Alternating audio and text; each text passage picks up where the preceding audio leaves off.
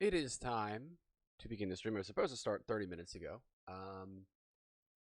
but I am very tired and still in the process of resetting my sleep schedule to something reasonable. So still working on that.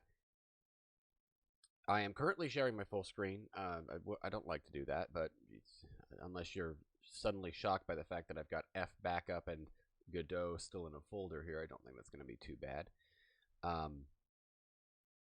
The reason I am doing this, unfortunately, is that this game, like many other games ported from the 90s, this game runs in pretty much default settings, which means it goes full screen, but when it goes full screen, it takes over that screen and forces everything off into the second monitor. So I have to do monitor capture, but what's worse is that it literally takes everything that's on monitor 1 and moves it over to monitor 2. So I have to be capturing its own monitor. The moment I start the game, it'll start doing that. So not ideal, but still. Oh wait, where did it go? Moved into here, didn't it? Yep, there it is. Okay, here we go. Journeyman Project 3, Legacy of Time. All right.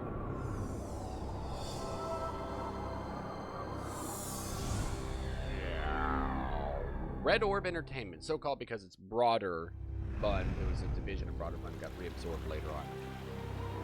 Presto Studios, who also made Myst 3 Exile. Now this transition, sun comes back out. La la la la la la! I can't hear you. I'm not listening. If you hadn't infected my suit, we wouldn't be stranded here in this forsaken... I object to the term infected. Some of my best friends are viruses. I prefer the term select. Get the hell out of my suit, you Annoying annoying little bug. That's Mr. Little Bug to you. And I would love to leave this rapidly ripening Robbie the Robot fat suit, God, Miss that's a All tongue Natural. But it appears How does he that we do are that? stuck with each other. He does that so Besides, fast and there's so nothing quick. stopping Hey, you from leaving my suit.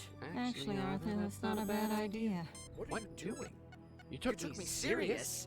You're not supposed to do that. You'll be unprotected. Don't drink the water. My mom had to explain that whole thing to me. T-posing. Back when it was, before it was cool. Literally before it was cool.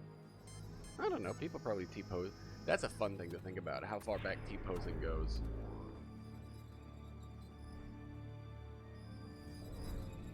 So that's, Michelle Scarafalani? I don't remember her last name, but she was on Star Trek, as well as a few other things. But that's what she's probably most well known for.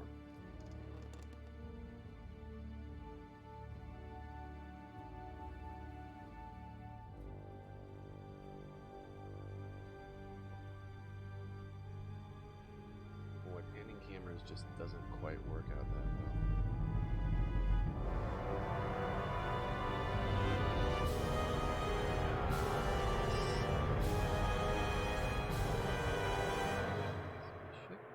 Back now to the present day, which is very far into the future. Now, the design of this ship was always a little bit confusing because where do they go other than in there?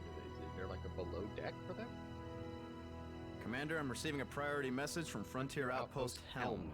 On main screen. The vessel has ignored all hailing attempts. All electronic systems were disrupted when it arrived. Our station is beginning to drift. Any symbiometry ships within this sector, please assist. Can we make it there in time? No, What's sir, we're actually too interesting far. about the alien design Scanners indicate very that there's a much large implies vessel next that to the they're outpost. not really, Wait, that they are speaking our Commander? language, but their real I'm detecting a tongue huge is displacement wave something emanating else. from the They're space just around the over vessel. Oh Lord, there must be thousands. There are more ships appearing on the border. All systems are shorting out. These designs, Energy these ship levels designs are are very suspended. cool. It is a little bit surprising that they start with the hard Outpost Helm, sci-fi, this is a side vessel Oracle. Please you know, respond. space station destroyed, Helm, this thousands is a of side people vessel killed. Oracle. Please respond. Are you reading me? Please So this respond. design is just very cool, the aesthetic overall. They have returned. Which makes me wonder, do all Sorolans know about the Potalas?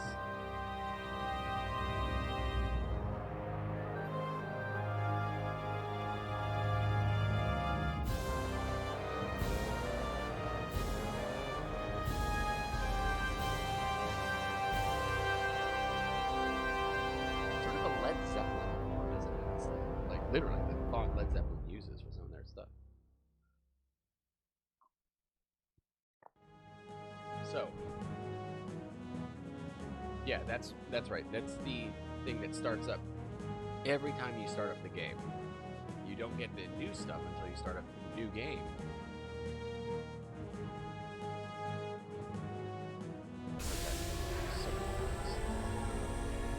I wonder why it's in Appalachians. Remove the power cores. No, he actually But came sir, back for the you have your orders, Dalton. during Project 1, the Turbo Edition, the sort of remastered one.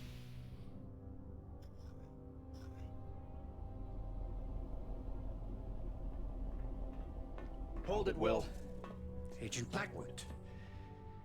The decree was just handed down from the Earthworld Senate. We can't just shut everything down. This is insanity. I don't we have a know exactly who responsibility he to looks safeguard like. He kinda history, looks like Commissioner. Joey. The responsibility has been revoked. All time travel operation has been suspended. Gage, this comes from higher up. What about Agent 3? She's still out there hiding in the stream. We already know what she's capable of. But We he's a- can't he's a shut new down actor. TSA He with had her at no large. actor in Agent the 3 first case has game. been closed. And second There's game, no an evidence entirely she different survived. actor. We've scoured the time stream for a month and turned up nothing. She's gone, Gage. She knows exactly how we coordinate pursuit missions. With her training, she could easily be avoiding detection. We're making a tragic mistake, Jack. I have orders to deliver all jumpsuit cores to the World Senate. I will appeal there and fight this with all my influence. Until I settle this, I need you to uphold the suspension and take command of the TSA. Can I count on you, Gage?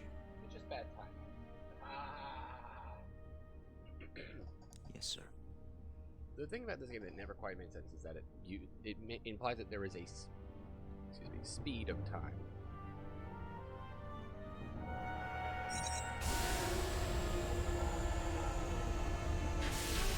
For 1997? These graphics look quite good. Surely they wouldn't just leave that open. Michelle Visser. That was her last name.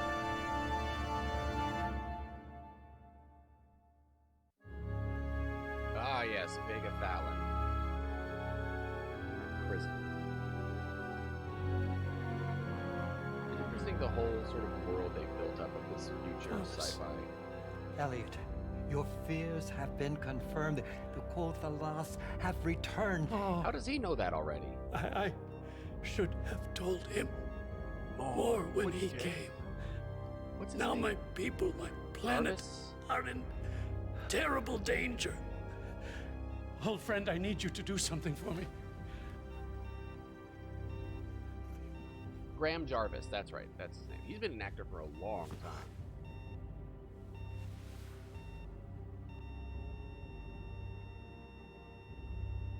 It's interesting that he dies here, and then we'll flash back before it and figure out what it was. Goodbye, old friend. May you find peace at last. We're giving him kind of... It's interesting, a lot of the bad guys get redemption here, which you don't see a ton of. Like true redemption. One thing I didn't tell you, Gage. Ah, this is a flashback to the end the of the rest second without game. me. I'm the virus. Thanks for the adventure. I'll see you on the other side. We will. This was very cool.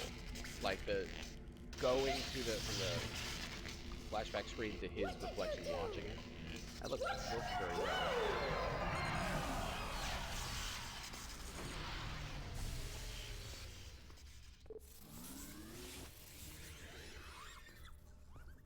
It's interesting. They allowed his What are you memory still to doing be here, white, Gage? but he gets to I was watch hoping to these jog some memories of this. old flashbacks. Strange. I don't remember anything of Arthur. It's not strange at all. You were mind wiped.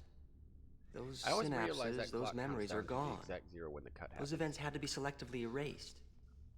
I know I shouldn't remember him, but I feel an absence I can't explain. When Agent 3 captured me, Arthur sacrificed himself to save my life. From these logs, I can tell we endured a lot together. It's actually a good way to explain the I setup. can't recall a single moment.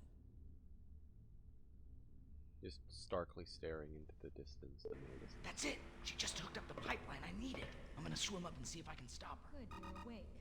Don't bother trying Gage, to you gotta move. see Your this. suit's disabled. I've got Fallon Prison.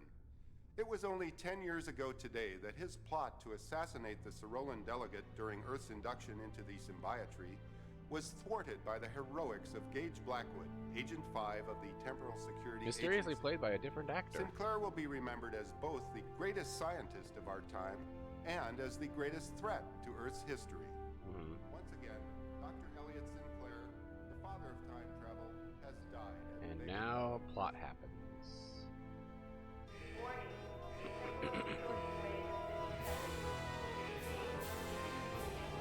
Not now! So, this is her suit getting found. I've pinpointed the rip. Origin Mediterranean 1262 BC. It's caused a... Gage, there's a temporal distortion wave heading towards the president. See, this is the thing. Heading towards the president, there's a speed of She's time. finally made What her does move that? now. How does TLC that is work? completely crippled. Will, you have to install a new core but for the my suit. implication is Commissioner clearly Baldwin that took all the cores. We don't have time to small construct a effects new in one. the There must be past have something. have What about could have reactivating small the effects in Pegasus present. device? That old time machine, not a chance. It's been shelved for years. That's the Gage, thing we're with the machine suspended. first. We don't have many options. Forget the suspension, Will. But that wave will rewrite something, history. and it makes There sense. must be a way to Finding stop an it. invisible time travel suit in the past would have serious effects on. You're hiding something from me. Damn it, Will. Tell me how to go back while there's still time.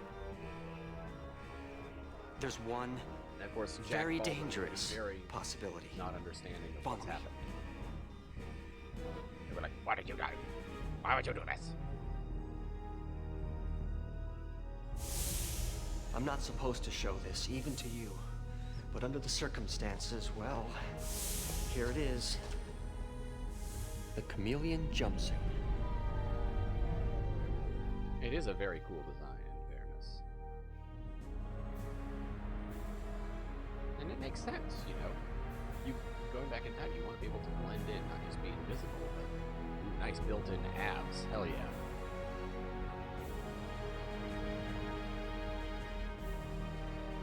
Oh, I'm Shit, gonna it's keep a it a Daft Punk secret from album. me. I began working on the prototype about a year ago. It utilizes holotechnology, allowing an agent to assume any virtual disguise in its database. It was intended for your deep time research unit. Someone performed a stream dive with it? You'd be the first, but I suppose that's nothing new. Gage, But also, this is the thing. if you go, Commissioner Baldwin may never grant you another command again, or This is, worse. This game Well, does he not. knows it's my cause job an to preserve alternate history, timeline. Will. It's all the same He'll timeline. They're just understand. making changes to He it. doesn't? Then I guess I'll be cellmates with Agent 3 when I get back.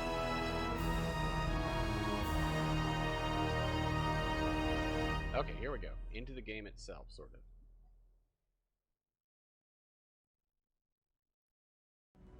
All right. All right. So There's this no is the time game for a UI. full diagnostic, but I need to see if the chameleon system works. You should now see a display within your helmet. Move your cursor over me. Use it to capture my image. Hurry.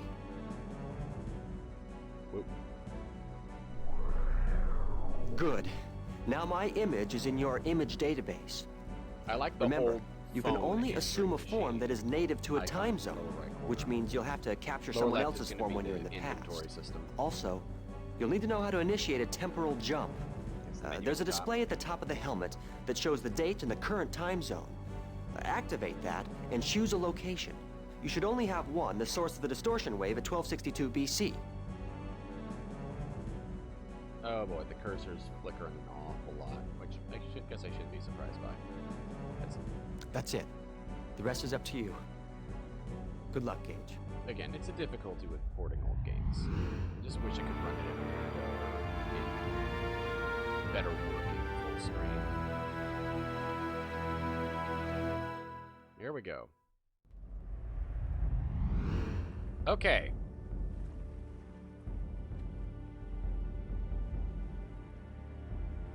So, and this looks pretty good, but this is also only going to be seen here. That's why the landscape looks so kind of blocky. Alright, there's the ship. There's Elliot's ship. So the walkthrough animations are nice. And here's the suit.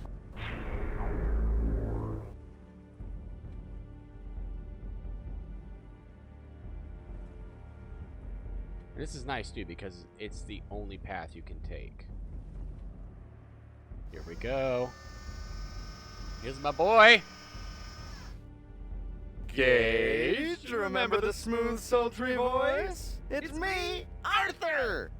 The Robin to your Batman, the Jekyll to your Heckle, the Thing to your Thing.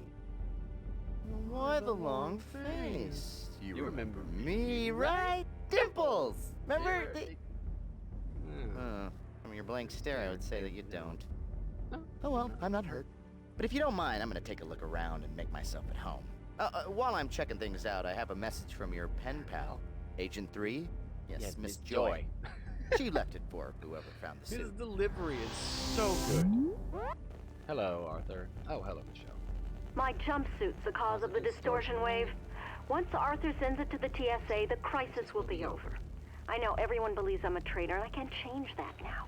But what I have discovered is so incredible that I'm willing to turn myself in. But I can't risk being imprisoned before my discovery's investigated. So, you will follow my trail and see what I have seen. I have hidden 3 pieces of a time code that will lead you right to me. The first code piece is hidden in this environment, not far from here. Arthur has the coordinates for the other 2 time zones. Oh, she gave You will soon figure out why I placed the codes where I did. In 2 of the environments, you want to go to the highest vantage point, but in the other, go to the lowest. I implore you, keep your eyes and your mind open, and remember that your first duty is to history. The good news is, I know why you don't know me. The bad news is, you were mind-wiped. 2 months ago, you were taken from the past to help save your neck in the future. Together, we stopped Agent 3's plot to frame you. But I got zapped into the time stream with her in the process. Oh, Once hello, your name was Carolyn. cleared, the TSA sent you you back remember to your own this time without game? any memory of the adventure, so you don't remember me. But we're back now. Together, we'll find Agent 3 and bring her back alive. I'm actually streaming this. This will be more exciting than a pair of pants full of geckos. I'm more excited than a pair of pants full of geckos. So I am. It's fantastic. And just like before, I'll display icons for you to talk with me. Humor. I am actually. If I have a comment, the thought icon will illuminate. So I played it before. If you want my sage advice, check the light bulb and see if I have any help. And I took the liberty of moving into the old translator biochip. Played the first 2, but not the third. I'll be your universal translator now. Through now. The new coordinates are in your jump menu. Lead on, Gage. Yep. All right. So yeah, and I have gone back. Depends. When I start streaming consistently? Over a year ago, officially. But then I took a break in the winter, so I haven't really been streaming super consistently. But when I started streaming, like having a schedule and trying to stick to it and trying to make more out of it, probably around the start of quarantine, actually around February, March, something like that. That's when I actually, before I had like the webcam and everything, but now I have soundproofing up, I have the mic stand, everything like that. I got a capture card. So a little while ago. All right. Oh, that's right. According to history, this uncharted island never existed. Yep. However, we are relatively close to Thera, an island that erupted in a huge volcanic explosion a few hundred years ago. The crater it left became the island of Santorini. There it is. The destruction of Thera had far-reaching consequences. From about 1950 to 1450 BC, the Minoans of Crete ruled the Mediterranean during the golden age of their civilization. When Thera erupted around 1450 BC, volcanic ash from 70 miles away covered Crete, while tidal waves flooded the island cities, wiping out the great Minoan nation. It was later proposed by archaeologists that the lost continent of Atlantis could have shared the same fate. So the hair is all gone. This is actually longer than I let it get. I actually have been keeping it shaved close, but that's been the case since, also since last winter. Mostly just because the hairline is going even further back, and the spot in the back is getting worse. So it's just, I might as well just bite the bullet and accept my fate as bald guy. That building was not dilapidated from natural erosion. I would say that it looks freshly smashed. Who would have it in for a windmill? Is Don Quixote about? to see. Thank you. Yeah, I mean, I know why I have to do it, and I'm fine with it. Like, it's just a little more maintenance. Like, I can't just let it grow and then shave it all off. I have to actually, you know, shave it in the shower. I actually bought a little shower mirror, like one of the ones that you stick on the wall, so I can use that. Hang on, there you are. I have a hunch that what we're looking for is somewhere in this windmill. Let's go through that gaping hole. I didn't realize that there was this mini lens flare effect there. What I've mostly been streaming is going through my backlog of games that I've built up, which has taken a while. A lot of games that have been on sale recently and such. There's the Elliot Sinclair scene. That derelict boat seems to be in a hurry to leave the island. Hold on, there's somebody on that boat. He looks familiar. Call me time-space happy, but I swear that's Dr. Elliot Sinclair, the scientist who invented time travel.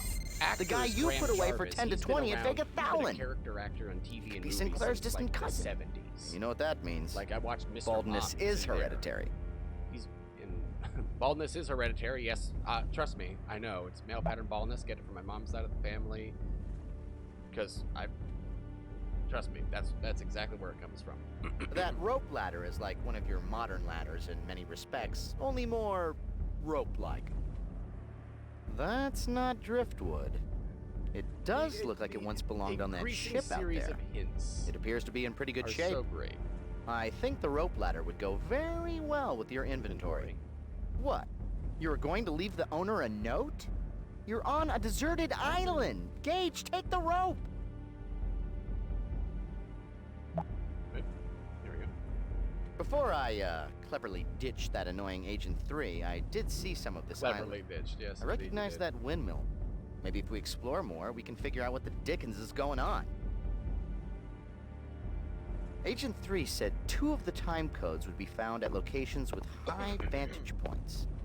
Well, that windmill's the tallest thing still standing around here.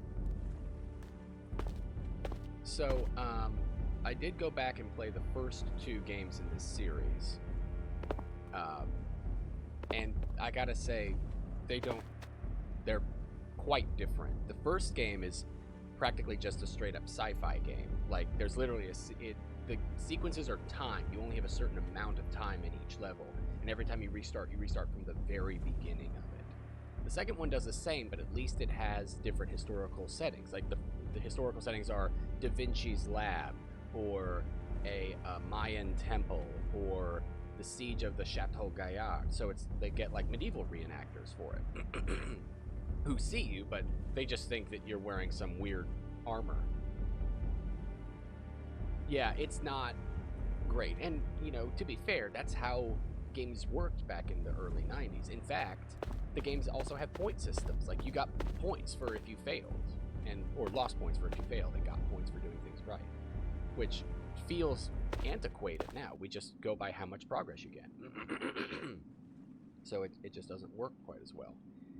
This game is, I think this is the true fruition of the series, which is because it's educational, it allows you that, interactability, and you have people that you talk to and fully explore the world with. It's the most full-fledged of the games, and I like it. I still think this game holds up just on its own, in addition to being very funny. If we overcome these stairs, we could get to the top of the windmill and have a nice view of this entire island. But I don't see any other way to go up other than those broken stairs. Maybe if I threw your legs over that bottom step and climbed up your spine... God, I wish I had a body. God, I wish I had a body. I forgot how good some of his lines are. If we only had some sort of climbing device. Rope ladder! Rope ladder. Let's see, rhymes with Pope bladder? Wait. Arthur the All-Knowing is seeing a rope entwined in your future. I see a rope ladder, much like the one in your inventory. I see you hooking the rope ladder onto the broken stair. I see you climbing up the ladder. I see... Whoa. I see you have a tight-fitting jumpsuit. Yeah, this game is so great. And that's the thing. This is a game Like, literally, you could use this as an educational game for, like, kids to, like, teach about ancient civilizations, because it's based on actual... It's not like Atlantis is just some fanciful space civilization. It's based on actual Minoan and Cretan civilizations, and Shangri-La is literally just, here's how Buddhism works. You know, there was a game I played actually in between, or rather, a game I played and I wasn't able to stream it, but recently that came out sort of in between the second and third of this game, and it feels very much like this one, but not as fleshed out and much more sci-fi. But it still explores some of the same things, like the Anasazi civilization and the Aztec civilization.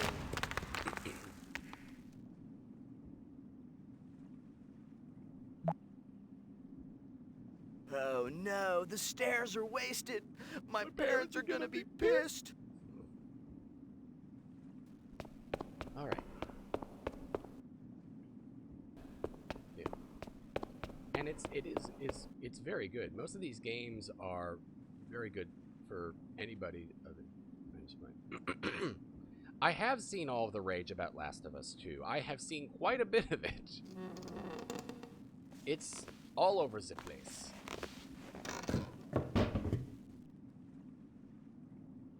I haven't played it, so I can't have an input on it, but I've seen what's happened, and people have made some very good points about it, about, you know, the fridge characters, you know, the lesbian storyline. There's the questions about who is, you know, making the only, you know, making the strong sort of butch woman the bad guy, but also like questions about what it means to be the bad guy, and the fact that the game, that she's the bad guy, but only because she's presented in opposition to the main character, but does most of the same things. It's an interesting sort of fight about it. Oh yeah. Oh no, I heard about that. Because I know because Ashley and Laura are in it. Because doesn't she play Ellie? And then Laura's also in it.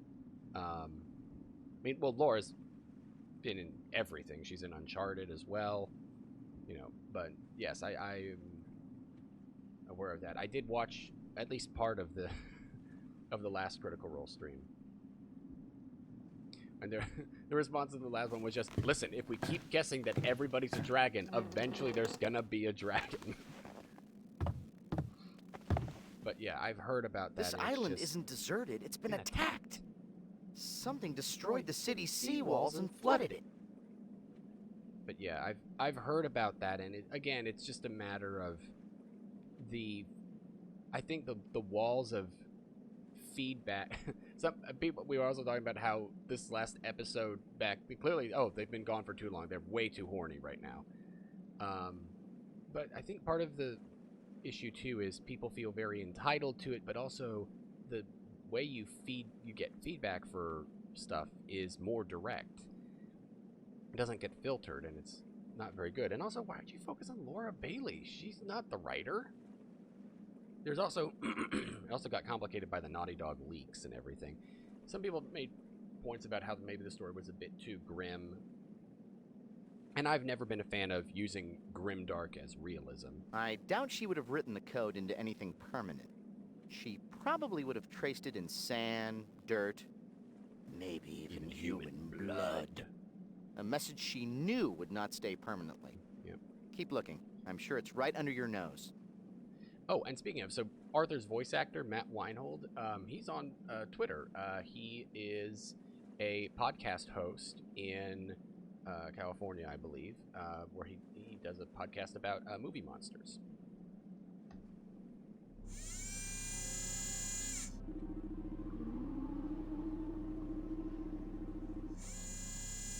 And of course, gamers as a whole are not super... have not shown themselves to be super tolerant or excellent people. So unfortunately, I can't say I'm surprised with all of the actions of Last of Us. People feel a weird ownership over characters that they shouldn't feel ownership, that they have no true ownership of. And that Cyrolan ship completely leveled that building. But the Cyrolans are supposed to be the good guys. The founders of the Symbiotree. Why would our allies attack? We need to get to the bottom of this. Let me check out the time code. The time code you found is 1/3 of a temporal coordinate. With the other 2 pieces, I can triangulate Agent 3's location. Well, you found one of the codes. I assume I have your interest piqued. Now, find the other pieces. There's still much more to see. Oh, and she was on Star Trek. I've looked that up. The nerve of her. Coming in here, taking over my space. Next thing you know, she'll be cleaning up my workbench. So, yeah. And there's a few other games I streamed through recently, like Quern, which is another puzzle game, very much like the Myst games. There's a game called The Witness, which I really like.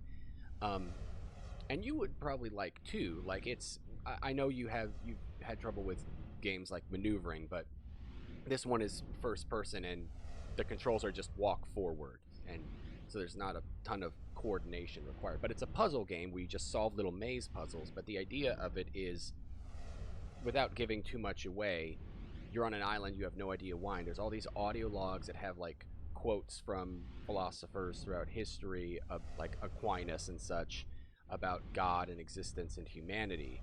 And you start to get the feeling that something else is happening throughout the whole island.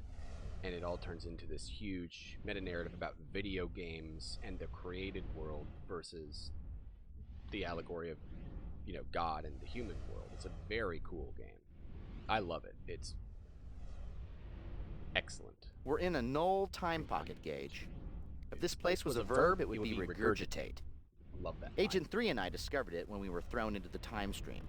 Not a terribly exciting place to honeymoon, but I figured it was safer than where we just were. Right.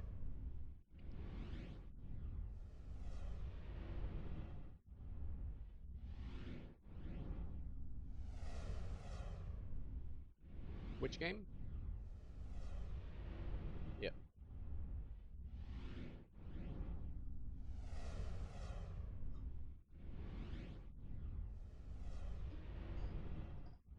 Yep.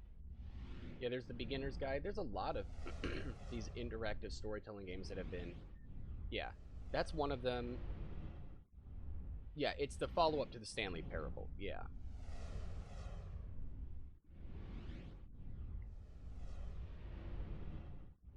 Yeah, that's one of them. There's several games that do that. I mean, a lot of them like to explore that sort of space. Beginner's Guide does. The Witness does. That's another very good one. The Witness is more of sort of an open world one, though, and it does it much more sort of... You can just completely miss the story if you don't pay attention. Gage, I think you're good for about 900 more flushes. Gage, help! We're trapped inside your screensaver! All right. Here we go.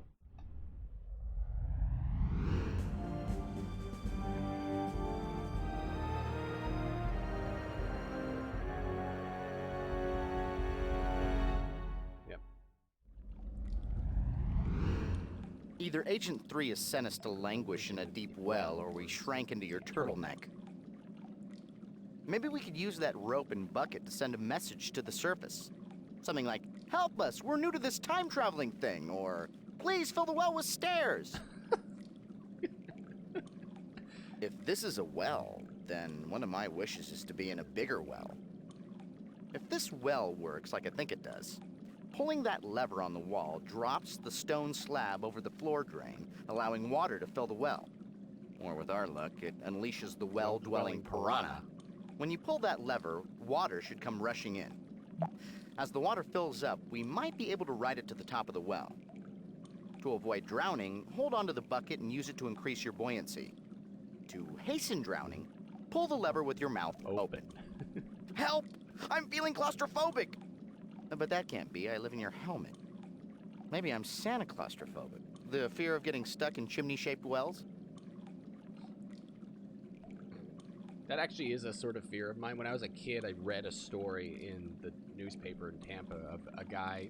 So there was a building and they were doing renovations, and they opened up. It was like a bank or something. I know it was a bank. That's the whole thing.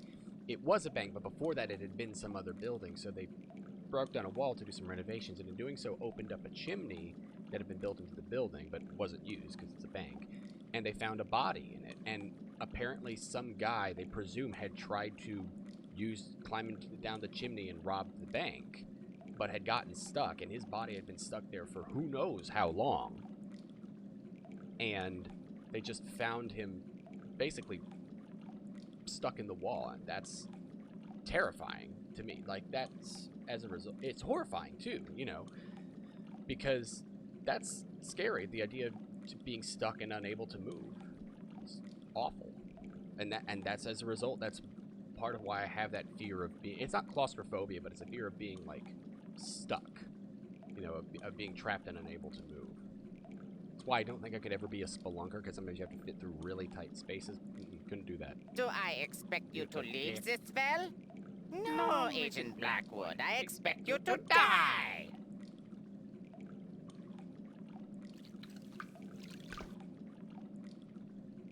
Let's go.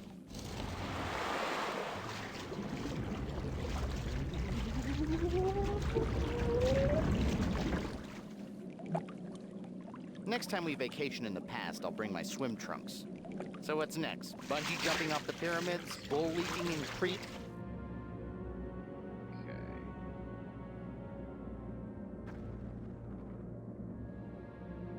Okay. There we go. Did you hear that noise? Sounds like there's some kind of commotion going on in the distance. Commotion's a word for it.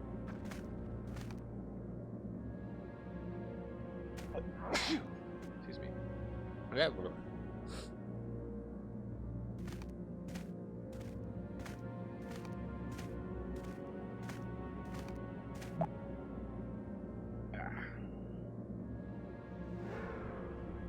Oh, that was the other thing I was going to, speaking of Critical Role. I was going to try and draw. It's the Good Omens poster. It's the one where it's like sort of split down the middle. And it's Crowley with his glasses down, and Aziraphale holding all of his books, except Crowley is Molly and Aziraphale is Caleb. I was going to try and draw that, except that it turns out that's going to be very difficult to do, and I sort of gave up. But it's a good idea if somebody could do it, and I had the money to commission it. Whatever tore through here seemed intent on breaking and scorching everything. From what I can tell of the remains, the former culture was very advanced, and judging from the shape of this plateau, they mastered terrace farming techniques. Although they probably should have put more time into the fire department. Look, Gage, another basket case. Do you have the time to listen to me whine about nothing and everything all at once? Yep. I wish I had. The thing is, I understand that if I put the time in, I probably could at least get better at it, but it just is so counterintuitive to how my brain works. Just because I don't think really in 2D, like transforming 3D shapes into 2D lines and outlines doesn't make sense. Plus, I've never had good enough control to do that. And you could argue, oh, you play guitar. I'm not very good at it. How typical. Every time we go to a theme park, all the good rides are closed. For once, I'm at a loss for words. I can't think of a reason why those piñatas are here. Pre-Columbian South American cultures were never really known to be avid balloonists. But then again, according to my knowledge of this time period, there was no record for this civilization.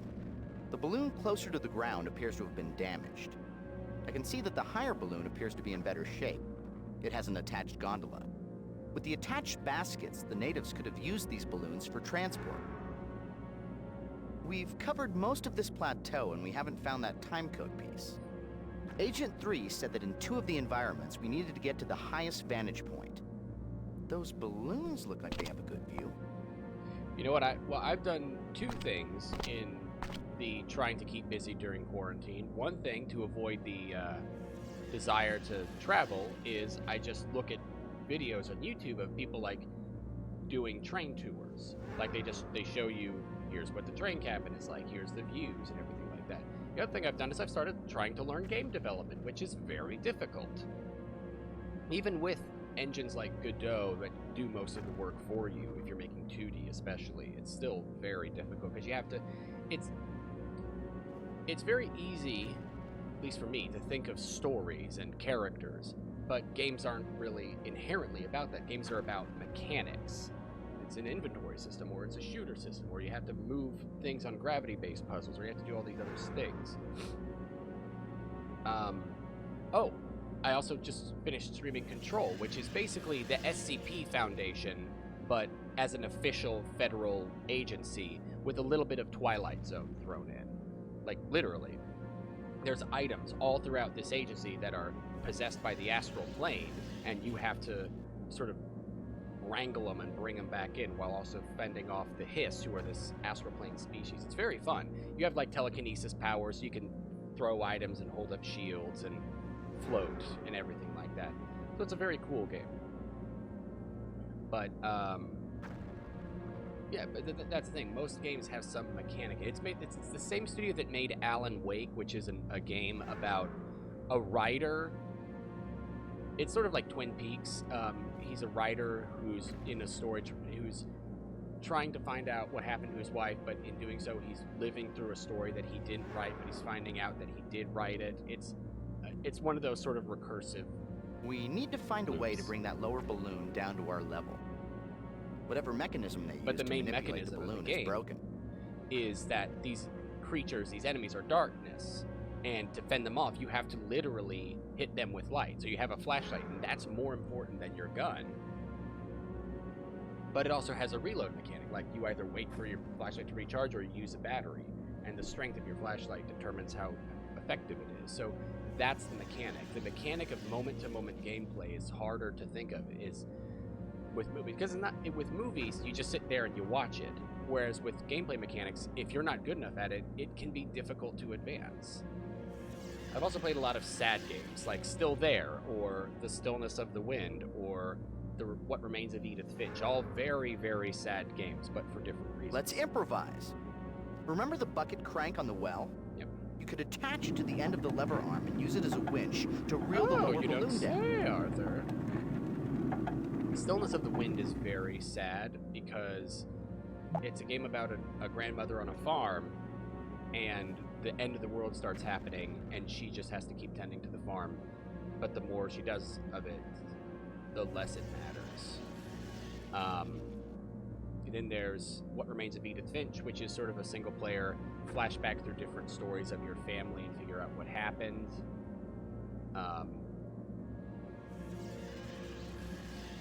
And it's just a sad story because almost everybody in the family dies in tragic circumstances. And then there's what was the other one? Stillness of the Wind. Oh, and Still There, which is about an astronaut who's posted to a derelict space station trying to escape from the death of his child. Only, things start progressing apace, and he gets trapped in some sort of time pocket. If we're going ballooning, I don't want to hang from this thing like some deranged Bond villain. So, we could either attach the basket you found, or we could keep looking around and hope we find another basket with a CD player and leather interior. Leather interior. This is the thing. Leather is easier to clean, but fabric just breathes better. You're not going to be sweaty. Now, Gage, don't panic, but we're going to attach your basket to the balloon and fly high into the air. Why, yes, Gage, I like mushrooms. Why do you ask? Not exactly the prettiest balloon, but it definitely maybe should fly. Definitely maybe should fly. Oh, my goodness. Baby's going down. Why don't you go up first, Gage, and I'll go find a shovel and dig your early grave. Yeah, but it's a lot of sad games, but as long as it works within what the story is doing. Do you hear a hissing noise? Yes, I'm quite aware of how annoying that is. Oh, also, we streamed Nate and Marcos and all of us. They were streaming and we played along with them. Golf with your friends, and at one point, I get trapped. My ball gets trapped in a very bad spot, and I just go, I am inconsolable. Doesn't look like the code is here. Agent 3 must have meant for us to reach that next balloon. Now try not to think about the height, Gage. We're only 100 feet up. Just breathe deeply and sob into the in-flight magazine. And here we are in the skies, risking our very lives, waiting to observe disgusting mating patterns of the South American wallow swallow. Hubba hubba. You know, being up this high in a hastily constructed, barely navigable flying balloon, and knowing that you've never had a flying lesson, really puts things in perspective, Gage. I found that being hundreds of feet in the air makes me twice as frightened. Look around for anything useful. We need to find another way to draw that balloon closer to us. Try taking really deep breaths. Aye, it be a hook, matey. We're gonna have to hook him in and bring him a broadside. In order for us to swing our way over to that other version. I wonder if you would use similar boating terms for balloons, like you do for planes, but would you use the same for balloons? What do they call them? Boats? Ships? Baskets? Boy, that just seems so dangerous. And newcomer Gage Blackwood has roped a wild air balloon in under 6 seconds. That makes him our new rodeo ground champion.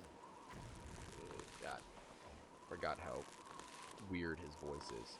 And there it is. Now here come the last battle.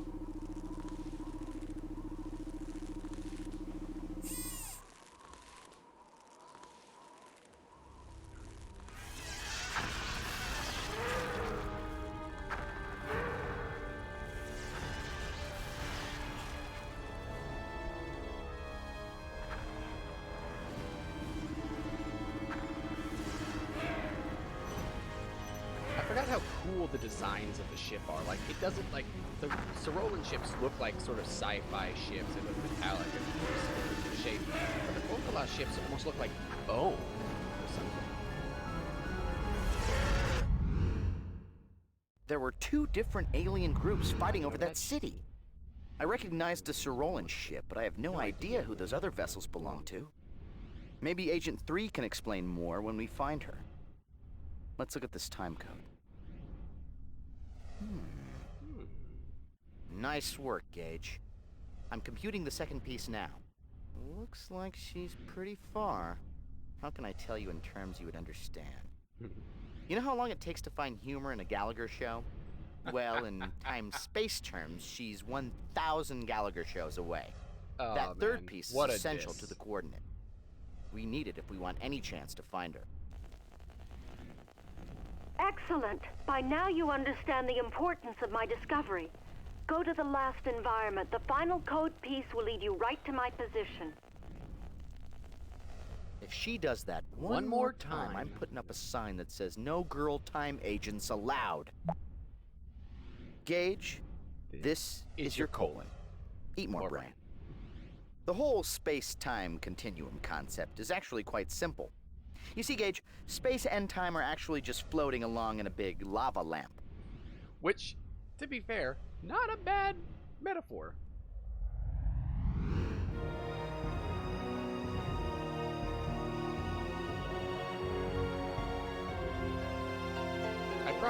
I had my barbecue, my 4th of July barbecue meal a few days ago. It's cold. I think we just arrived on Agent 3's shoulder. From the state of things, we just missed the avalanche that tore through this building. Yeah, but we had, Normally I would have like ribs or something, but I had ribs a few days ago, and unfortunately ate it all at once. I had a very restless sleep that night. If we invented toboggans centuries before its time, we could sell them to local Tibetans and be gazillionaires in the future. Using time travel how? Oh, I suppose you want to save the world. What about our needs? Oh, here we go. Oh my, Gage. That poor man in the snow is dead. It's the Dob-Dob. The destruction caused by this avalanche was complete. I doubt there were any survivors. Yeah, meat sweat. Listen, I'm fine with the meat sweats. It's not so much that, it's just I just can't fall asleep. It's just and if I do fall asleep, I'm asleep for maybe like an hour. I'm like, oh. It's like falling in and out of a delirious haze. And I always cook ribs the same way nowadays. I don't actually barbecue them. Well, yes, because I'm so full, because I ate an entire rack of ribs in one meal.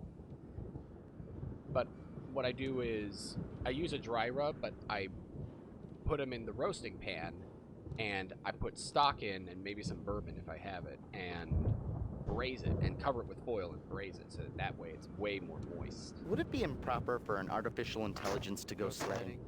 Just one hill, Gage. Come on, it's the Himalayas. Oh yeah, I eat a full rack of ribs every day until my body adjusts. Listen, that is the exact kind of logic I would use, and it would only get me in trouble, I'm sure. Trying to remember, I think he had a line if I didn't do it right. Actually, what's next up on my to-cook list is I got some thinly sliced sirloin for burritos.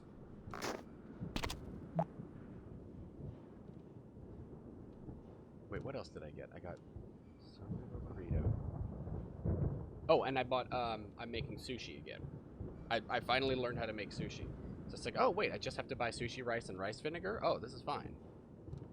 It's varying results at times, but hey, I really like salmon, so I'll just go ham on that. I will eat a full pound of salmon plus however much rice it's on. I feel like yodeling. Oh my god. Yeah, sure, there's some, like, you have to, like, if I'm making, like, nigiri, I have to learn how to shape it. I'm still not super good at that. But it doesn't have to be perfect. It just has to be a patty. And I was like, oh, this is not so bad. Good idea, Gage. That's it, we'll just climb down into the ravine, and then we'll just find a nice little hotel. Maybe have a light dinner, and then we'll maybe... Forgot how well timed that was. Oh, Gage, give me some warning next time you try to kill yourself. That wheel we found in the snow was probably part of the broken bridge controls. With luck, a little love, and a whole new set of bridge controls, we probably could snap the wheel back on and extend the bridge. Let's give it a try.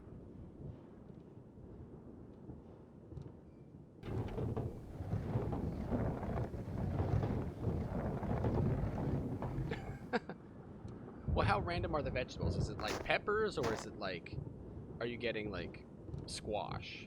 To be honest, I've not been a fan of most gourds. It's just something about the texture, whether it's squash or pumpkin, I just don't do super well with that. Even eggplants I'm not a huge fan of. I certainly use a lot of vegetables. I use carrots a lot, asparagus, celery. I use vegetables a lot. A lot of cucumbers.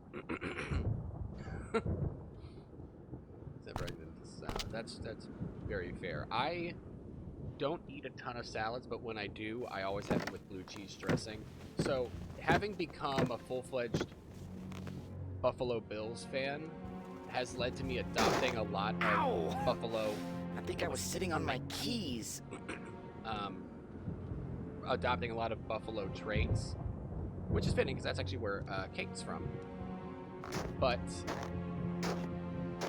as a result, I have a lot of blue cheese on stuff.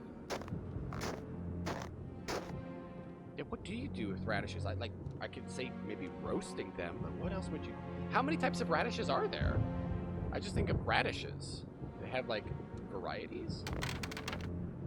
Your old hard life of crime just might pay now. We could get into this building if we break in through the window. The beauty of my plan is that breaking and entering isn't even illegal yet. Yeah. Why don't we just force open the window? It's not like the insurance inspector is gonna say, Sure, the avalanche knocked over the house, but this window looks a little suspicious. That's bizarre. I didn't realize there would be that much variety with it. What I usually do is I'll, like, if I'm making, like, say, roast chicken, like, I'll roast some potatoes in the roast with it. Oh, that's nice. I actually did buy a new, I bought something I've not bought before. I've had honeydew, but I don't know what golden honeydew is, so I'm going to try that out. I just bought one of those. I got to cut it up. the window is frozen shut. We need something to pry it open.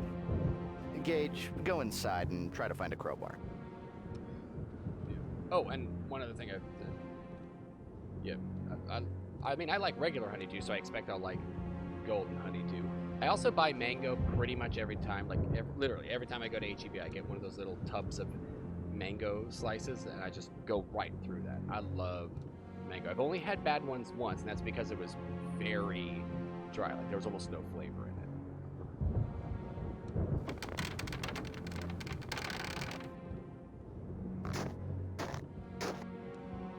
It's possible that Agent 3 hid one of the codes in this room somewhere. Let's spread out. Just think, if we were in the Magic Kingdom, this would be Tragedy Land. There are windows above that half-buried Buddha statue. Agent 3 might have wanted us to see something that was on the other side of this building. Speaking of Magic Kingdom, I've been also going through, again, for the travel thing, I've been going through and watching roller coaster POVs, including from coasters I rode when I was a kid that I haven't ridden in ages. But I was planning before everything happened to try to go to SeaWorld and or Busch Gardens at some point in the spring because they're opening new coasters there, but including one that's a rebuild of the coaster I rode growing up. So it was a coaster called Gwazi, which was a wooden coaster, but now a lot of coasters are being replaced with wooden hybrids, which are wooden, basically everything except for the track itself that the train goes on. Those are steel beams. They're smoother. Oh, I love watching roller coaster videos. I mean, I love roller coasters anyway, and I'll ride them as many times in a row as I like. I've never gotten sick from them, but it's just they're all over. I didn't think I would ever see a head bigger than mine, but there it is. Climb up on Buddha's huge cranium and we should be able to reach that window. Yep. I've been watching for maker videos. I tend to watch either blacksmithing or like woodworking or carpentry videos, like some of the old New Yankee Workshop episodes from the 90s with Norm Abram. In case of an emergency, please exit the building over the escape Buddha in an orderly fashion. Ooh, Fischlers are very good for that, yeah. Norm Abram is great. Norm Abram is, if you picture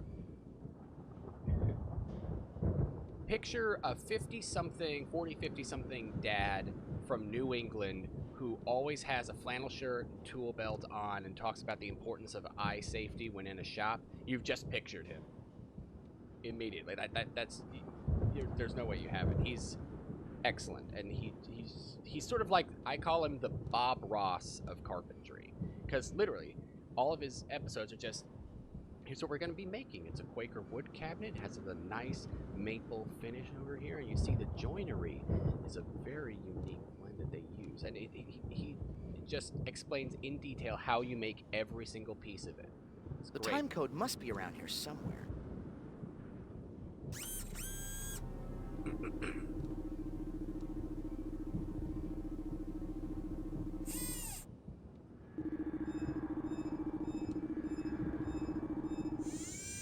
Yeah, blacksmithing is very cool. I always kind of wanted to take a class in it, but apparently it can be a little expensive, especially with the materials, and also it's a little bit difficult to do things with my schedule. Sir Rollins. They look like they mean business. What could they be You can searching always just for go here? invisible. Uh-oh. Gage, if we don't leave now, the master of the flying guillotine will finish us in a split second.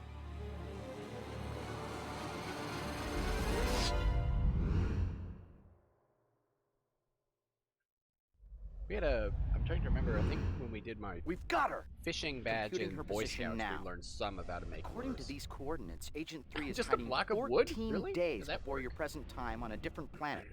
Possibly Jupiter or Saturn. Okay, I have her position now. Be ready for anything, Gage. Now you know that aliens destroyed Atlantis, Shangri-La, and El Dorado. I did spend Imagine like how history would have been different Wow. if those cities were spared. The TSA must know of our I've done discovery. like With the last timepiece, you should have the coordinate for my position. oh yeah, I fish will are be waiting. quite stupid. I've still had very bad luck the times I've been fishing. Very bad luck.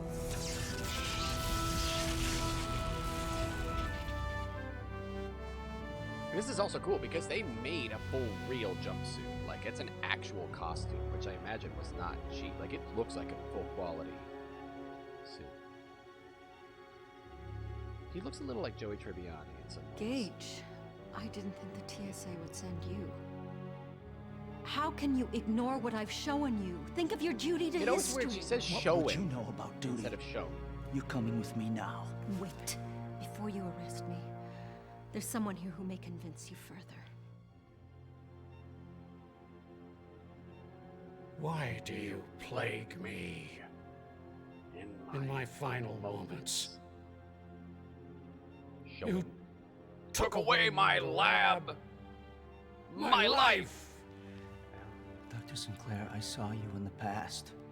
Fleeing the destruction of Atlantis, what were you doing there? Atlantis! You saw its destruction. Then you know that the most beautiful city in history was destroyed by our benevolent protector. What's interesting about this game is Yes. it gives almost I saw it everybody all, some Elliot. kind of redemption or motivation. But why did the Sorolans Like, he was attack? so... They were allies. He was They the bad guy of the raised first game. Atlantis. The part they talk about when he tried to assassinate It the was an Sorolin ambassador, unrelenting that's what you spent the fire. first game doing, preventing that. The second game When the is Sorolans came her back trying 10 to years frame ago, you, I tried and to you have warn to clear Earth. your name. And nobody would listen. And I was imprisoned by you for my foresight. I need to know more. Who were the Sorolans fighting? Long ago, I believed in higher powers. I took it as my purpose to heal and shepherd the world. But the world turned its back on me. And this is my reward for a lifetime of faith. He's talking about his Atlantean service, but Goodbye, Agent Blackwood. Elliot.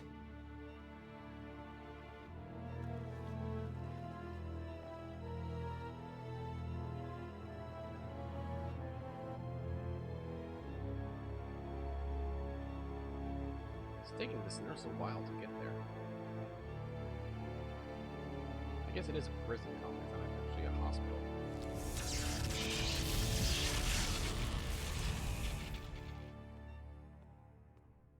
Can anyone around here follow orders?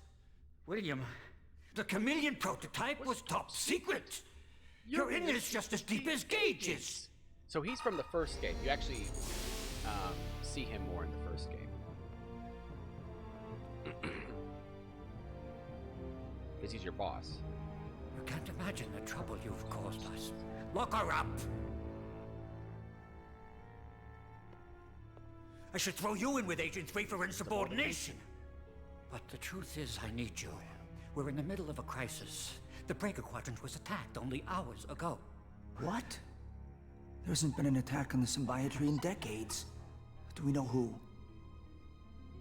We haven't been able to identify the ships. It's such a cool They ship smashed through our design. frontier outpost. They're on an intercept course for Earth. The Cerolans have cautioned us to ready our planetary defenses, and are here to offer their support and counsel. Gage Blackwood. And the alien design is also interesting because they have the these Cerolan visible ambassador to vocal Earth. cords. In this time You of can tell that crisis, it's we have not come to quite ask you their for your Those aid. same but ships they have been can on Earth mimic before. our They were speech. fighting your people, Ambassador. Gage, tell them what you saw. Hell, is she still here? Get her out of my sight! Agent 3 is right. While I was in the past, I saw a craft similar to that when battling Cerolan ships. I was in Atlantis, Ambassador. I know what your race did. What the hell are you talking about, Gage? Be calm, Commissioner Baldwin. My government has never permitted me to admit this. In your distant past, we defended your planet against a savage race, the Quothalas. When my race was young, an elder race called the Sosequi had already passed. They left only whispered legends of their legacy, a relic that contained their vast knowledge. A trail of legends led us to Earth, and it was at Atlantis that we met the Quothalas. After words of peace failed. We both fought with a frightening passion for our birthright. When one of the Quothalas ships landed near the temple, we had no choice but to destroy the city. We still believe that action saved your world, and many others. Your quest for the legacy has resulted in the destruction of 3 civilizations from our history. The Quothalas were butchers. We saved your Earth from enslavement. So the game time lapse I was talking about has After some the very destruction of weird Atlantis, we similarities battled to the this in terms of Quothalas ancient hordes aliens for providing centuries. a legacy. Twice more during your history, the humans legacy's early on, influence the ancient resurfaced in the aliens form of 2 highly advanced human cultures. Sadly, each of the cities were destroyed in brutal battles. After the 3rd city fell, we were able to crush the Quothalas. Echo before she starts We talking. assumed they were Very gone forever. weird. Commissioner, I'm receiving a message from deep space. Earth. You must turn over the legacy and It's time interesting travel that these are apparently like their technology. The exosuits or birthright of the something. The Quothalas. Quothalas really look like the If you Cerolans, do and they not, wear these there will be things. dire consequences. The situation is desperate.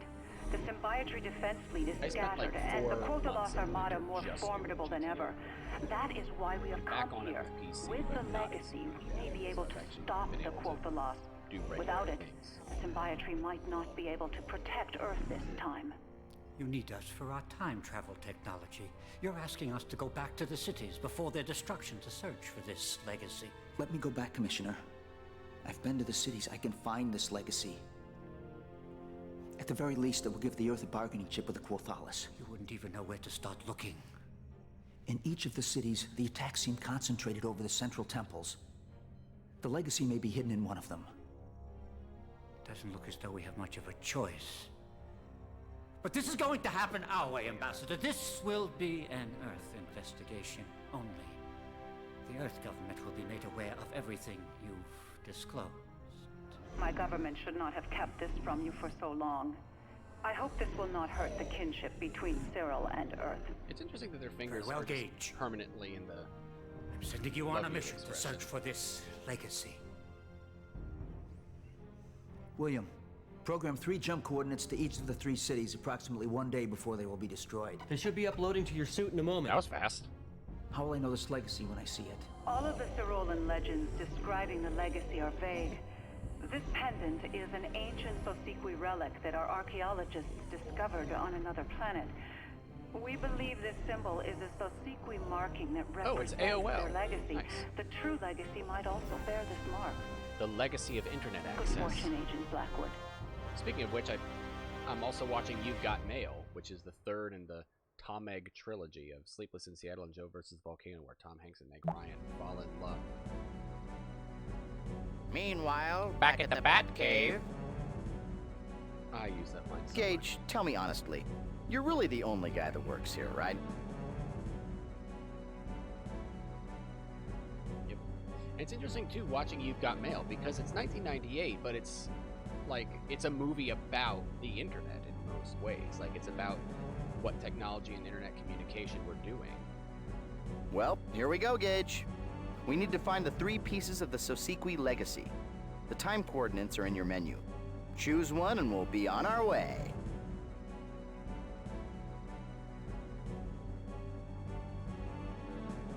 Alright, I'm trying to remember which of these is the best one to start with. I want to say it's this one?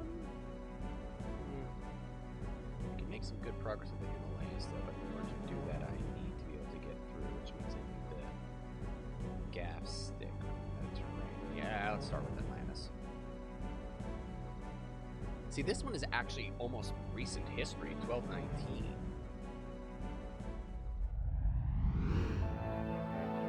I've done a little more studying of ancient history recently, because that's stuff that was never covered in any of my like high school or college history courses, like Babylon or the Akkadians. Look to the center of the city.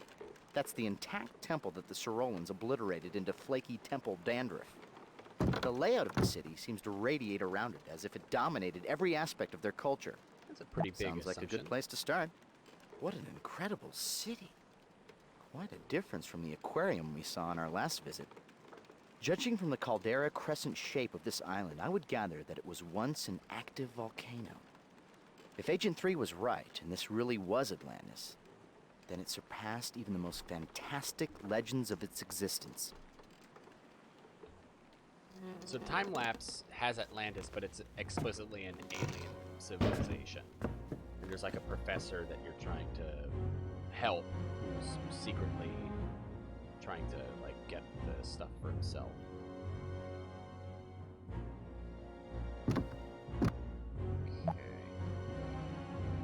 The gears of progress. Look at how they turn. The gears of Gage's mind. Smell them as they burn. See, a little poetry. Cute?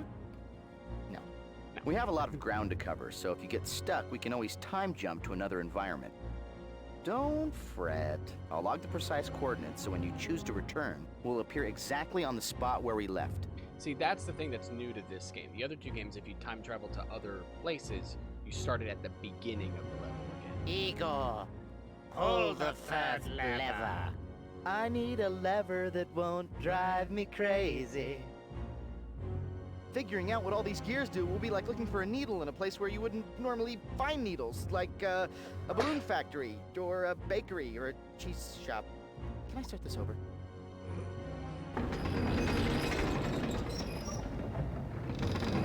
Wrong lever.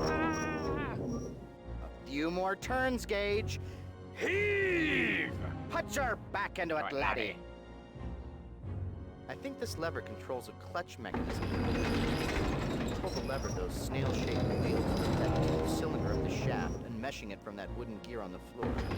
I'd say it's disengaging the sail assembly from the main drive shaft so the sails spin freely. Popular windmills. Interesting that the windmill keeper doesn't notice all this happening. There we go. There's the broken windmill spar. Now that we have it aligned, we should be able to walk out onto it. It's interesting too. Like, it's pretty clear that it's hard to say what time it is because it looks like it's daylight over here, but there's stars over here. I'm not sure what's going on with the skybox. I'm not fond of proposing dangerous plans, but if you turned around and pulled the lever, the clutch would disengage and the windmill would turn. Then the blade would carry us close enough to jump onto the wall. Gage, once you pull the lever, jump when you are just about to pass over the wall. But first, could you sign this waiver that says this whole jumping thing was your idea?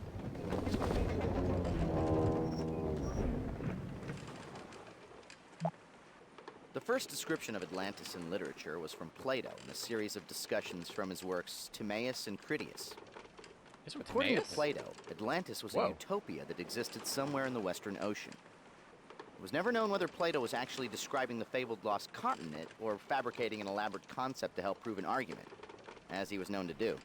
What? Plato would never do something like that. Everything he did was entirely based strictly in reality, as everybody knows, obviously.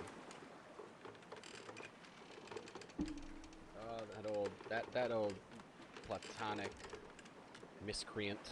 We shouldn't stand here for too long. From up here, we're likely to be seen. Oh, hi down there. Who, us?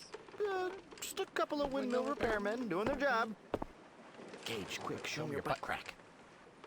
We should find the guys quickly before we really are spotted. What's been fun lately is the resurgence of online of Diogenes. Like, of all the philosophers to come back into vogue, he would be the most pissed off about it, I think. Go on, Gage. Take a flying leap. If you can jump over to the crane, we could climb it all the way down to the docks. Diogenes was a cynic, right? Yeah. I mean, the featherless biped is Oh, that's the other thing. There's another game I played called Talos Principle, which is, again, it's the same thing. It's about God and creation and game development, except it literally is that. The idea of it is that you are a robot, and the gameplay is just solving little maze puzzles with like laser beams and jammers, and you have to avoid these balls and get these symbols. So there's that gameplay mechanic, but the broader scope is that you are a robot, and there's this voice called Elohim that is commanding that you do this, and if you do all these things, you will be granted passage into the gates of eternity. But you can't climb that big tower over there. And then it turns out that you are not a robot. You are an AI. This is all a computer program being run in a game engine after humanity's civilization has collapsed. And it's designed that whichever one succeeds gets to pass into an actual robot body and supposedly restart civilization, have access to all of humanity's creations, which has been archived. And Elohim is actually ELOHIM, which is a big acronym for like Extended Lifespan Project Zero Holistic Integration Machine or something like that. So it's all a big metaphor for... So it's the same thing. It's God, and there's a serpent too. It's like on these computer terminals, and you talk to people who are running the project. From our little perch, I'd say we have a couple of options. We can shimmy on down to the docks, or we can walk to the other side of this crane and climb down onto the mast of that dock ship.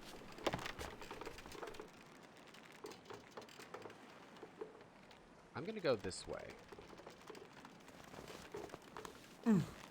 Simply because I remember Arthur's line.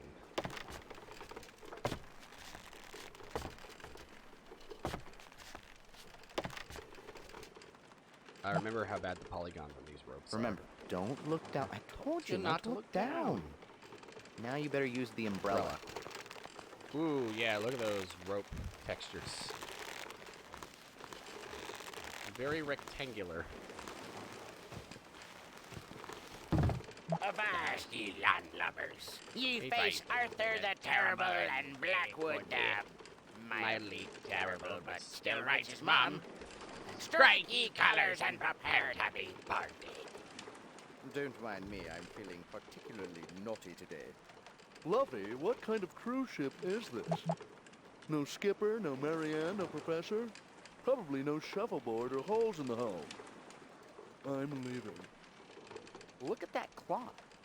This ship must have been hauling silk, among other cargo. Silk! How exquisite! Even though you're more of a summer, I think it would complement your jumpsuit perfectly. Can't go this way. Captain's log, stardate 1262 BC. On a routine expedition, we've stumbled upon a strange Atlantean vessel with no crew. I'm hoping to rescue a naive alien mermaid shackled within the brig of this ship. Coins for The blind beggar.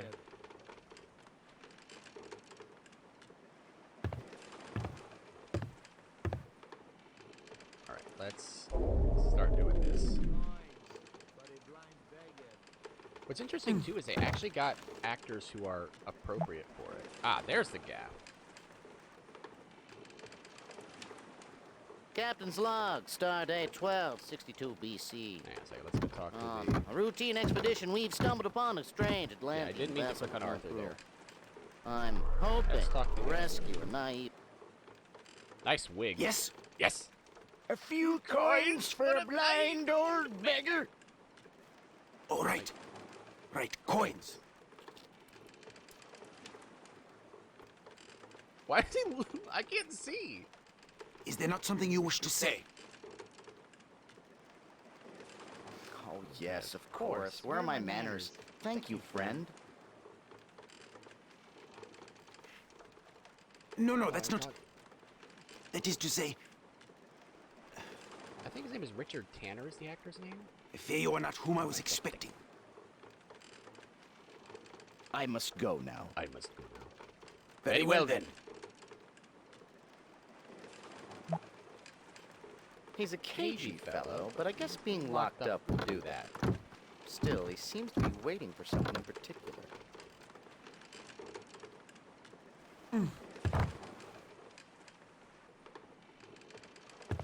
Now...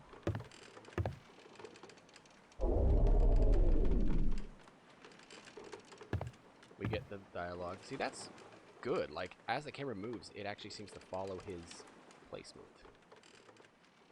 A few coins for a blind old beggar. That's actually... that's the line. If you look down under the... if you scroll down below the Twitch window into the panels, where it has, like, the info stuff, under the donate section, that's the line I used. Thank you, friend. Looks like nasty weather. Nasty weather? That's strange. Even a cautious weatherman would tell you that today is a parasailing day. I use the looks like nasty weather line all the time. It would seem so, yes. Well then, perhaps you had better move indoors. You would not want to be caught in the rain. Such a weird line. It's so good, though. It's such a good bit of weird coded speak. And it sounds so mysterious. I love it. Looks like nasty weather. And the fact that he's saying it with this really heavy Greek accent. Ah, the ferryman, yes.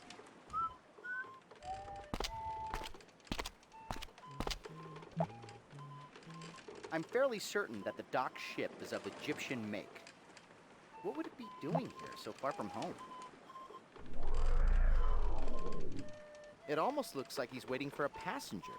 A boat would take us pretty far in this one seahorse town. Maybe we should ask him to take us somewhere.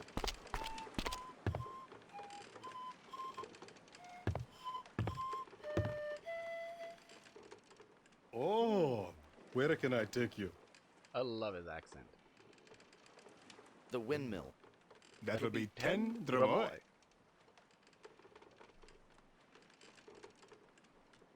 God, he's so good. Such a good actor. He's just so charming. I am Kashani, but everyone calls me Kashi.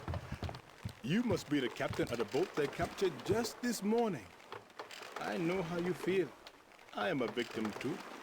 The Atlanteans capture anyone that passes by. Now, the Atlanteans have kept their city secret for over 1,000 years. Whenever a ship passes too close, they capture it and they force the crew to live here as second-class citizens. No one is allowed to leave. The rules are very strict.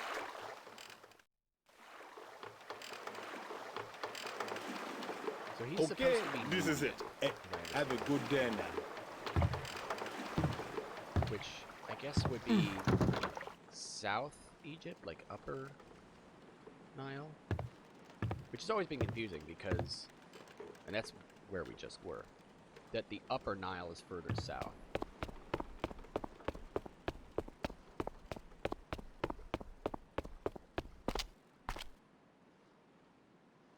Oh, here comes the lines.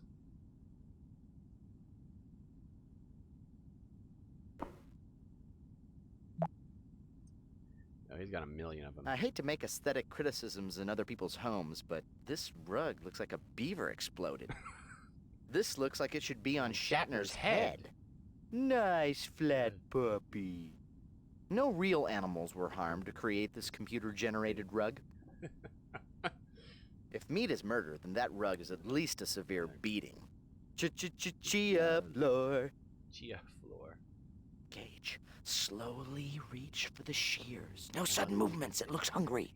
How many human beards had to die to make that rug?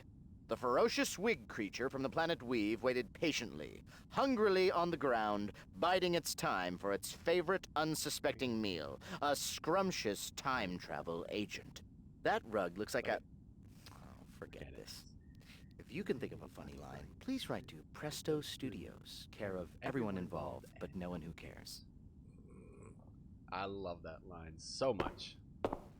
Care of everyone involved, but no one who cares.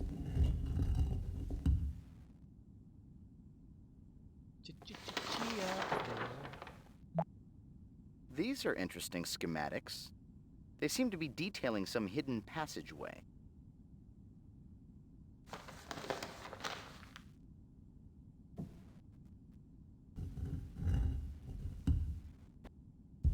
Oh, dang it, I didn't mean to do that.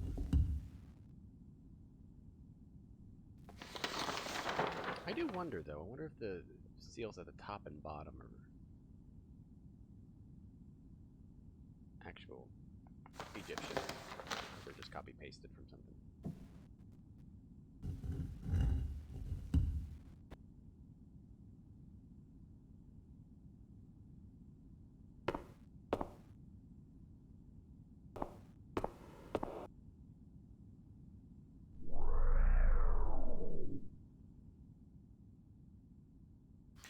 Looks like a nasty weather. Where are you looking around for? You're alone in your windmill. Gage, he said it looks like nasty weather too. Unless the neighborhood calls the same psychic weather advisor, something definitely smells fishy in Atlantis. And it's not the tide. I think he's trying to tell us something, but very subtly. The only thing I can suggest at this point is to wander about and see if any of the other locals know more about this impending nastiness. Well, if you insist. Storms can appear from nowhere this time of year. Well, when in Atlantis, do as the Atlanteans do, I suppose. And just for kicks, I'll add looks like nasty weather to your dialogue repertoire as a greeting. Who could we try this line out on? Maybe we could cheer up that prisoner over on the Egyptian boat. We could tell him that a nice torrential rainstorm is coming to clean the deck while he's chained to the ship.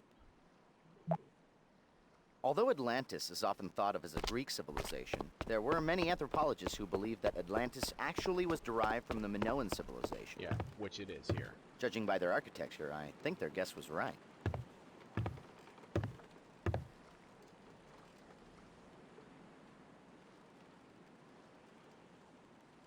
Ah, so where shall I take you now, huh? The dock. That'll be 10 dromoi, please.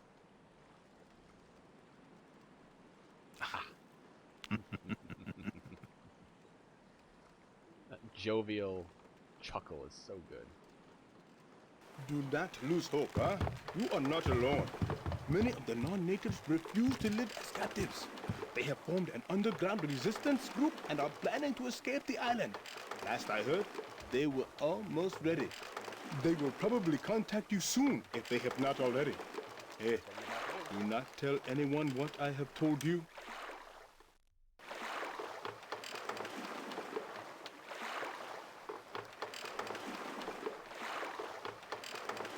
All right, we've arrived. Thank you for your business, eh? Now, we're gonna actually change to him as well. Well, actually, let's do Padros first. A few coins for a blind old beggar. So this is all the amphorae over by the dock. Those large earthenware containers strewn about the docks are called pithoi. Or pithoi, yeah. Bronze Age Mediterranean cultures used them to hold liquids like oil and wine. When full, they would be incredibly heavy, which is why I assume they have the loading crane. And when you need a crane to unload your booze, it's time to admit you have a problem. Many huge terracotta pots like those pithoi were uncovered in the excavation of Knossos, the Minoan capital on Crete. Many of them ranged up to 9 feet tall and 6 feet in diameter. You can still see the silk scarf. It's amazing they could turn pots that large, let alone fire them. All those handles were to distribute the weight over multiple ropes when they moved them. What now? What now? I think the beggar is who he's expecting. We just haven't given him proof that we're the right beggar. It seemed like he was waiting for us to say something. Looks like nasty weather. Yes. It may even rain. So you are my contact then? Were it not for these bombs, I would have been able to meet you as planned. But I have spoken to a member of my crew. He will be coming to free me later. Once I am released, I will seek you out. I think I'm starting to pierce through the dark storm clouds of deceit. It looks like we've stumbled upon an arranged meeting between the captain and the beggar. They're using code words to communicate. I'll add the bit about it may even rain to your dialogue choices. If we play along with this code word game, we may be able to glean some more information. Try visiting the beggar disguised as the captain. I must go now. Very well then.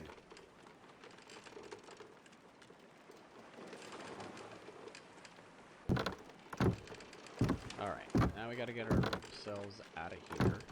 Oh wait, I have to...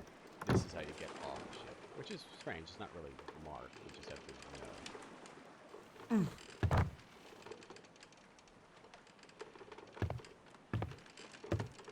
Again, it's like, it's day, but also night?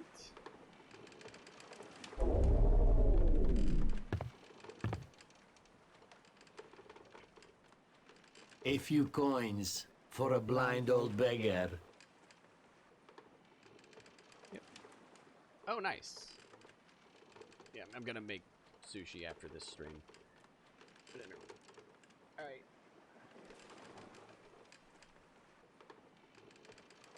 Thanks. Yep, have a good one.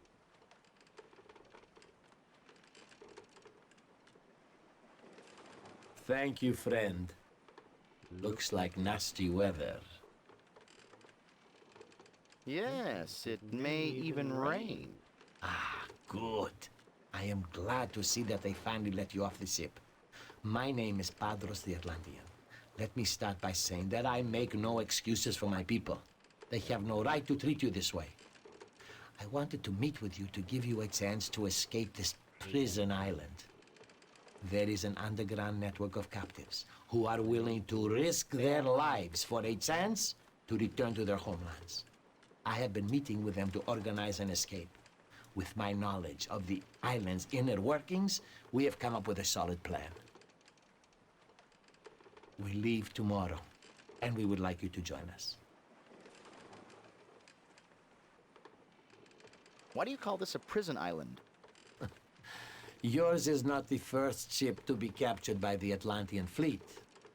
The people of Atlantis go to such lengths to ensure that their private utopia remains unspoiled by invaders or trade. But what makes it a utopia for native Atlanteans makes it a prison for their second-class citizens. Yep. No one is allowed to leave. You will never see your homeland or your family again. Nor will you be granted temple rights.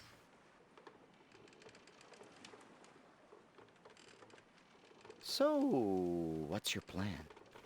Your skills were impressed upon me by a fellow countryman of yours, Amun, the Egyptian. He will give you the details of the plan, and you can find him at the windmill nearest to us. When he asks about the weather, tell him it is going to be a long winter.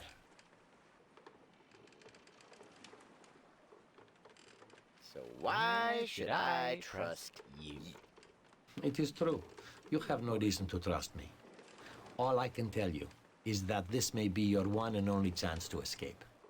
If you do not take advantage of it, you may very well regret that decision for the rest of your life.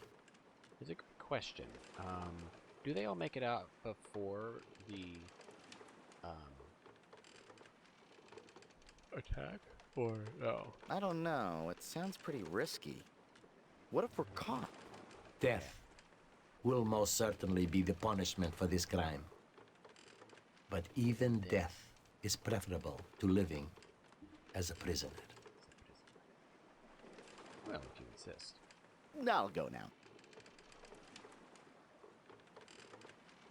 Alright, so now you gotta go to the windmill keeper. Or actually, wait. I meant to do this earlier. That's actually pretty ingenious. The fact that you can't... that since you need somebody who can't see you, have him be blind or have the boy be sleeping. Let's just see if we gotta be begging. Amun! We thought you lost at sea. But now I see the truth with mine own eyes. With mine own eyes? Your ship was captured, just as mine has been, yes? How were you captured? We're returning to Egypt with a full load of silk. When my yeah. gaze fell upon this god-forsaken island. We sailed close for a better look, and by the time we saw the warships, all chance of escape was lost.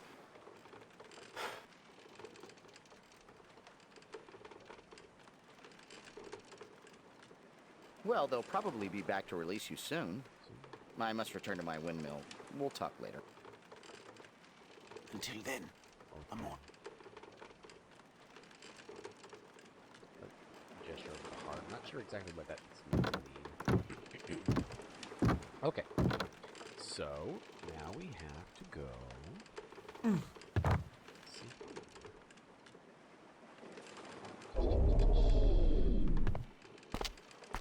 Now, we can't go see the potter and, what's her name? The olive oil maker until later. Or actually, we can't do it until the ferryman gives us that dialogue cue.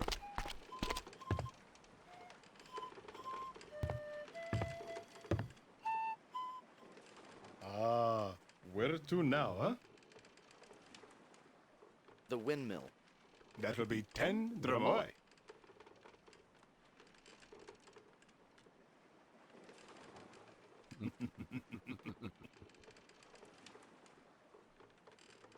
You know, in Nubia, we lived on the Great Nile, and we had a saying. Nubia, yeah, that was right. The river floods so that life may begin anew. Because sometimes life has a plan all its own, and there's nothing you can do. So you might as well make the best of it. Besides, life is not so bad here. Most of the people are friendly. I have a roof over my head and food on the table. The resistance offered me a chance to leave, but I decided to stay. No. This is my home now. Here it is. Up. Hey, take care of it. Oh,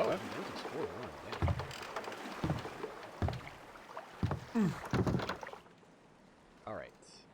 Oh, let's actually save.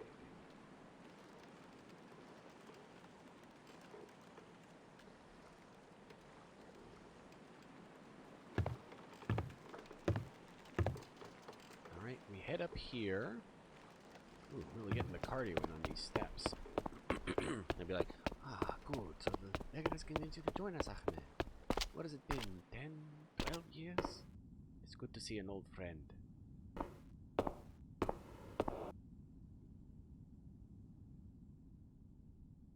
Still looks like nasty weather. It's also very good blue screen. Like, you can still see the blue lights, but the borders look good. Yes, it looks like it's going to be a long winter. Ah, good. Then the beggar has convinced you to join us, Ahmed. How long has it been? 10 years? 12? It is good to see you again, old friend. Well, now you see that my ship was not lost at sea. Surely everyone must think that. But soon, I will be able to tell them the truth myself. He actually uses the sound. How did you end up here? In the same manner as you. My ship was captured while on a trading voyage.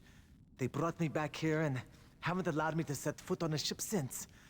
I had no choice but to find work on the island. Me, a man of the sea, forced to take work as a windmill keeper. Oh, but none of that matters now. Who is the beggar? He goes by the name Padros. He is an outcast Atlantean Templar. Templar, Many right. years ago, Not the while Knights only an Templar. initiate, Something else he was entirely. blinded and expelled from the Order simply because he expressed disagreement with their holding of the Galeth's powers.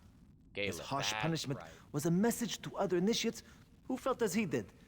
Do not worry that Padros is an Atlantean. He is a good man who believes in our cause. What's the Galeth? The Galeth is the Atlanteans' Gaelith, most like important Gaia. religious artifact. The Earth. They foolishly believe it has life-giving powers. Earthstone. So strong is their belief that they keep it hidden from covetous eyes within the inner temple. Which is the It is artifact. always protected by a guardian Templar. What's a Templar? I have never forsaken our beliefs for their religious nonsense, but I do know that the Templars are to the Atlanteans as the High Priests are to us. It's not quite how it works, but sure. There were other initiates who agreed with Padros? Yes, his best friend Saros finished Saros, Templar training and passed the rite of initiation, is Elliot. even though he secretly agreed with Padros. They have not spoken since. What is the final rite of initiation? More nonsense. They say the initiates must commune with the Galeth and ask its blessing to become a guardian Templar. Supposedly, if they are worthy, the Galeth grants them eternal life. So, what's the escape plan? The plan is to escape the island while everyone is What is he celebrating the looking around for? Calera. We're alone in But your what's windmill. more, Padros and I have uncovered a secret passage to the inner temple.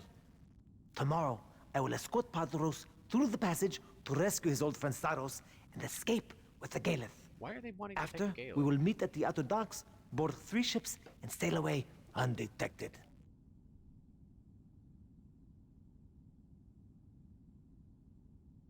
There's an inner temple? Well, where is it, and what's your secret passage? The inner temple lies below the main temple at the bottom of the bay. Always seawater pours down into the inner temple, powering a clockwork device. That water drains out through a pipe that passes beneath this windmill. How convenient. I've broken into the pipe, and it's large enough to crawl through. Oh, very Shawshank. And it crawled through a river of seawater and came out clean the other side. Why is the plan set for tomorrow? Because forever water flows through the pipe, except during the Callus Calera. They claim the stream is redirected by their Earth Mother. Something about the lifting the Galeth in a column of water. Whatever the reason, the channel runs dry for just 1 hour on that day.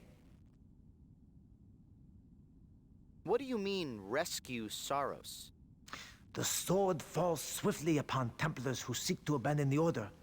Even straying from the grounds is not permitted. Now we've gotten word of our plan to Guardian Templar Saros. He has agreed to allow Padros access to the Galeth in return for helping him escape the watchful eyes of his brethren. So where are the other Templars? We still never actually encountered them. So, what do you want of me? We request only that you pilot one of the escape ships. Okay, so I'm just a driver. What is the Kalos Kalire?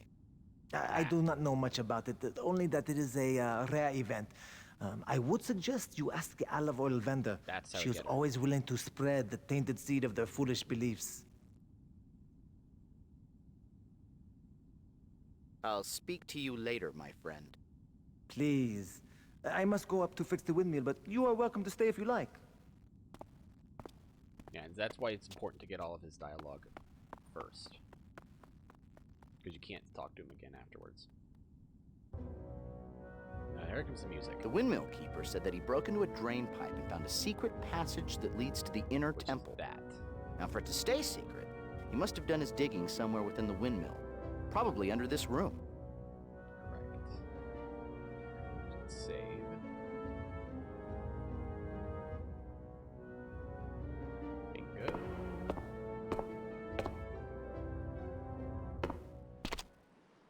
this is a lovely pattern, actually. I rather like that. Okay, so now we have to go to the olive oil vendor. And the potter. Olive oil vendor and the potter are the same place. It's one place. And that's actually, now I think about it, if I remember playing the demo, I don't even remember what disc did the demo come with. Did it come with this? What did it come with? Anyway, we played the demo, and that's the potter stock. Ah, so where shall I take you now, huh? The olive oil vendor's shop. That will be 10 dromoi, please.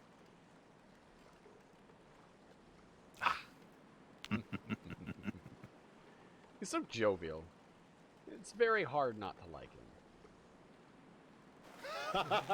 You are probably wondering, where is everybody? Let me tell you, they are all at the festival. Oh, such a celebration you never did see. I call it the end of the world party. Because the way they carry on, oh boy, you would think that there will be no more tomorrow. There isn't. I think it's How an honor of ironic. the Earth Mother. But I don't know much about their religion. Since you're not a native Atlantean, I am sure that the olive oil vendor would be happy to tell you all about it. Yep. Which is where I'm going now. Yeah, see, that's the shop. So the olive oil vendor's over here, and the husband of Potter's next door. Okay, then now. Be careful getting out of the boat. Oh, that line was supposed to play before I got out of the boat.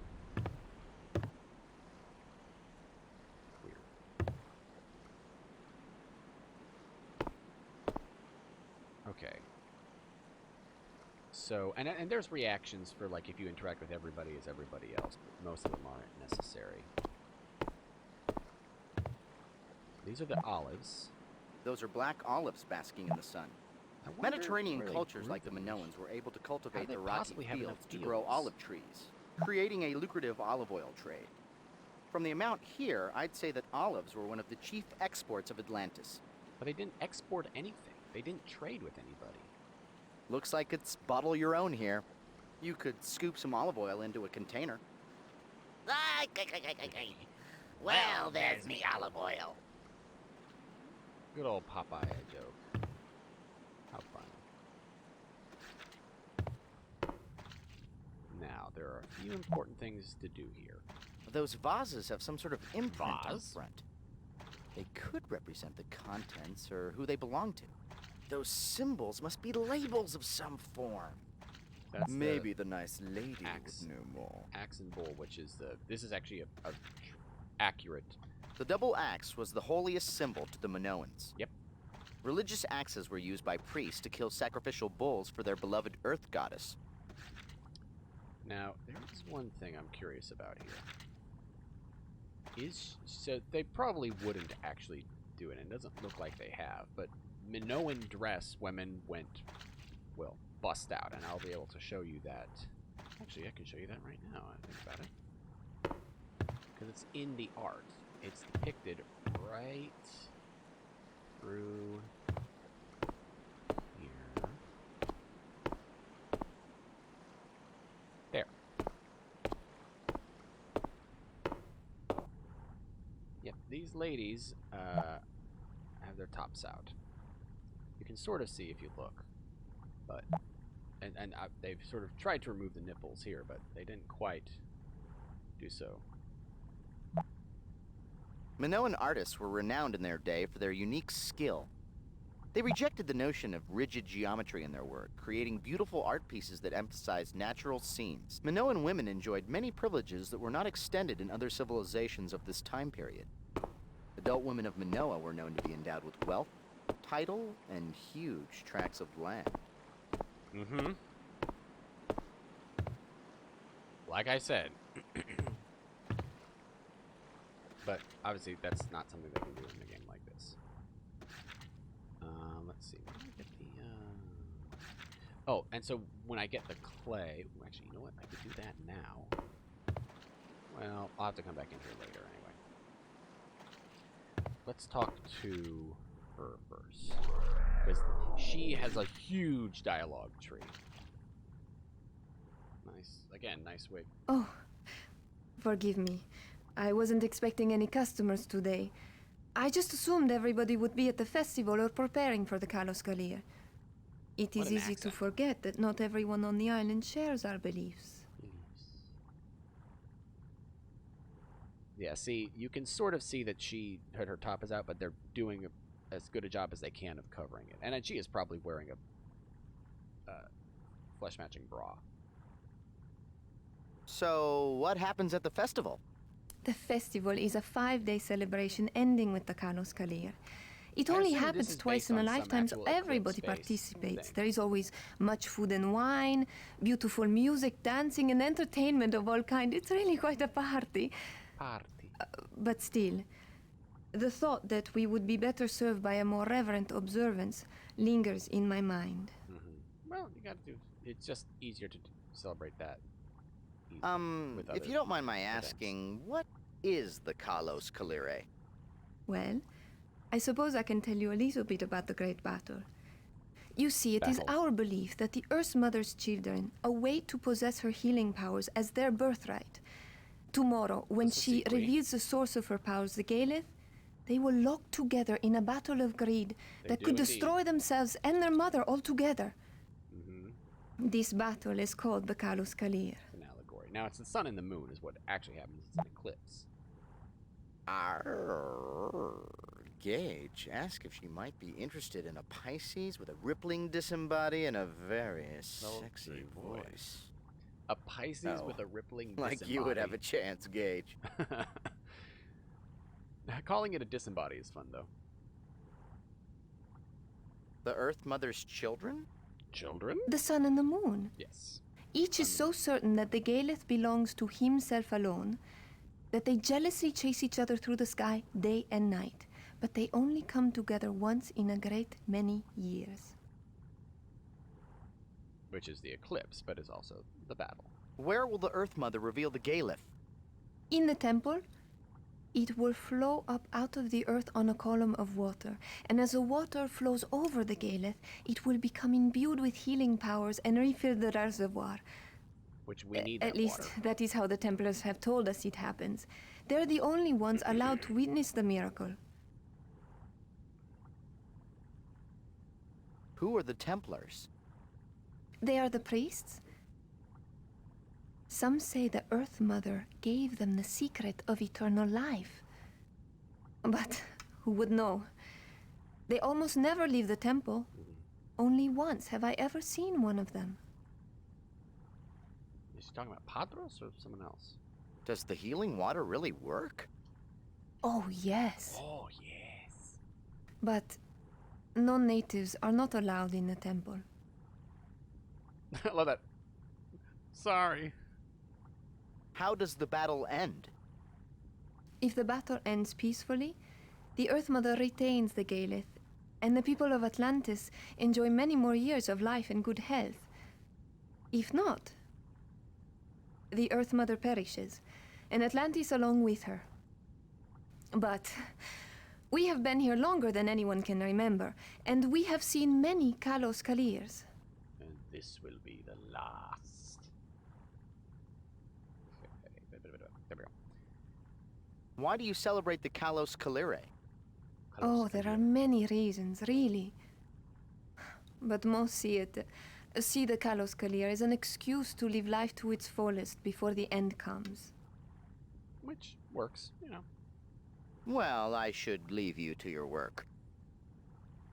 Earth Mother's blessings. See, that's the thing. The Windmill Keeper paints her as sort of like trying to convert everybody to her beliefs, but really she's just being a very patient explanation. Okay, here we go. And also the thing, this is, I think, more of a true adventure game. It is not a puzzle game. In fact, the closest to the puzzle game we get is the very last puzzle. Whereas this is an adventure game. Like, all the puzzles are based on inventory and realistic items and things you would find normally.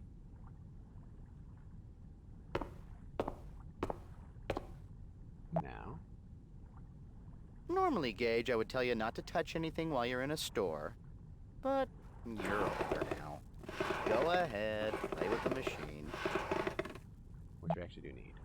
Yes, Mike, it's Amazing Discoveries, and this week we're showing you the amazing Play-Doh Pasta Press.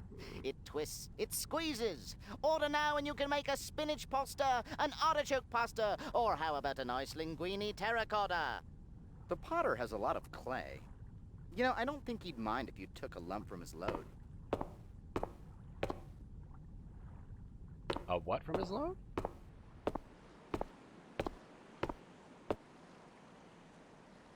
Anyway, here we go. Okay, so now I have to press this into... Sorry, Gage. You can't approach someone with their guys. Usually better call it guys rather than like disguise or something. Yeah, so you need this to get the seal.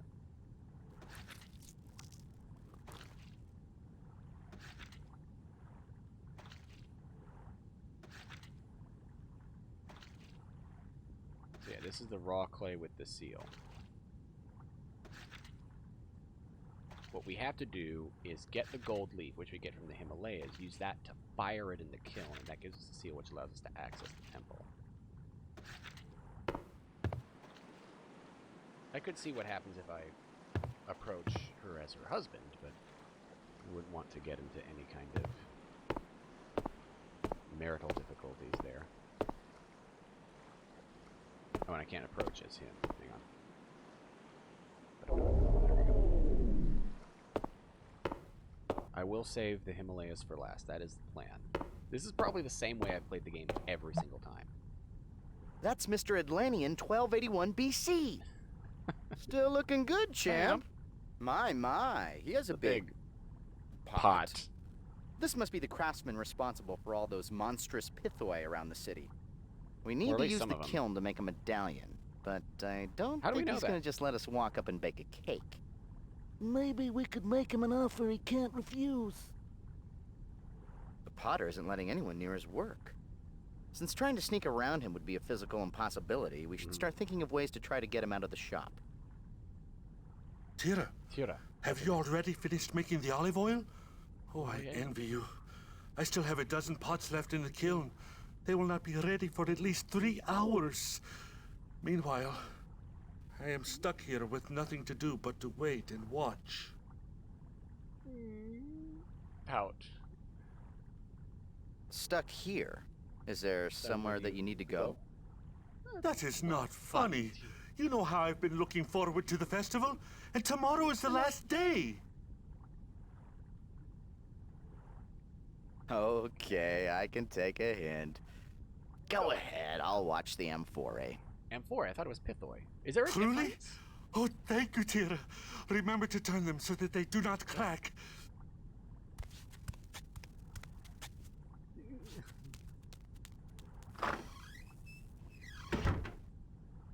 Music comes in. I love this music so much. And it's cool because it fits. It's got that sort of sound that sounds like pithoi. I have the soundtrack to this. I don't think it was ever officially released, but it's available online in a few places. You might as well take the containers. You've stolen everything else. Well, it is an adventure game. Okay. Hang on. That oven looks interesting. Go poke your head inside and see if anything's cooking. Alright. So, almost ready to go here. Need to grab the olive oil, which we use to fix the squeaky wheel in the Himalayas. But next up is the Andes so we can get the gold.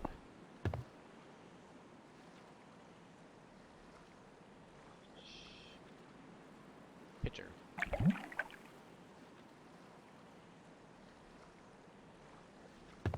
The bowl, though, we use for the healing water, which we will later use in the Himalayas.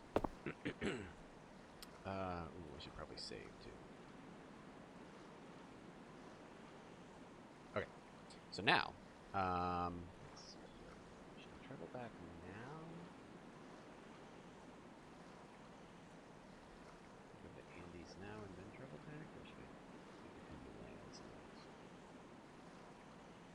Let's go to the Andes. Okay. Partly because we need to come back to here first.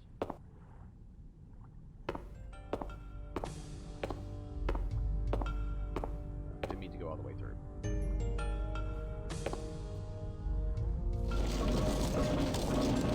Oh, that's such a good Foley sound.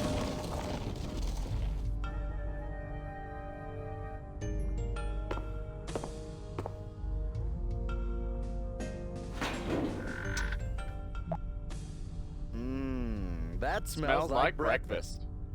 That plate thing in the middle of the oven is a lazy Susan. Not a very PC term, I know, but that's what they use to turn objects in the oven.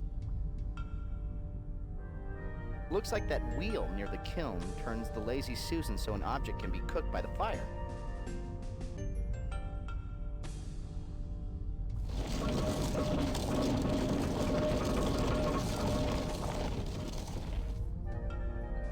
Okay, so now we're going to travel to the Andes.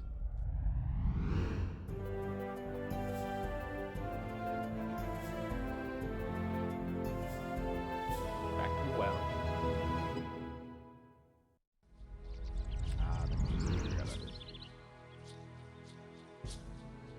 Agent 3 said this city was El Dorado, the fabled lost city of gold. The legend of El Dorado grew after the conquistadors came to Peru in 1530 to plunder the Incan Empire.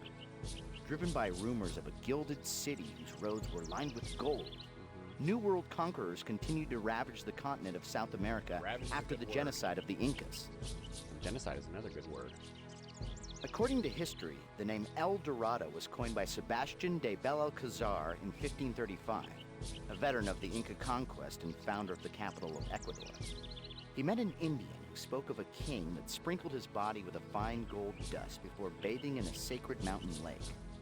On hearing that, Belalcazar called the mysterious king El Dorado, the Golden Man. Today, we know that man as George Hamilton.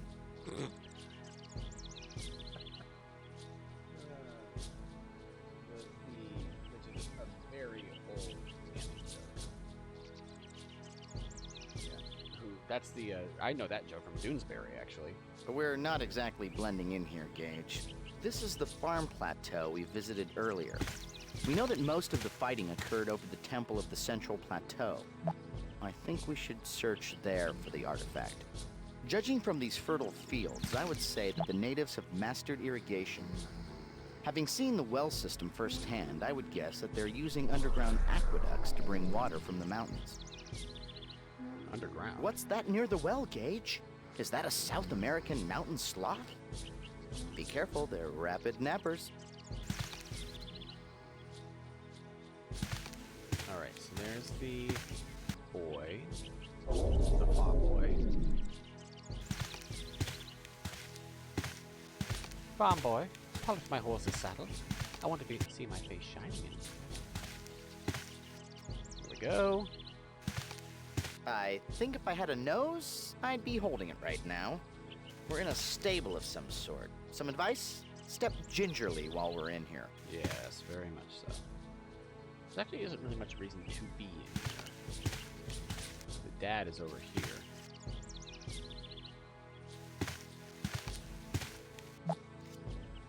Gage, I don't see this town on our map. Why don't you ask the nice man sharpening the large scythe for directions? Alright, now, approaching him, we'll get to, he'll be like, what have you been doing? I can tell you even now. Acheo, there you are. Son, I can tell by your drooping eyes that you were sleeping. Yeah. Were you out late last night visiting the shaman again? Remember, I've had my you have mom many say the chores exact today. words to me. Harvesting the crops that Tohualpa provides our people is hard work. I cannot do it alone.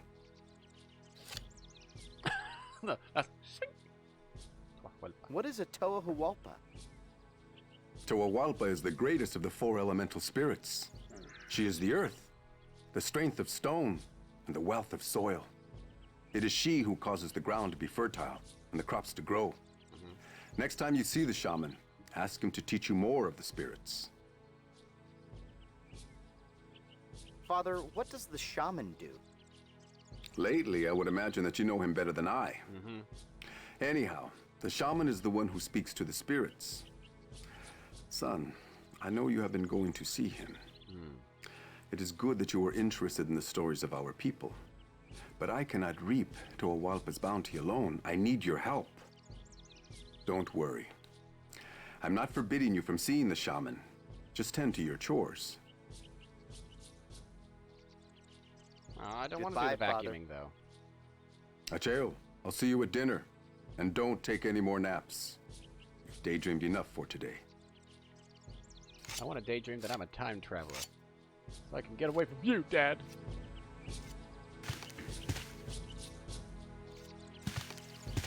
It's so oppressive. Make me do work to keep the farm alive because we have to do subsistence farming. Actually, would it be subsistence farming, or would they be able to provide for more than just their farm? Subsistence is when you only make enough to, well, subsist on, to feed yourself or whoever is living in the family. But when you start being able to produce more than that, having the excess, you can make a profit, trade, grow, and everything. There's a sleeping boy over by the well. Go wake him up. Good morning, Father. I was taking a short nap. But Yeah. I'll be up and at those chores very, very soon. I bet you will be. Why haven't you done your chores yet, young man? I couldn't sleep last night. I promise I'll do my chores, Father. Goodbye. Goodbye, son. Bye, Father. I'll have those chores done before dinner. I bet you will.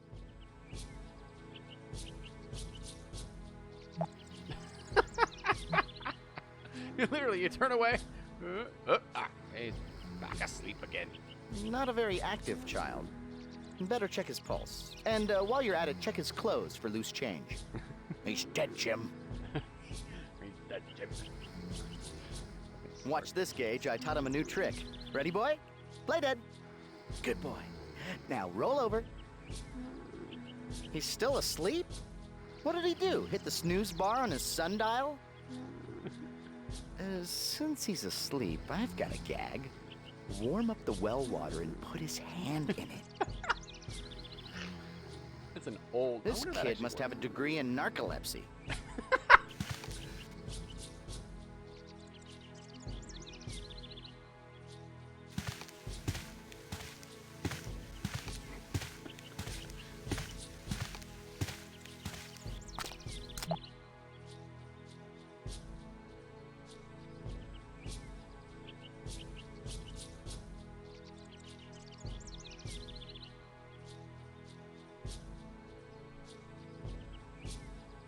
See those markings that carve across the mountains in the Nazca distance? lines.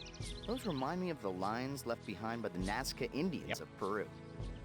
In the arid They kind of plains amalgamate nestled a lot of between Peru's cultures into Pacific this. coast and the Andean foothills, the Nazca left behind hundreds of mysterious intersecting lines that sprawled for miles over the landscape.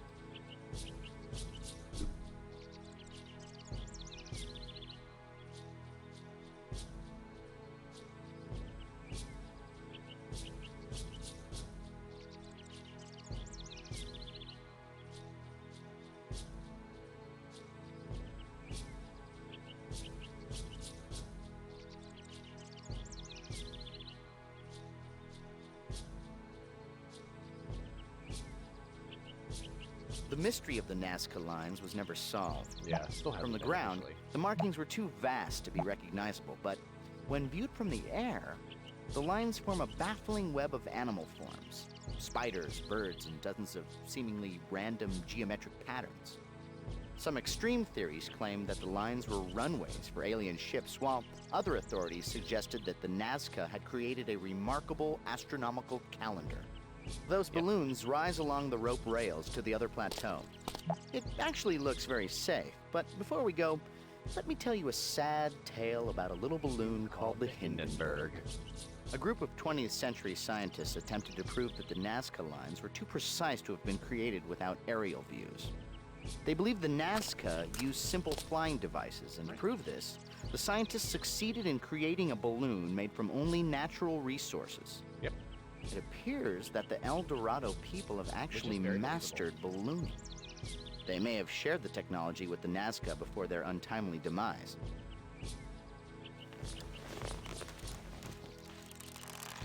Would you like to ride in my beautiful balloon?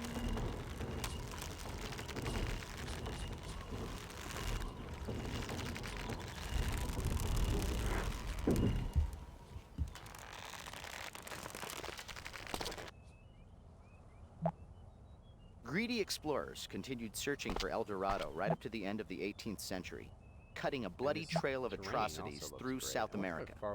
However, none would find the lost city. Disease, dissension, native resistance, and malnutrition would eventually decimate even the most well-prepared expeditions. It's hard to do. Gage, hold my purse. I'm going to take a picture.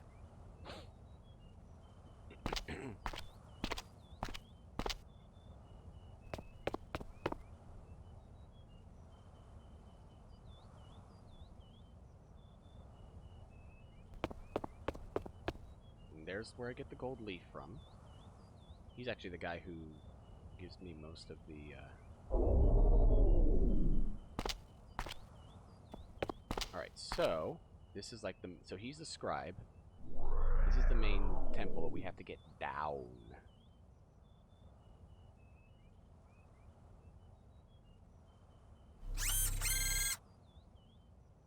The pictograms on this mural speak of the conclusion of the great story. Wow. Many generations so after the cool. first This shaman art is secured the great. totem in a secret place, the spirits of time and space would beseech a young warrior to save the totem from the brothers, return to claim the totem. However, the warrior would have to overcome the element guardians protecting the totem. The rest of the mural is unfinished, Gage. I assume that's what the scribe is working on now.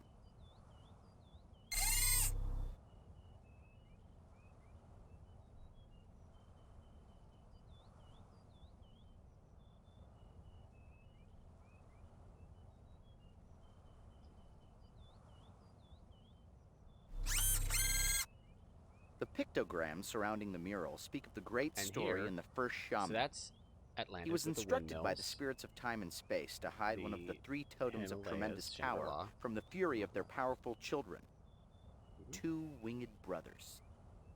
To aid him with this task, he called upon the power of the element spirits. They showed him a secret place for the totem. Once the totem was hidden, the shaman bade the spirits to guard it, and they have ever since.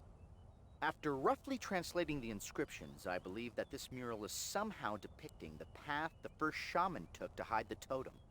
I have a sneaking suspicion that the totem is the artifact that we're looking for. You are correct. So we might want to learn all we can about this great story. In the center of the mural, the shaman boards a balloon and flies over the totem's resting place.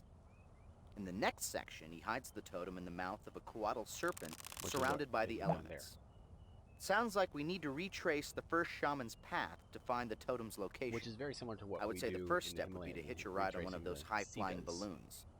That yellow sheet is gold leaf. which we need in Atlantis. Many ancient cultures discovered that gold was a very malleable metal. Which is what it's valued for. It could be not its powdered rarity. into very fine sheets that could be quickly and easily applied to almost anything to make it look golden. Correct. And this... Surely you'd be concerned about somebody falling. That's the coatl serpent that we need to get to, which has the artifact in it below the temple. We'll get there eventually. You don't really need that much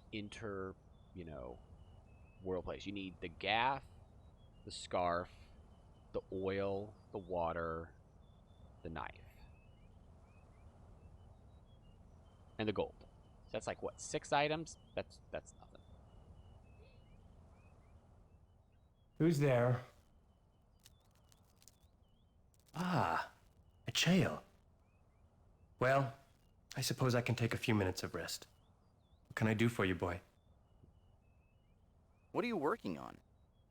Normally, I would be working on my pampas on a beautiful day like this. But today, I have the honor of finishing a story that has not had an ending for many generations.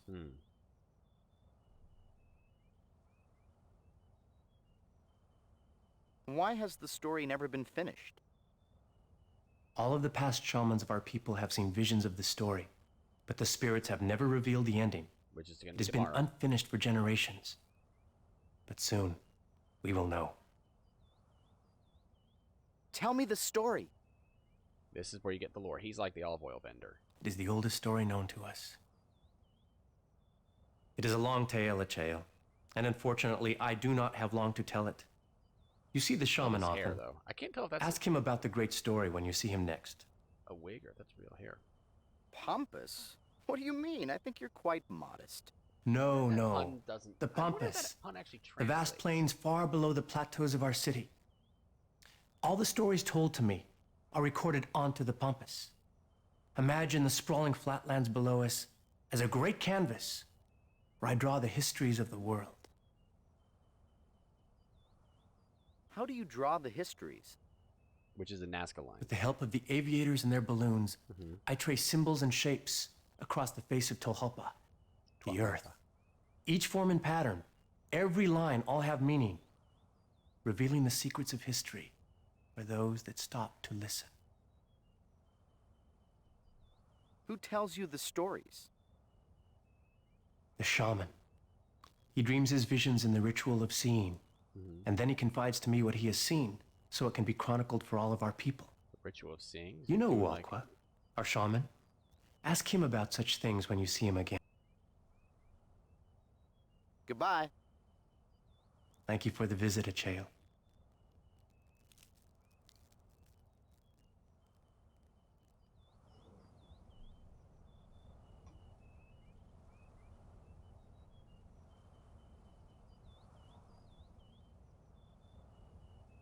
Alright. So I could go back to Atlantis now, but I'm actually going to get some stuff done here. Avoid retracing my steps as much as possible. Now, in order to see the shaman, I have to get the knife from the Himalayas. That plateau is off limits. That's the way the shaman, which I can't get past at the moment. But I have to get to the shaman in order to get through here.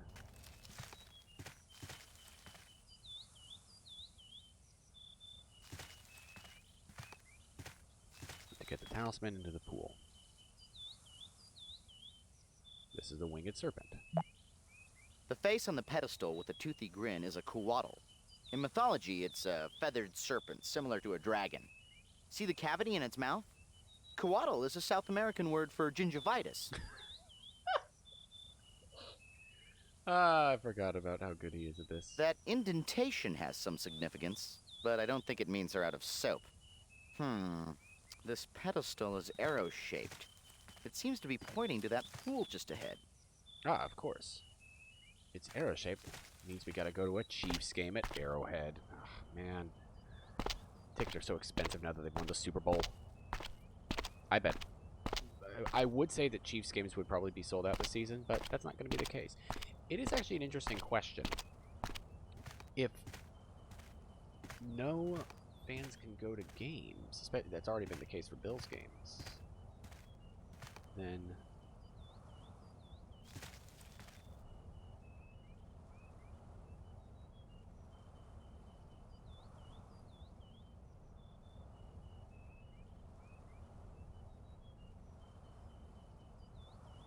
alright, so now this guy is the guard. I'm gonna get his guys real quick. Now, I will save there.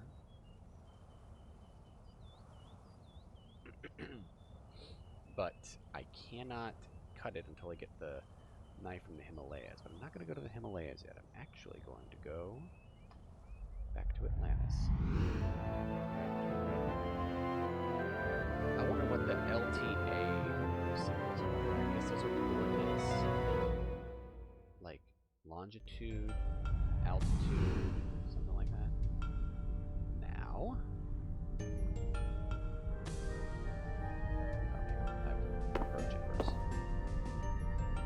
Now, not to be too picky, but the guard said that he required a gold medallion. He didn't say that. I haven't been to see Could him work, yet. but if it doesn't, you should start practicing making clay license plates.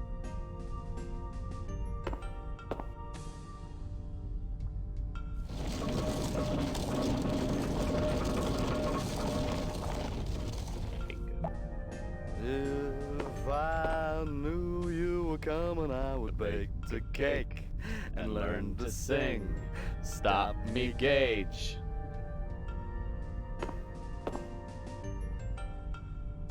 Bingo. So now I have that, which means I am ready to go. I will say here, though. Let's see, because I'm curious about something, actually. There's no point in me quick saving. There's no lose game. But I don't know what happens if I approach him as her.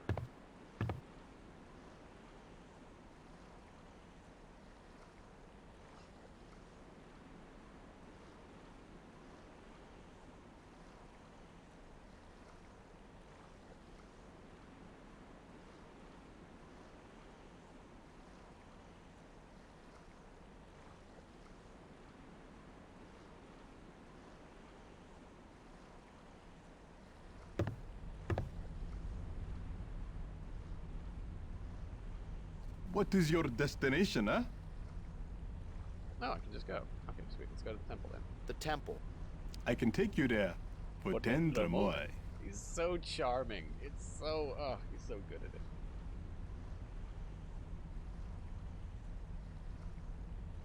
But little, so good. I'm surprised. You're not at the festival? Oh, I thought everyone born on the island would be there today. But then, tomorrow is really the big celebration. So, at least you're not missing everything, you know.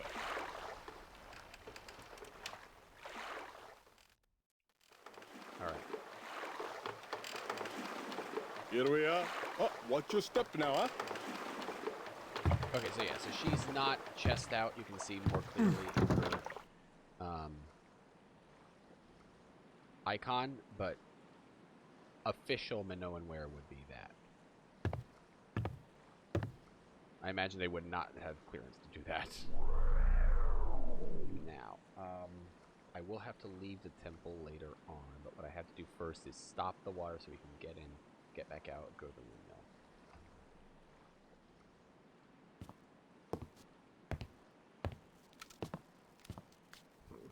Your medallion, citizen? Love the helmet hair combo. Gage, you like movies about gladiators? Gladiators? Yeah.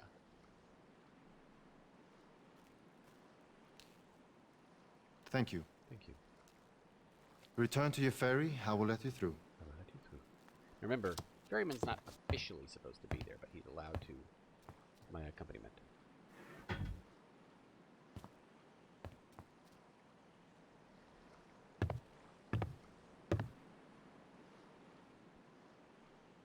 Okay, the lock is draining. Let's go now.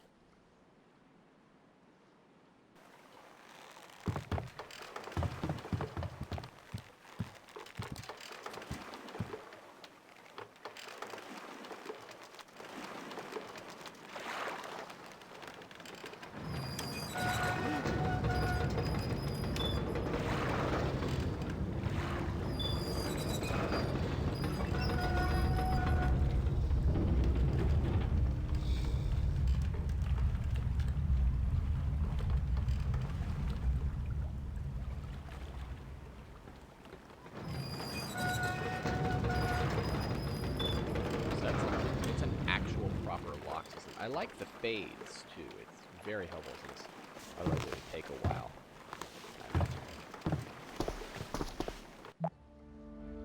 Atlantis has been history's greatest mystery. There have been hundreds of theories throughout time, placing the resting place of the lost continent at the Mediterranean, the Arctic, Central South America, San Leandro, Winnemucca, north of the Pecos, Lake Titicaca, Son of Fire.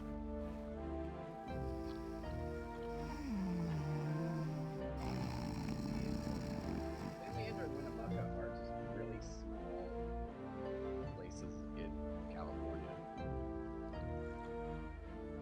Now this is important.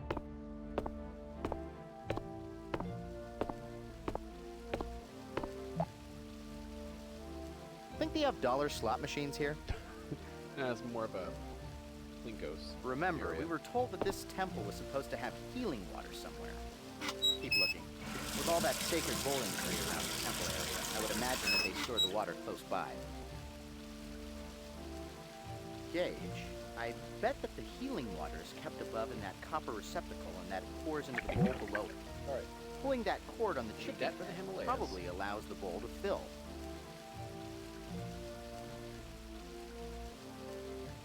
Now this is important.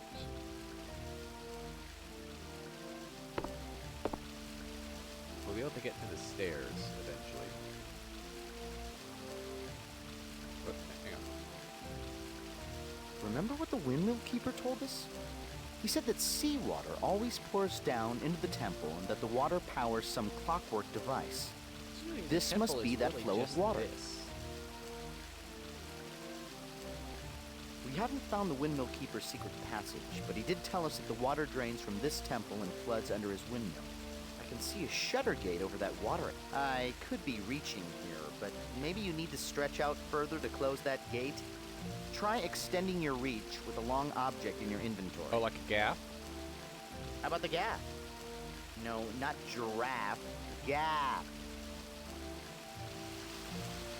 I wonder what the meaning of gaff is meaning, like a political misstep came from. Alright, all ready to go. Now we head back to the windmill.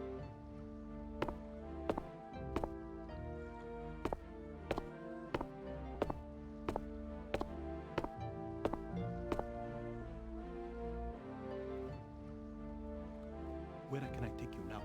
He's very clearly ill at ease being here. The windmill. That'll be 10 dromoi. You can tell they were cutting those a little bit inaccurately. Salamander in Winnemucca? What's even in Winnemucca? I don't know anything about California. I've been to California once.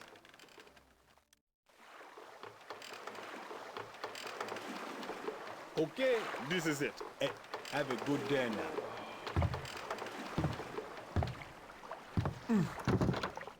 Alright.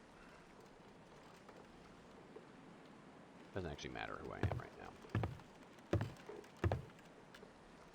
Oh, that's right. I have to get the bowl. But I can't get that yet. I have to do this whole business first.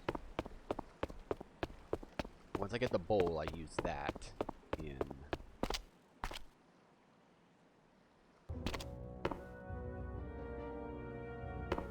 Himalayas, Shangri-La.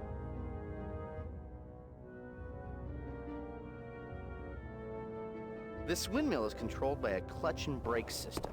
If we disengage the brake, the windmill will turn and power the winch to lift that stone. I bet that's how a moon accesses the tunnel. Turn that wheel device and the windmill should start up. Nice work, Gage. All right. Now that we've dammed that river, we can get into the secret passage. After you. Gage, any second they're gonna turn that water back on and, well, to cut to the chase, this suit can only be dry cleaned. The bowls. That dais structure in the room's center shows some stunning craftsmanship. Dais. This chamber must be sacred since the dais is covered with ornamental bullheads.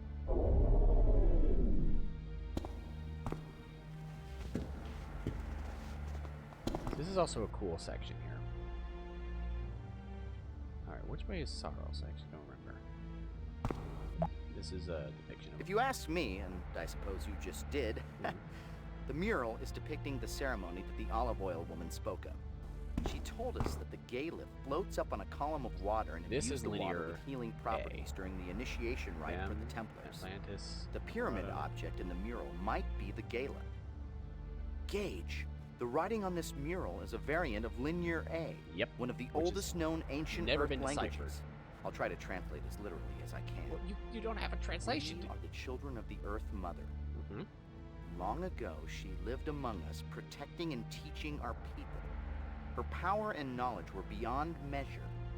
Before she left us, she entrusted our priests with the power of life, the power to heal and renew, the gift of immortality. Time. We must honor her memory by always guarding the Earth Mother's blessing. I assume the pyramid shapes in the mural show the 3 Sosequi artifacts, and that the top pyramid with the Atlantean bull symbol represents the power of life. The inscriptions make no mention of the other 2 symbols. We are the second children of the Earth Mother, doomed to be consumed by her first children, the sun and the moon. As the 2 enemies move through the heavens, both fighting each other for the Mother's power, the world beneath trembles from their terrible might. We know that one day they will come together and cause the dark day that will destroy our city. They seem to have incorporated the sun and the moon into their religion mythology. Following the assumption the Atlanteans believed the aliens were gods, the Earth Mother that appeared before the Templars and gave them immortality must have been the Sosequi, posing as their Earth deity. The symbol in the middle of the mural must represent the artifact of life that the Sosequi aliens entrusted with the Templars. Hello, Saros. Padros. Padros. I'm glad to see they agreed to send you. You know, seeing you again brings back the good times we had during initiate training. I remember the time we had to age you. That is until... Giving you a swirly in the water Well, column. I wish I'd had the courage back then to stand with you instead of biting my tongue and grudgingly accepting the Templars' insular views. Very insular. I was a coward. He's such a good actor. Oh, the hair. Oh, the hair, buddy. It's oh, boy. Either he's one of those trendy young Elliot Sinclair impersonators, or Saros is Elliot Sinclair. Which he is. From the looks of his outfit, I'd say he's an important guy around here. Something about being a Templar allowed him to live until your time. Thousands of years later. Literally thousands of years. Think it's something in the tap water? I mean, he's Yes, their views were very, insular. Yes. And moribund. And you were absolutely right. The Gaelith does not belong to the Templars. It was meant for everyone. Yes. What right do they have to determine who should or shouldn't receive its healing grace? And despite great risk to yourself, you stood by your beliefs, even though it would mean at the very least giving up an opportunity you had waited your entire lifetime for.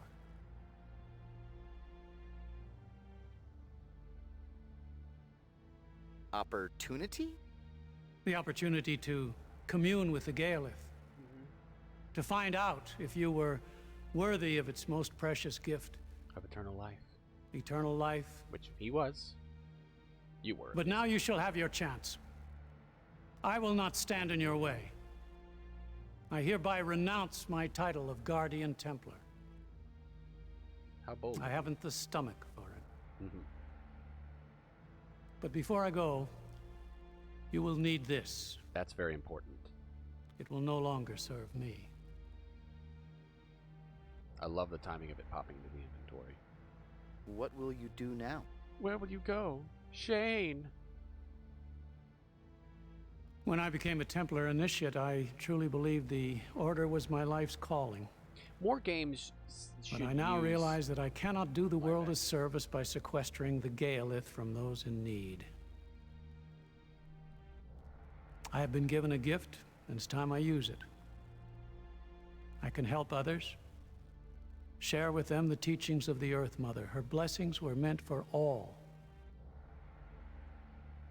Your courage has helped me to see this, and now I must call upon my own to find my way. Good luck, my friend.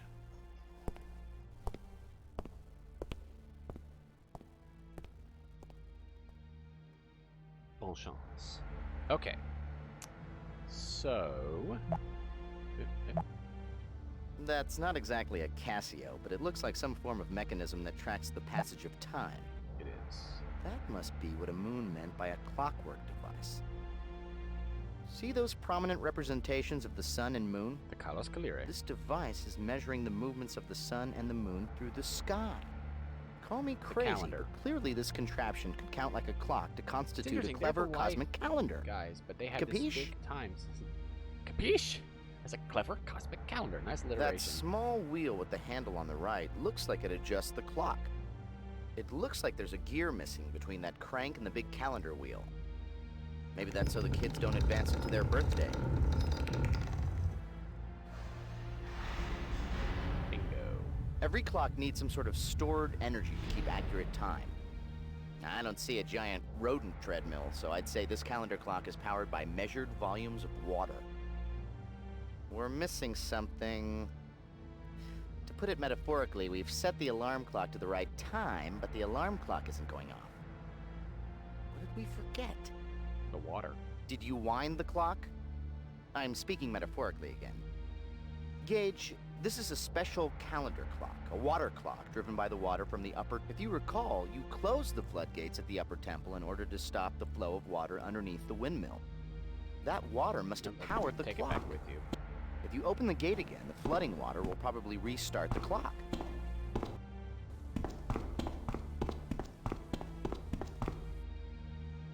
Now this will finish the level, but we will actually... No. Actually, that's a good question. Do I want to go back and deal with Saros and company now? Padros and company now? Or save this for the end? Well, you can go back later, it doesn't matter. Let's take the gate lift.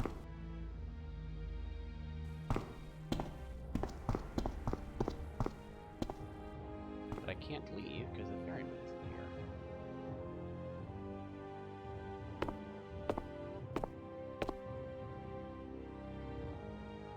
Actually, that's the reason I can't leave, because that thing is there. Alright.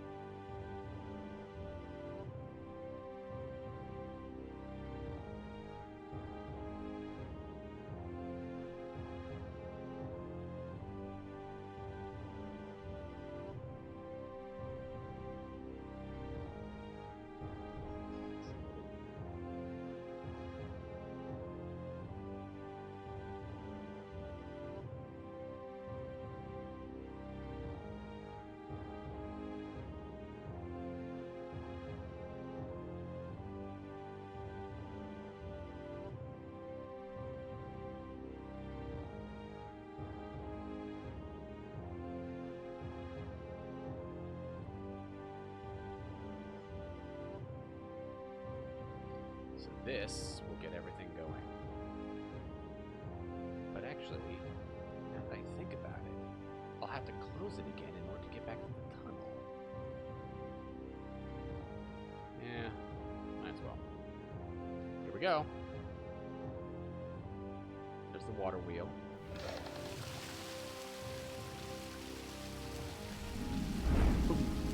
Column of water.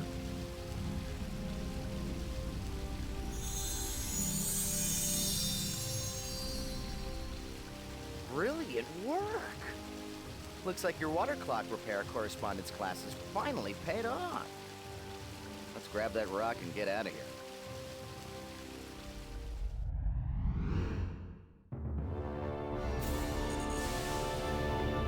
I can feel Sosikwi energy flowing from you.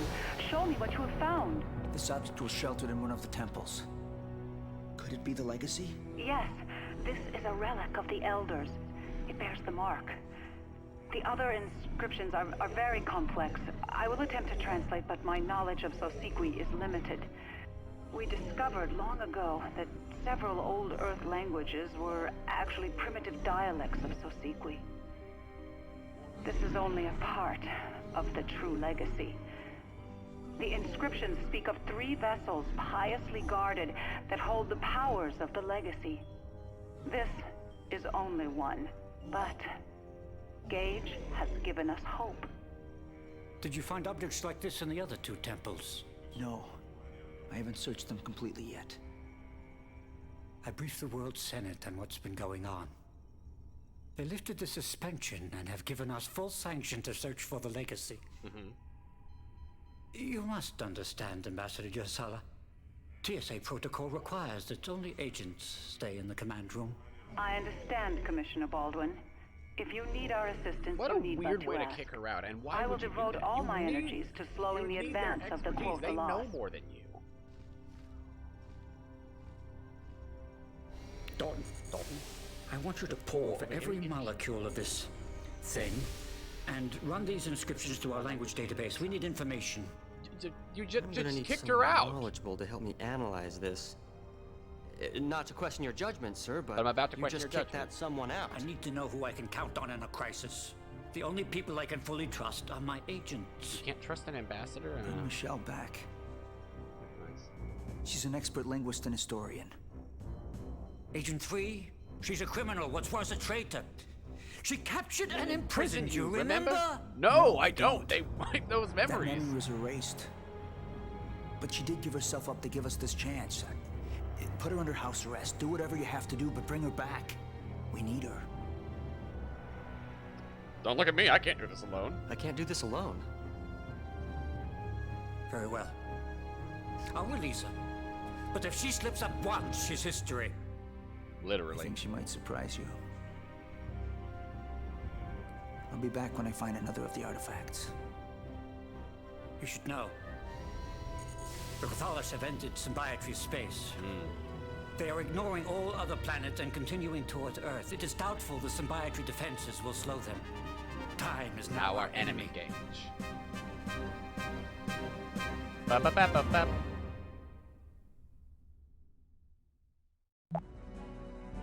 Now I'm sure you're the only employee here. You're like a night watchman named Pops who comes around once in a while with a big ring of keys to make sure all the shiny metal things here still beep and look pretty. That's my dream job. No one here to send us off again. It's not like I'm asking for a big goodbye party or anything, but a little appreciation would be nice. We're risking our... Shut up. Stop complaining. Traveling through time.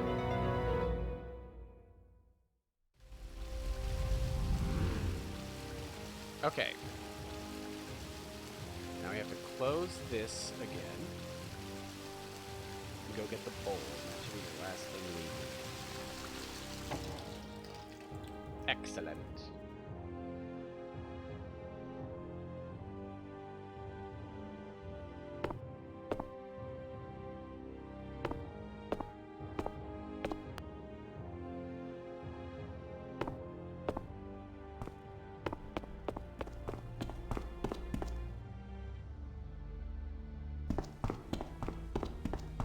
Once again, getting the cardio in on these stairs.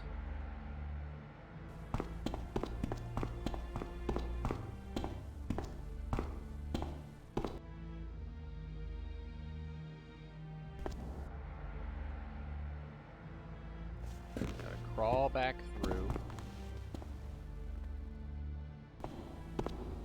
Yeah.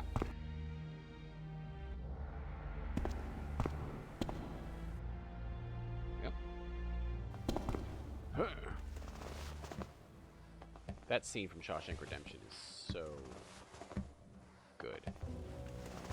All right, back in the Windville.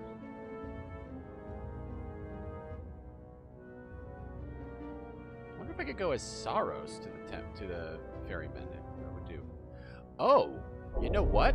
I actually want to visit her as Saros. Oh, I have to release this. Hang on. There's an olive oil in her. I have some time, so I'm willing to spend some time getting through all this. The main thing I need is the bowl. All right.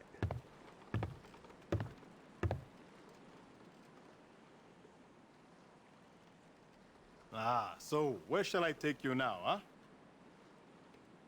Let's go to the potter, actually. The potter's shop. That will be 10 dromoi, please. I'm curious as to what happens, because I haven't really done a lot of experimentation. As many times as I've played this game, I've always followed the lines. I haven't done a ton of experimentation of talk to who is who.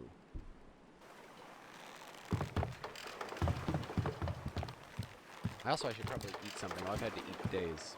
A bowl of cereal. Which is good, but Not enough. Got some Pop-Tarts. I could have some of those. I could have actual Pop-Tarts that are toasted because I have a toaster now. Shocking.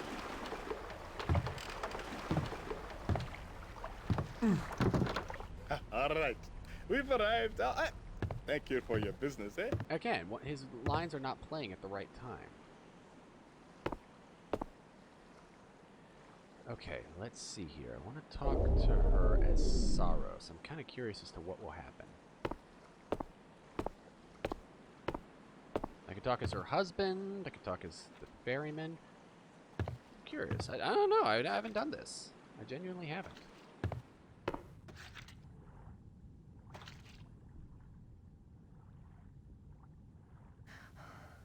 Great Mother. My eyes are not worthy to look upon you. Wow, really? That's her reaction? That's interesting.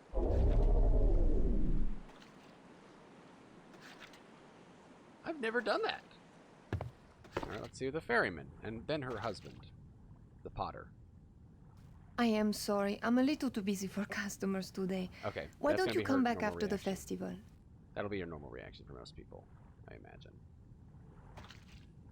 Just too busy for customers. Why don't you talk to me?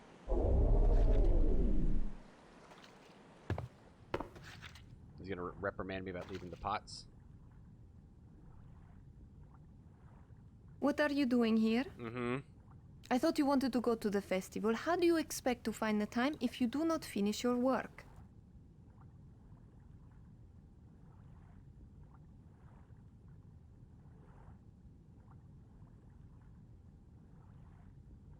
Are you busy? Look around. All these amphorae must be filled before tomorrow. So, what's the difference between amphorae, vats, and pithoi? Okay, I'll I guess just the pithoi are go the big back ones to with the my shop cranes, then. Or is it the other thing? Or is amphorae just vessels? Maybe I can help you a little later, Teros. Teros, that's his name. Okay. Okay. Actually, I've never done that before. I was not sure what the reaction to Saros would be. I really didn't. Alright.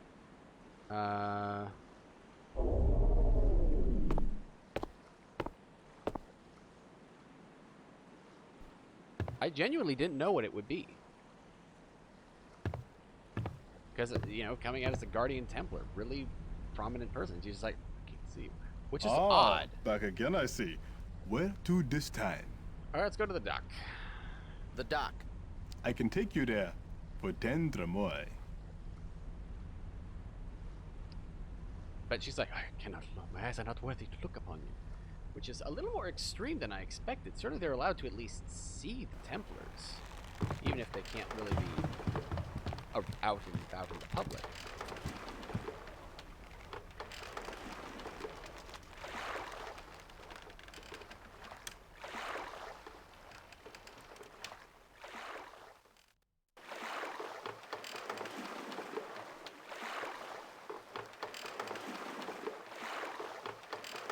Here it is. Take care now. All right, now we're gonna go get the bowl. Got a good bowl from my bruh.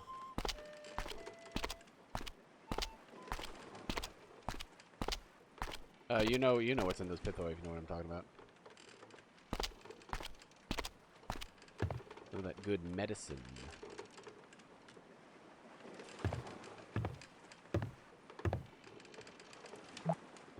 He's gone. Looks like Padros left to fulfill his part of the Underground's plan.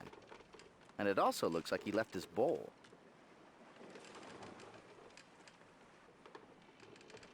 This one has a receptacle. Oh, wow. Yeah, I can't see everything in there. Alright. But that should be everything.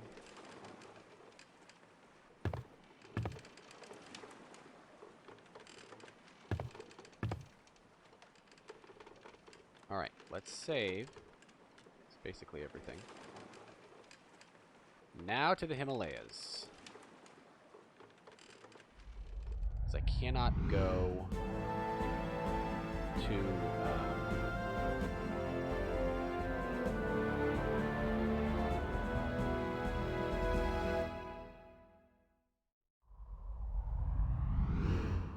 there's the Tibetan monastery we saw spilled all over the ravine. I have to say, it looks much better erect than wrecked. Here, Swiss Miss grows only the finest hot chocolate beans. Now there's a name for these things.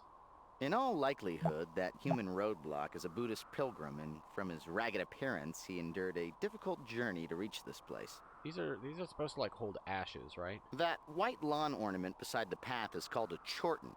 It's a sacred monument that marks a path to a holy place. According to religious lore, sacred items or the remains of holy people are placed within them. Right. Come to think of it, that temple building across the ravine looks as if it was built in the shape of a giant chorten.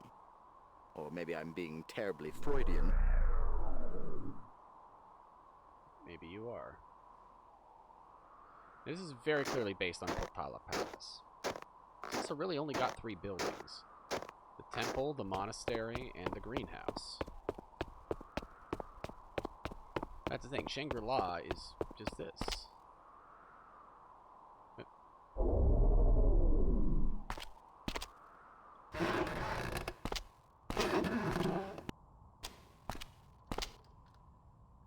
Let's go talk to the Dob.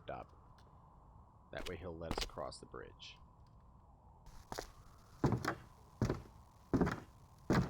Though it is not yet the main... Oh, hello.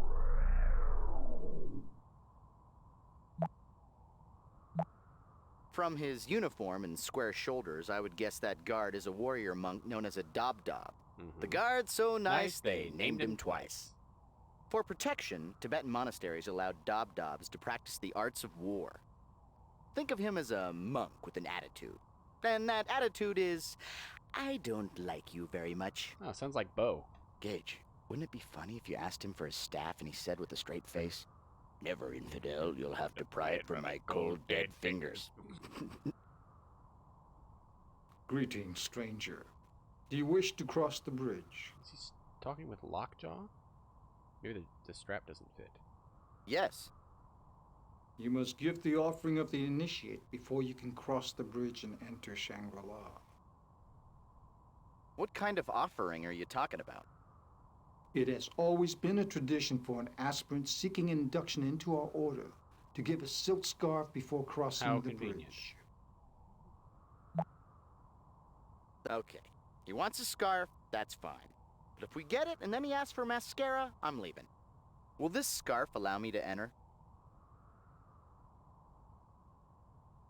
Welcome to our order, initiate. Go back down the stairs. I will extend the bridge for you. For the protection of Shangri-La, I will have to retract the bridge once you cross. If you wish to travel over the bridge again, just ring the bell on the other side. Once you reach the monastery, seek Lama Dostan for instruction immediately. Lama Dostan. Where can I find the Lama? You will find him inside the monastery. Once you cross the bridge, enter the prayer hall. Go there and he will train you. Goodbye.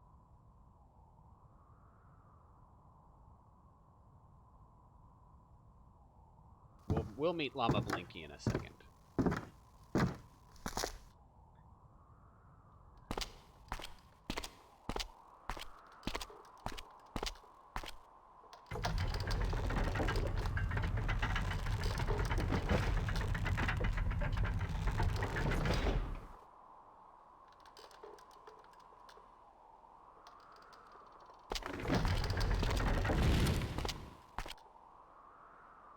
Is this something I can investigate?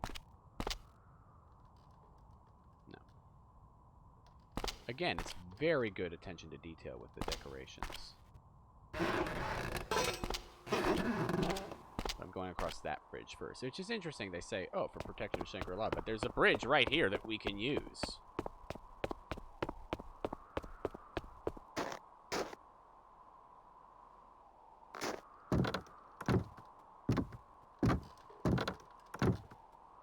But we're really booking it across this bridge, actually. Music fades in. Look at the ground on this side of the bridge, Gage. It's green. Some technology is keeping ice away from this side of the mountain. This culture must be advanced. They have invented the Zamboni centuries before its time. Ah, man. Those colorful symbols on yonder rock are the 6 syllables of a holy Buddhist mantra. Om Mani Padme Hum. It means Om, a jewel in the lotus. Well, it's Om, the jewel in the lotus, and then Hum. Om is how you begin mantras, and Hum is like an invective. Behold the jewel in the lotus. Graffiti in Shangri-La? Those darn punk monk vandals have struck again. Each syllable in the mantra is important. Om begins and ends all meditation. It is said to be the perfect sound of the universe. But not when you say it like this. Oh my lady! Hum, the last syllable of the jewel mantra, is an angry syllable meant to be a spiritual war cry against vice.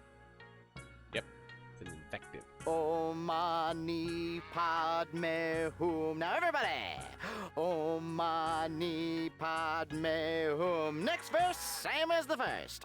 Om Mani Padme Hum. And then it just goes on and on and on like that.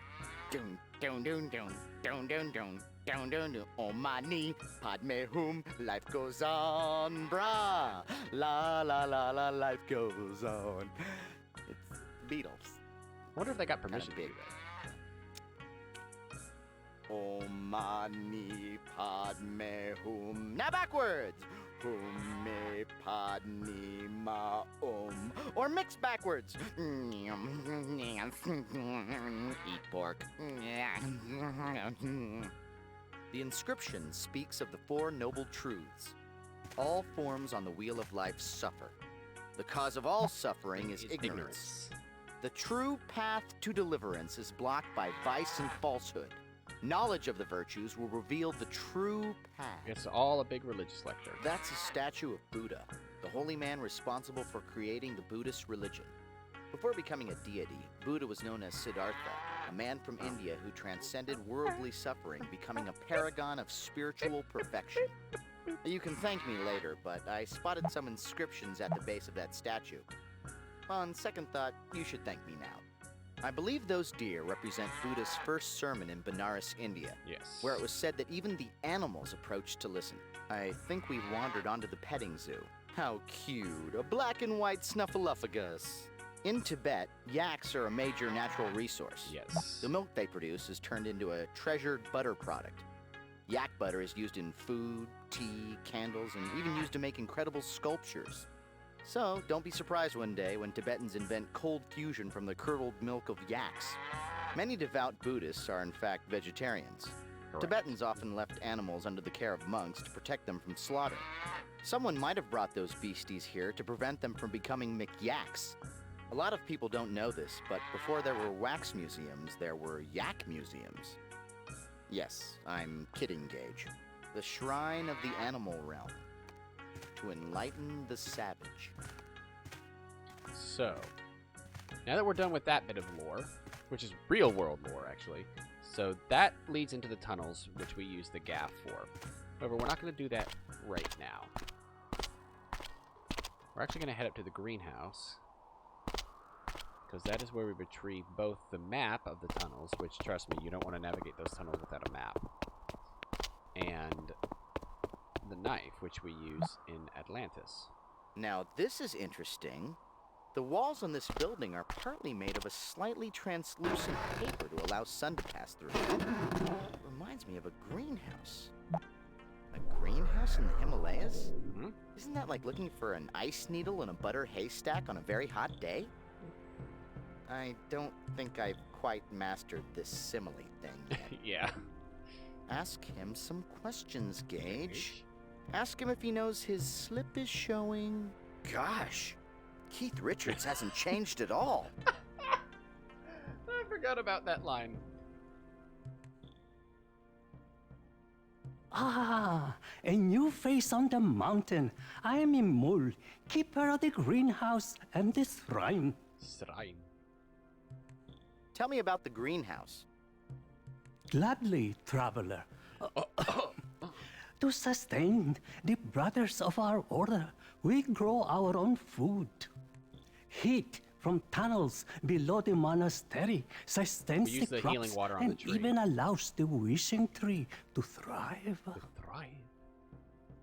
What is the wishing tree? The tree at the center of the greenhouse is the wishing tree. It is very old and sacred. The fruit it bears is a treasure and believed to grant longevity.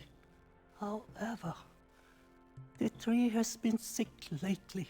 I think the roots may have been afflicted. What's wrong with the roots? I don't know what to do. The tree should have grown fruit weeks ago. I went into the tunnels to inspect the roots, and I had found that they were rotting and sickly. I fear that the tree may die.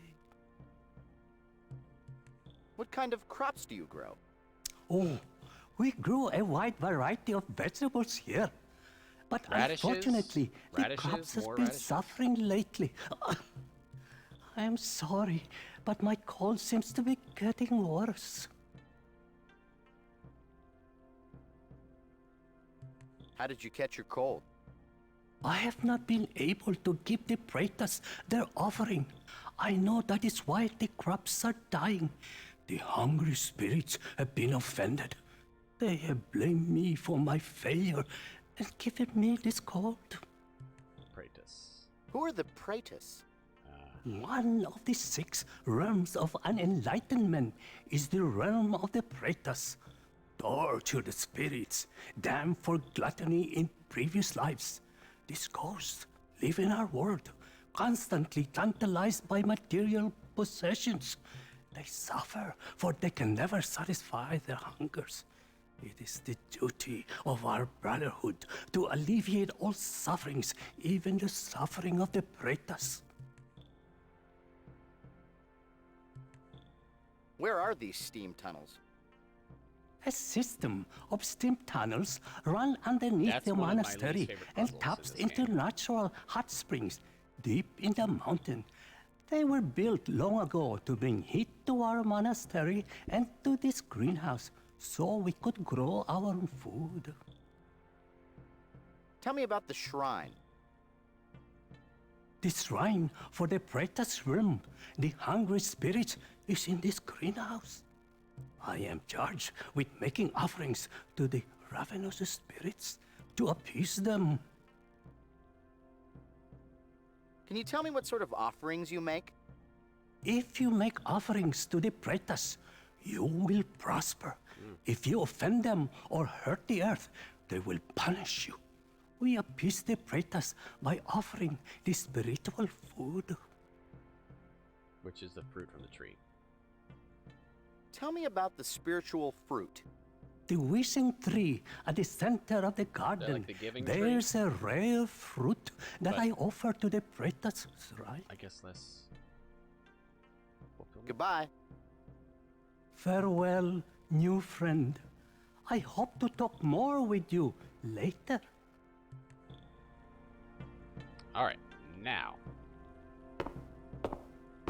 So that's the offering of the Praetus. That leads down to the tunnels.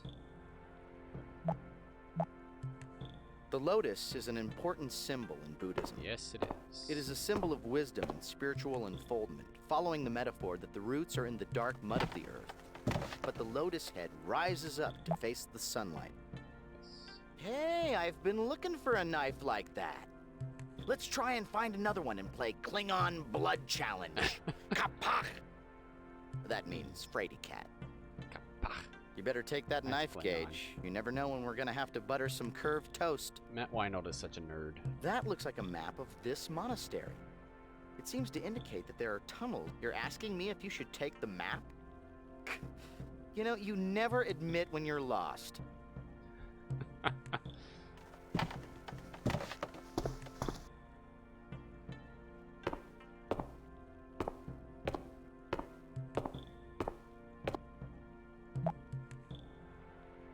These Buddha statues around this monastery are identical except for their color. From my understanding of the Buddhist religion, certain qualities like sounds, elements, and colors have significant meanings. Look, another Buddha statue. But that one is a different color. I wonder if there are any other colored statues around here.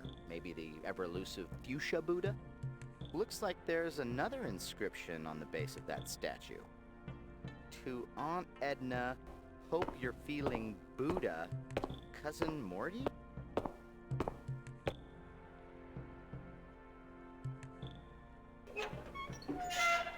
Ooh, that's such a good sound effect.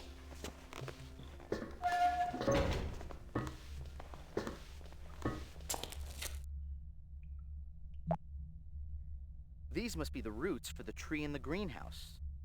They look a little sickly to me. Let's go give it a splash, shall we?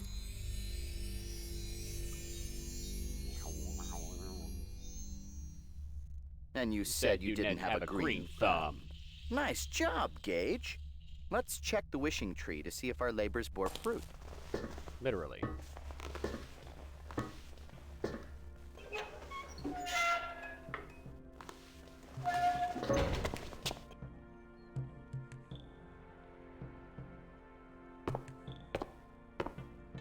Gotta walk back around to the platform. Excuse me. There's the fruit. Oh man, real sneezy today. Which is weird because I absolutely took an allergy pill. Or maybe I'm just allergic to myself. Boy, that's a good fitting metaphor for my life. Alright.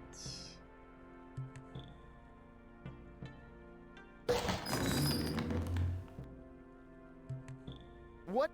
How did you... That was... Gage, have you been reading the strategy guide again?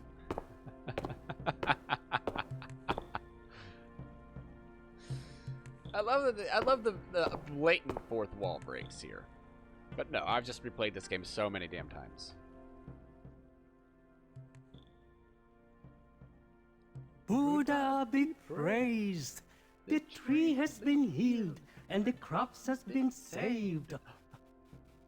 Why, even my cold is gone.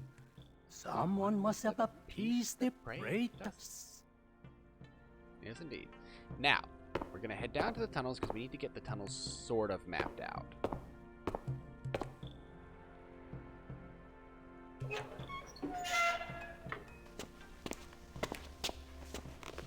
The problem is that you can't get everywhere within the tunnels initially because you have to map out where the doors are, and then you have to sort of figure out your approach.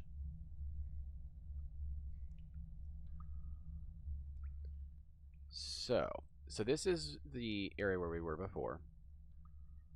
This is the greenhouse, which is where we're heading to now.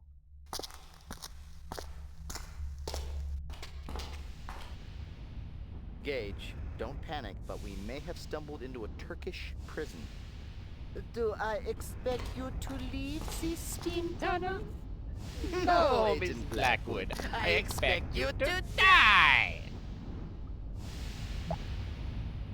This looks like a natural steam vent. It probably goes down pretty deep.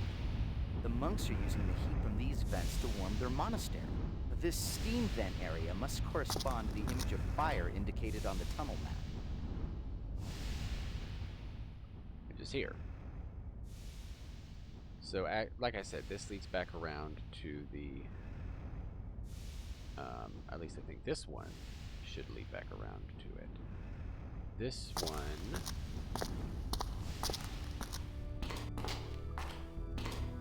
Here's the puzzle.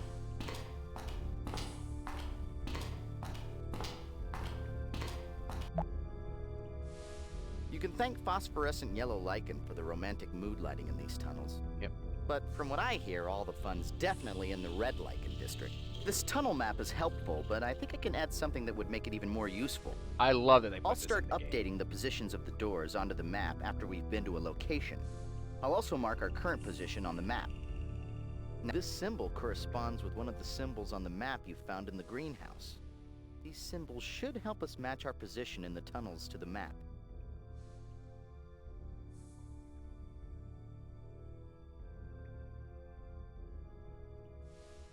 All right.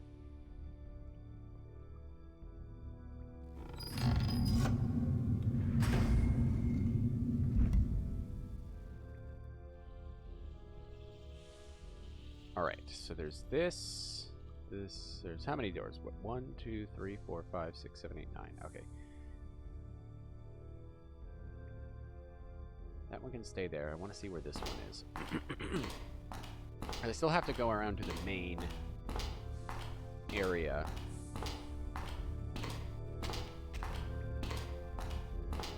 All right, and this door's blocked. That's sort of what I figured.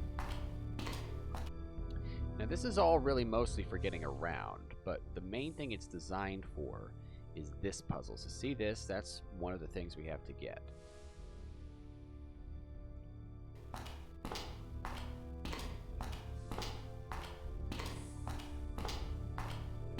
Oh, you can actually see that that's the origin of the texture. See these little points where everything's radiating out from? It's very difficult to get UV maps correctly on cylindrical surfaces like this, so I don't blame them. I think they at least try to hide them on the ceiling, though. Alright, so this leads around to the double circles. Go this way.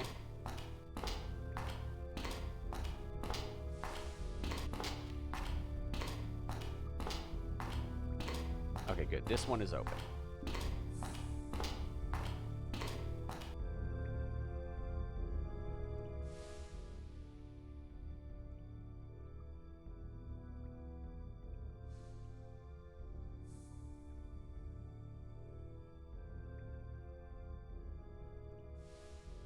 All right, so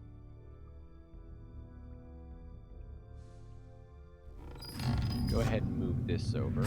See where this one gets me. Yeah,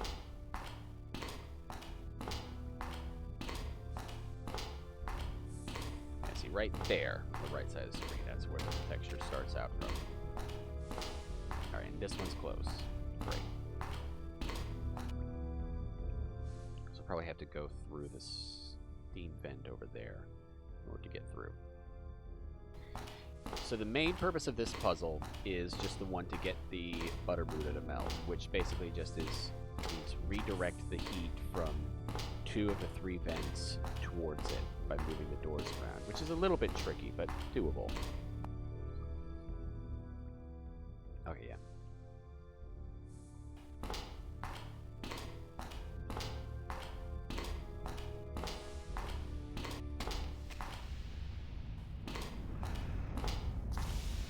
We can just move directly through.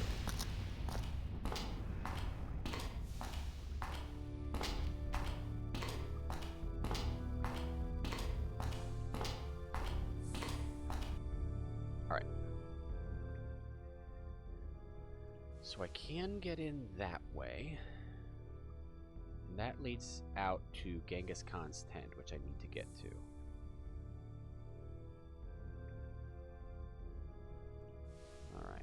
Let's, actually, yeah, let's go through here first.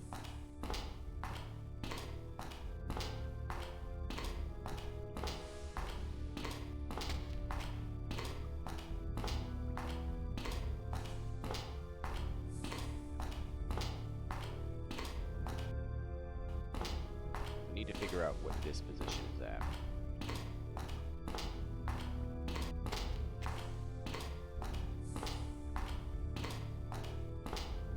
Okay,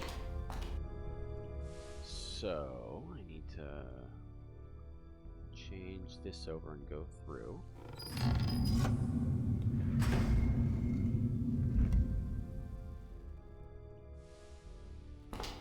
And he'll tell you when you've done it correctly, but still.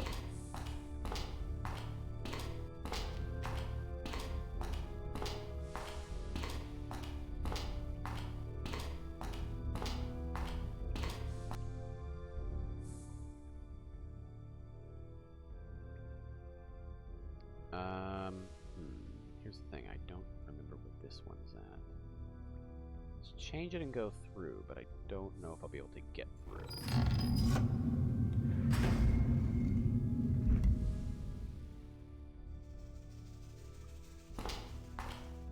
Yeah, you imagine there'd be some rats through here. If any of them can even live in these temperatures.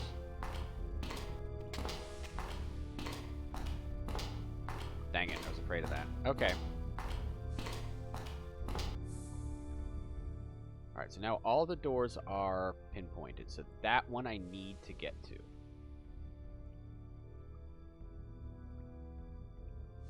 Alright. Let's head back through here.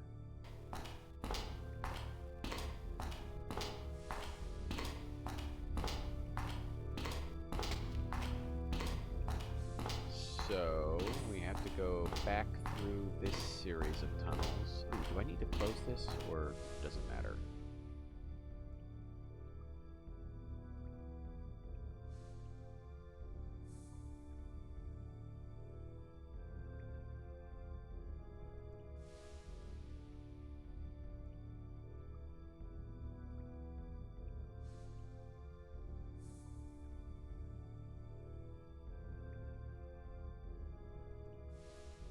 Oh, wait a minute. Hang on, yeah. Let's go through here, because I actually haven't been into the Butter Buddha area.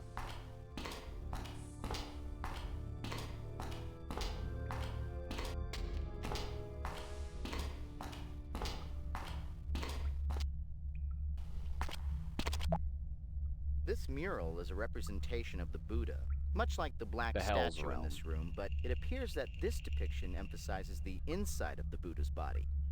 And it's good, yeah, but I prefer something more along the lines of a bull-leaping Buddha on black velvet. The writing on the wall loosely translates to, "Channel your energy to obtain the enlightenment you seek."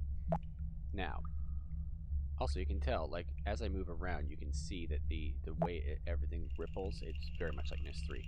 You can pick this up, but you don't need to. There's no point Welcome to the Wax Museum. Along the north wall, you will see a marvelous replica of Boris Karloff as the Black Buddha. The Shrine of the Hell's Realm, to burn away their sins. From the tools and instruments, I'd say someone is using this room to create yak butter sculptures. Or the monks have started a lucrative leg waxing business. So this is the Dobs project.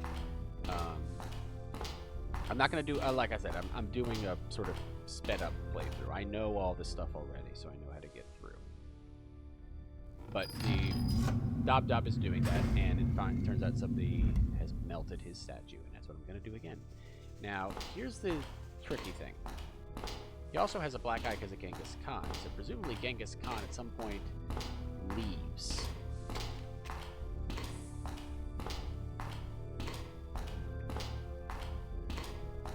Also means the pilgrim knows what's coming.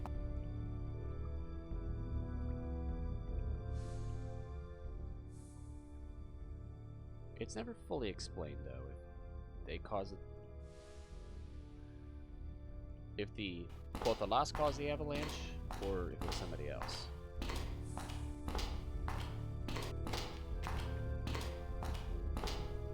It's implied they're responsible, but never explicitly stated. Okay. Alright, so yeah, through here.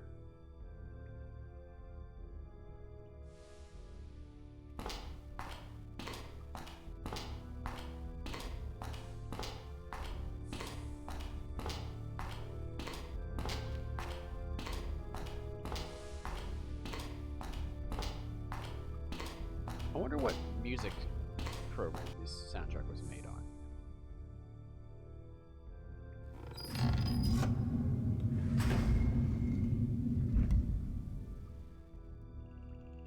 Alright.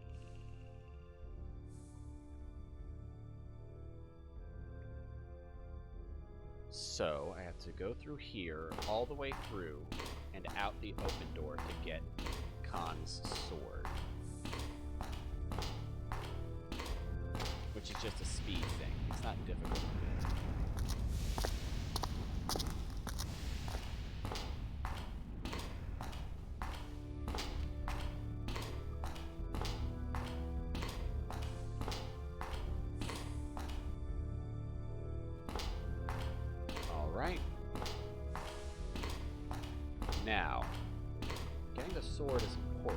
it's also very simple to do.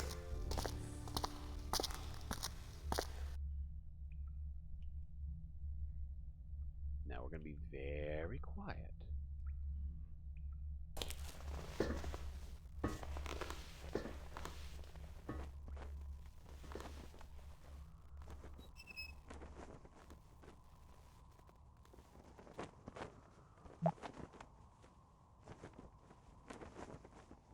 With all this steam, it's no wonder the Khan has such smooth skin. Alright, it's got the sword. Alright, beautiful.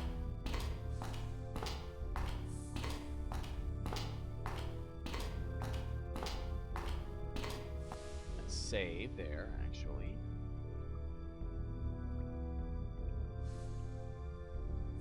Alright.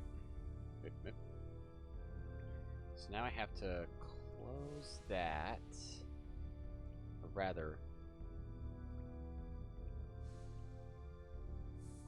open this, yeah. Hang on.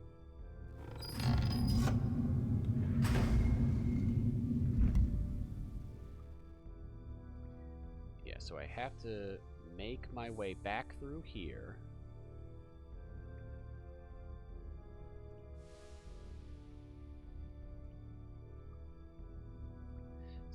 Yeah, hang on, I'm trying to remember here. So I think what I have to do...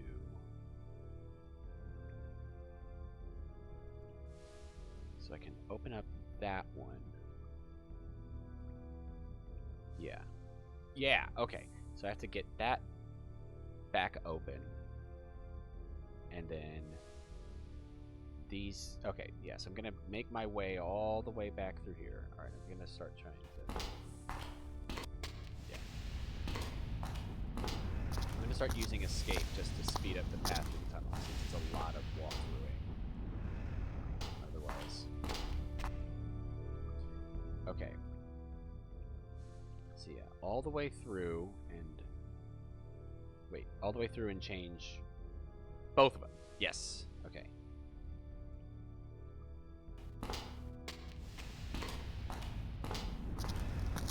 I'm just hitting escape to get through the walkthroughs a bit faster. So change this one and the other one. Okay. Yes. Alright. Good, good, good. Now head back through. Because what I have to do now is... Okay, yeah. Head back through, change this store, and then move that around. Yep.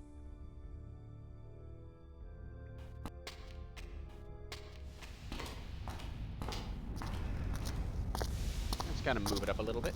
That's not too bad.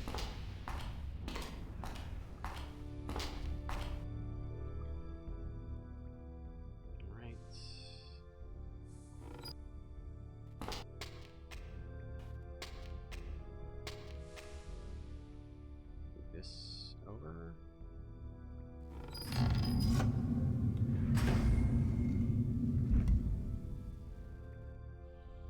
All right. Now go through. Oh, this one doesn't need to be changed. Yeah, I just need to make it through here.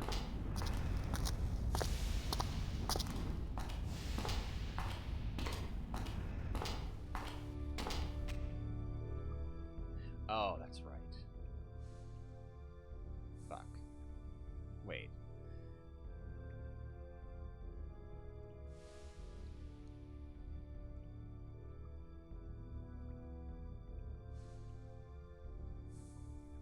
Yeah, see that one, both of those are going there, but I need this is the one I need to change over.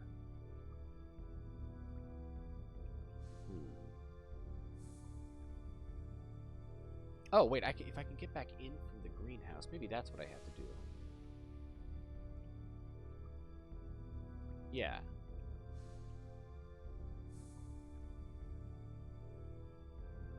So basically, what I need to do is get out of here.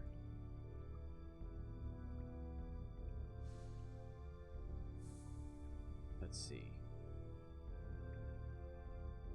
Yeah, go back through. Okay, yeah.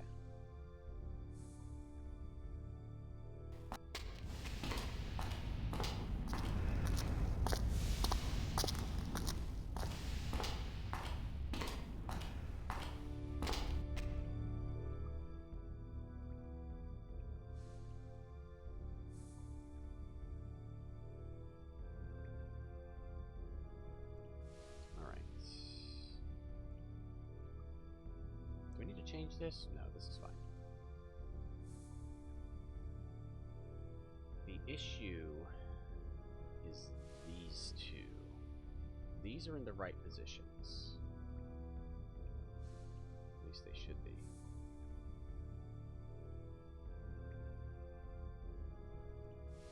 What I need to do is I need to get this in position. Or get this in position. Oh. Hang on. So what I need to do, yeah, let's get back out through here first. So switch this back over. Head out through the open door. Now, I need to change this over so I can get out through here.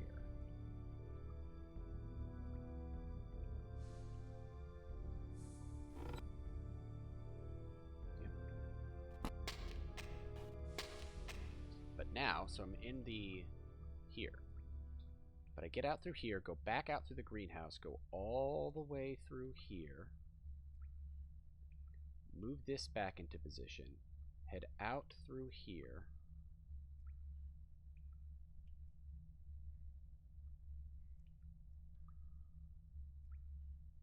Yeah, and then I have to move this back in so I can get through.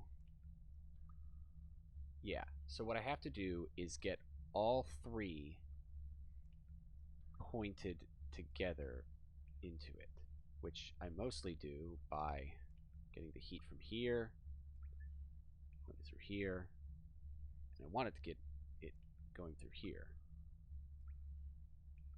Yeah.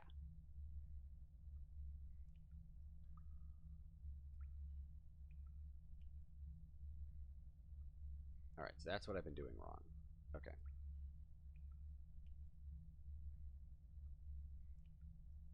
Let's go out through the open one.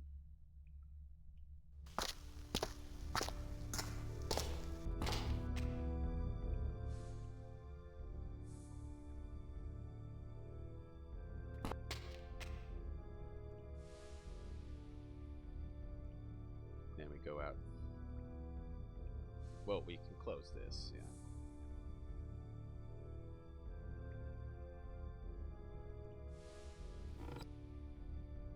Okay, now we head out through here.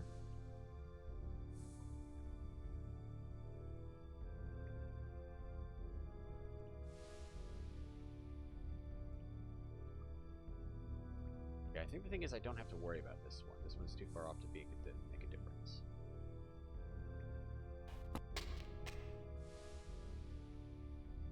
Wait. Yeah, through the open one.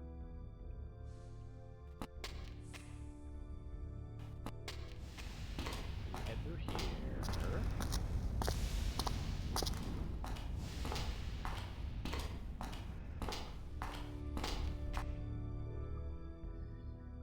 Okay. Now we open this. We go back the way we just came.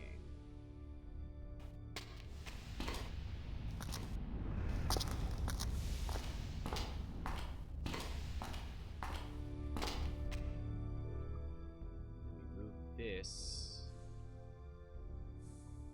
or no. The first thing we do actually is we head through here, close that. Yeah, that's what I have to do.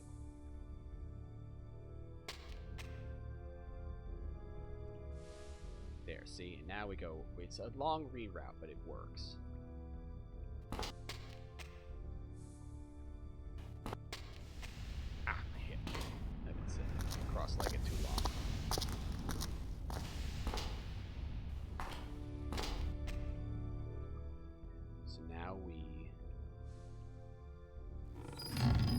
this. We're almost ready to go. I'm detecting a definite shift in temperature. You did it, Gage! Bingo. So now see, the heat is going... I could have done that, but I don't need to. But now, go back through here. See, that's the one you don't have to worry about. It's just these two. And I could get it going by, you know, rerouting through here and have it go that way, but it doesn't make any difference. It's all going the same direction. All right. I forgot that the music changed.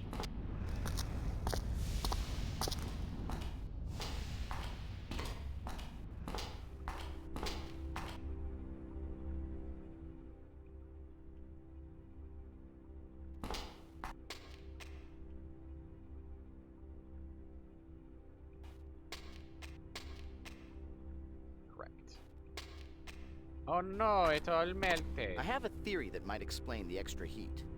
While we were exploring these tunnels, it's possible that we managed to open doors that lead to steam vents, which could have diverted more heat to this room.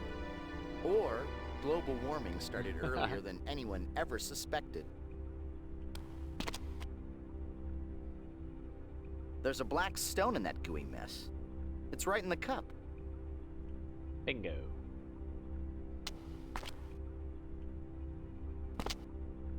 Alright, so now I'm gonna head out to the monastery, which is actually very easy to get to. You just go through the open door and change a door.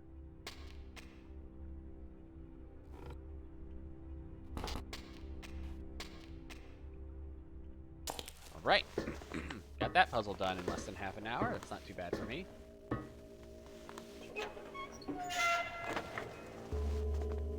Ah, this music. The dangling cylindrical columns hanging from the ceiling are victory banners. They represent the victory of Buddhism over ignorance and death. That other banner represents the victory of the Boston Dobs over the Nepal Red Yaks in the 44 series.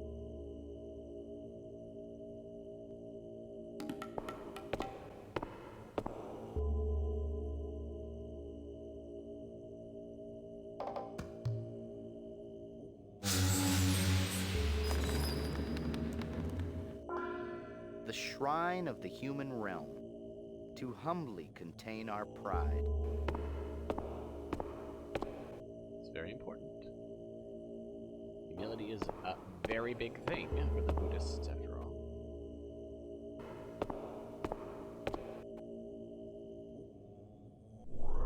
So that is the llama.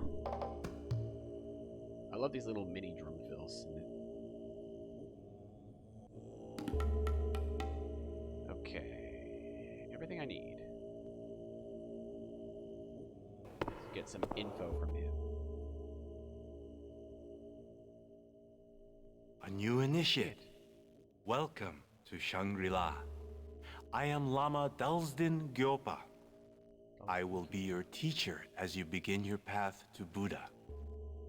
We lead simple lives dedicated to alleviating the suffering of the unenlightened. We constantly meditate to improve ourselves so that we may one day find nirvana. It is a hard existence, Genghis Khan but is a also good one. to talk to about this. You undoubtedly have questions. Who are the unenlightened?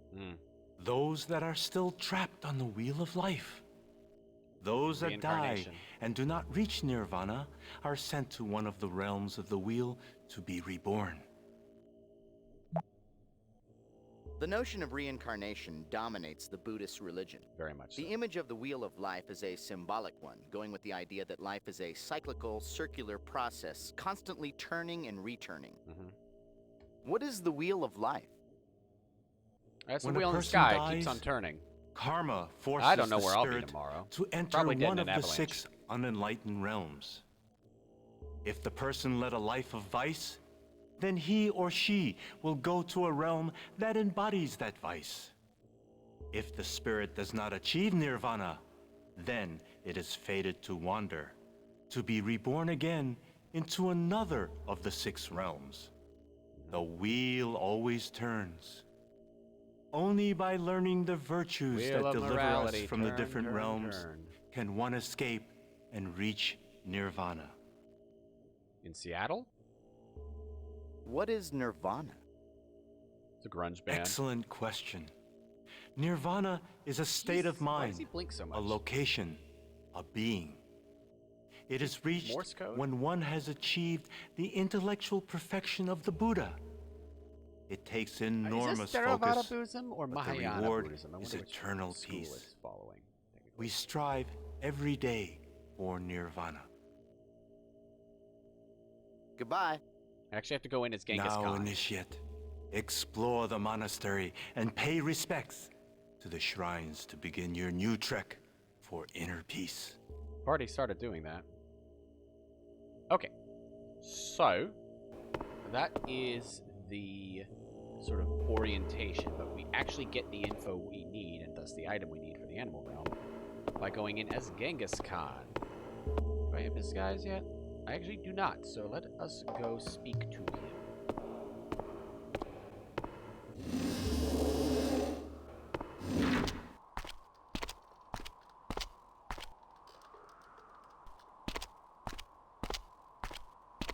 Getting that Stairmaster cardio in.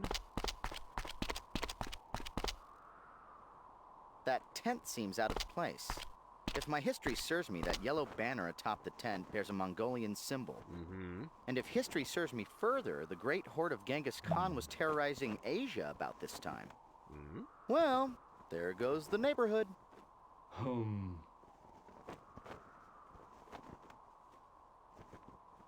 Home.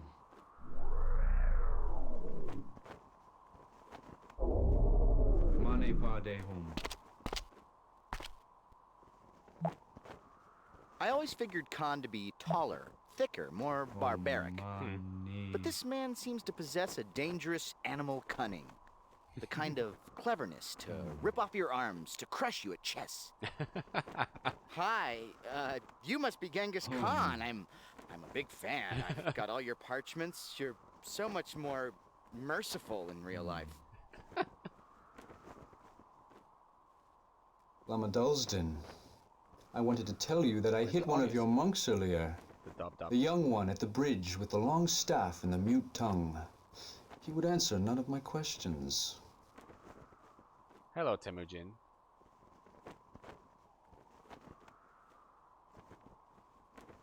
Telling Genghis Khan to control his rage. Yeah, tell a hurricane not to rain. Learned Khan, you need to control your rage. You are right. Yes, I am.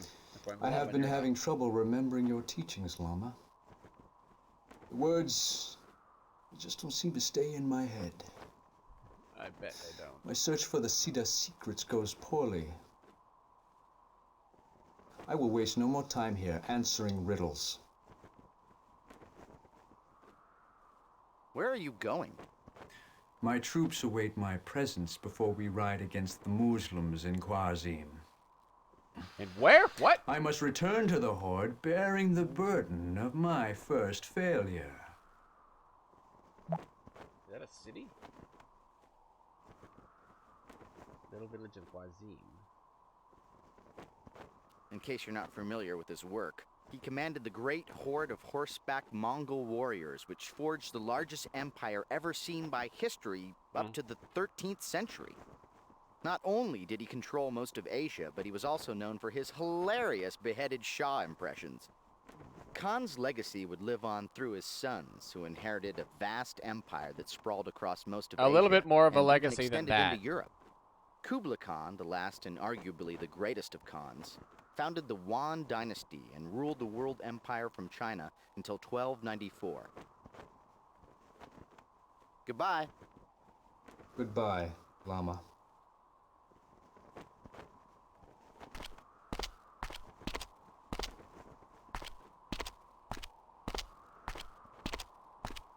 Okay, so actually, all right. So I have to do two things here. This missed something. Let's go do this real quick. Alright. The llama told you to pay respects to the shrines. I assume the colored statues around the monastery are the shrines he was speaking of. Correct. The shrine of the Ashurus realm. Ashurus, that's right. To guard the Titans from themselves. Let's go talk to Lama Blinky about this. The inscriptions on the statues said that they were shrines of certain realms. From what the Lama told us about the Wheel of Life, it sounds like these statues each represent one of the 6 realms of unenlightenment. Which I already knew. The gardener said that he gives offerings to the shrine to alleviate the suffering of those trapped in the Praetus realm. We know that there is a colored shrine for each of the 6 realms. I have a feeling that the yellow Buddha is not the only statue that takes offerings.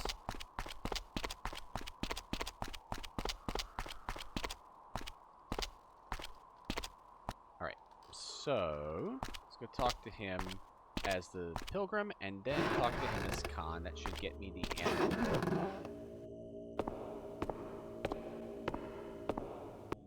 You'd think my footsteps wouldn't echo quite so much. Or they're being carpeted.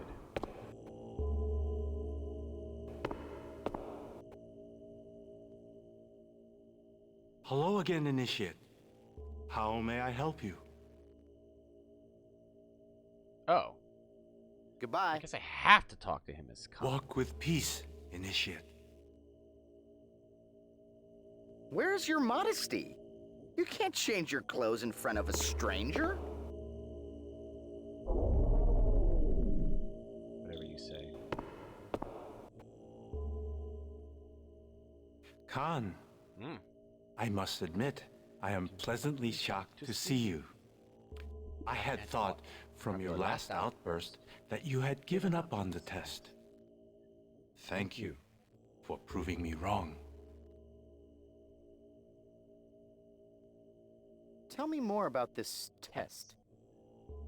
Is it gonna You seek to sit a secret. Is it gonna be great on You a have scale? discovered that it is hidden somewhere here. But only the Siddha, or someone as virtuous, can claim the secret. So you must travel the true path to follow the steps of the Siddha. What is a Siddha? There have been only a handful of monks who have found the inner strength to become a Siddha. To achieve The enlightenment. last Siddha to grace this monastery lived here 100 years ago. Old myths say the that guy. Siddhas were men of great devotion pilgrim. who could perform miracles of faith. But most people, driven by material wealth, only care to learn about the Siddha's power of transmutation. This Siddha business sounds like our most promising lead so far. Maybe we should look into taking the Siddha's test ourselves. Remember the plan. You do the multiple choice, I'll take the math section.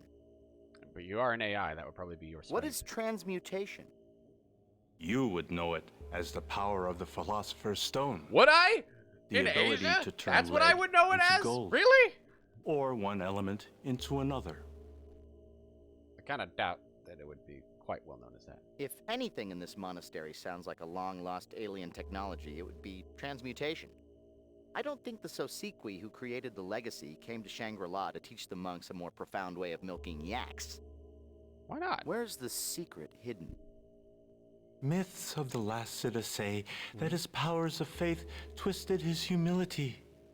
His pride prevented him from reaching nirvana upon his death, sending him back on the wheel of life. My master once told me that the Siddha hid a secret somewhere on the grounds of this monastery, so he could retrieve it when he returned. No one knows where. I do. How will the Siddha return? If he died before escaping the Wheel of Life, then he is still being reincarnated into the realms of unenlightenment. One day, he may be reborn to the human realm and return here.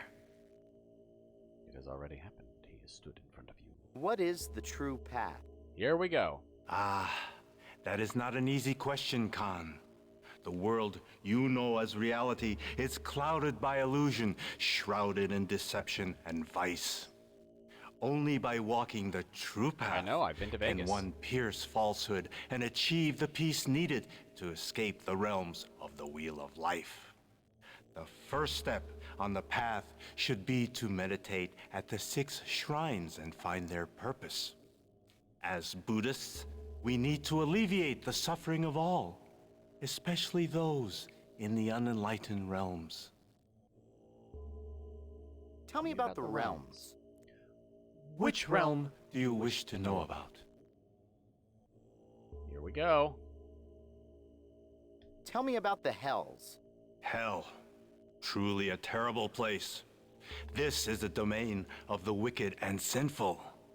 Those tortured for the transgressions of the past, suffering in hells of both searing heat and numbing cold. The symbol for salvation is a purifying heat that burns away all sin. Does sin work quite the same way in Buddhism as it does Tell me in about the realms. Christianity? Which realm do you wish to know about? Tell me about the Ashurus realm. Ah. The mighty titans brood in the Ashurus realm. They care only for war. The Ashurus constantly Like the battle Khan. an eternal losing war against the gods to win their glittering realm. The only gods are the ones in the salvation music realm. the Ashurus understand is a large red sword that burns with truth. Tell me about the realms. Which realm do you wish to know about?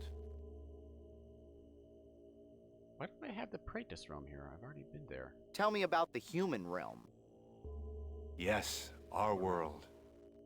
It is a realm of illusion, where most do not even realize that their existence is undesirable. Like the Matrix? But the human realm holds the most potential Or to Groundhog reach Day, nirvana. that's what this is about, obviously. To do so, Being one reborn. must achieve humility. The symbol for salvation is the alms bowl of the pauper, the humblest of objects to control pride. Tell me about the realms. Which realm do you wish to know about? Tell me about the animal realm. You wish to learn of the animal realm. First, you must answer this. What is the source of all misery? Now, this is actually an interesting thing. Wine is not it. Womanizers, I'm very confused why that's there. Song is not it. It is ignorance, as it's said here, but it's actually something else. The source of all suffering is supposed to be attachment. The answer is ignorance. Congratulations. You are closer You're to the winner of completing the path. sweepstakes. You just The won animal a free realm cruise for is a two to kingdom of Aruba. ignorance. Although swift and savage, the animals lack intellect to uplift themselves, the ability to learn. Here is the salvation symbol for this realm. The Book of Knowledge. What is in the Book of Knowledge? Goodbye. Never mind. Walk with peace, brother. I don't know why I can't ask him about the Praetus, because I've been to that one, but I haven't been to the God's Realm yet. Neat. The book gives the ignorant animals intelligence. But don't you think the animals should ease into literacy? Maybe we could ask the llama for a pop-up book of knowledge. Don't mind me. Let's go offer this book to the green statue. Maybe a scratch and sniff one.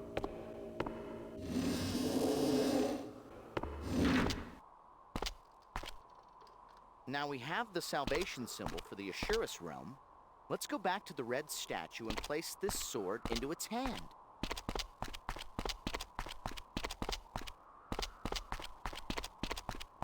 I'm trying to find out, because I can't remember. There's no point in going over there. I don't know why this area of the map is there. There's nothing over there.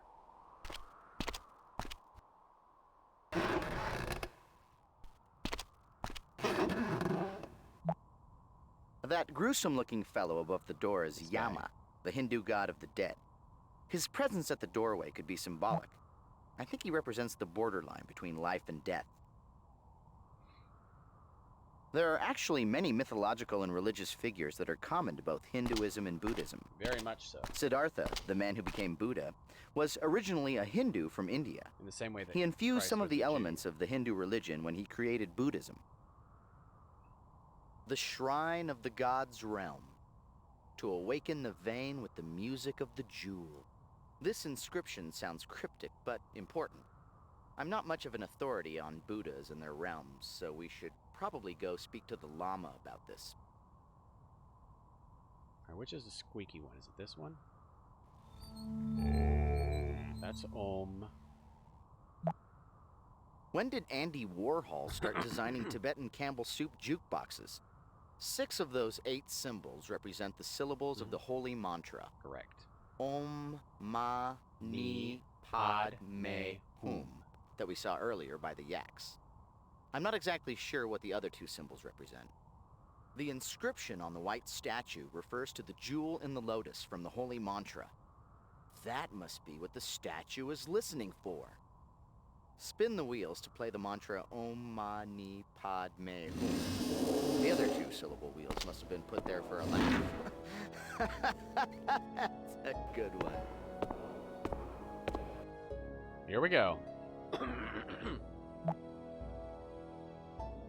I'm kicking myself for it now, Gage, but I chose to read Amish Better Home and Garden over the Buddhist art of tapestry and decoration. Right. So we should go ask the Lama about this art piece. This looks interesting. If I'm not mistaken, and I rarely am, the mural depicts the Buddha entering 6 different segmented realms. In that segment, the Buddha is carrying a bowl. Okay.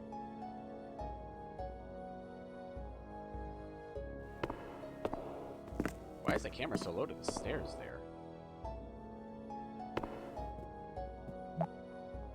Gage, that depiction of the 6 segments we saw on the wall is duplicated on the floor of this temple. It must have great meaning to the monks of this monastery. Gage, the entire floor shows the 6 realms of the Wheel of Life.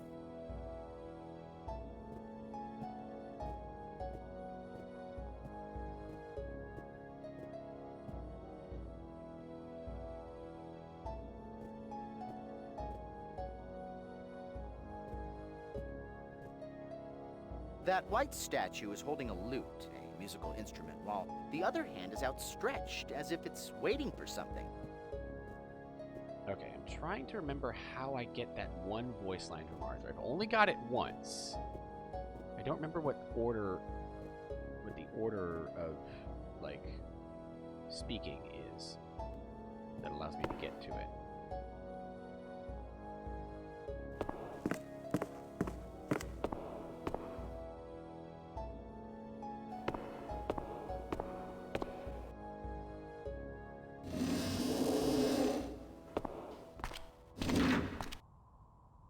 Which is the squeaky one? Ma, ni, hum. Right.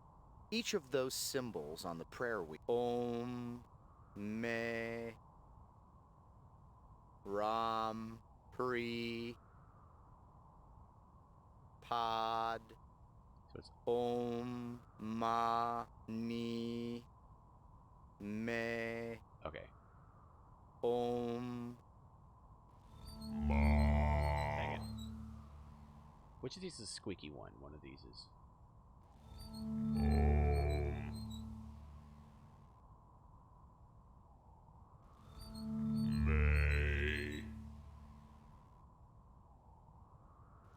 Knee. Pod.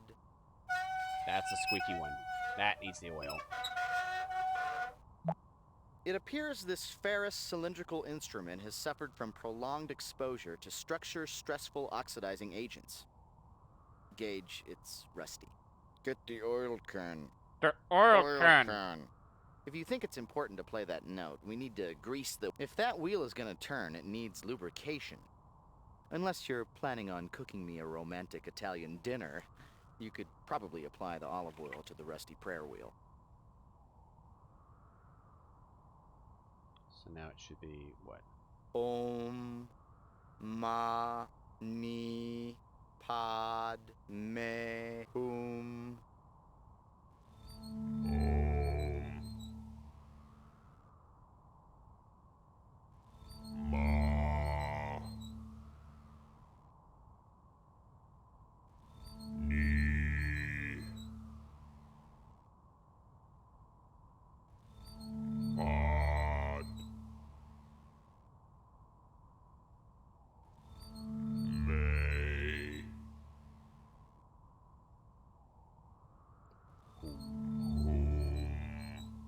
Padme Amidala?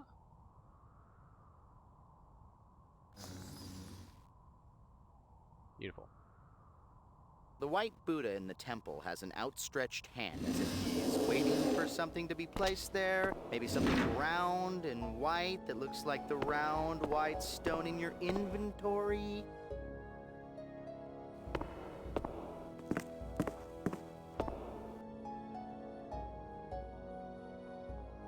Come on, get up, get in there.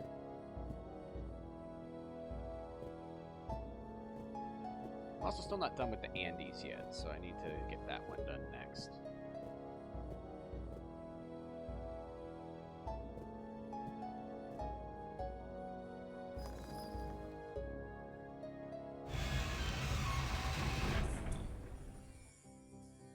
I think I understand the gimmick here. Once you give the object of salvation to a shrine, you are given a stone of enlightenment.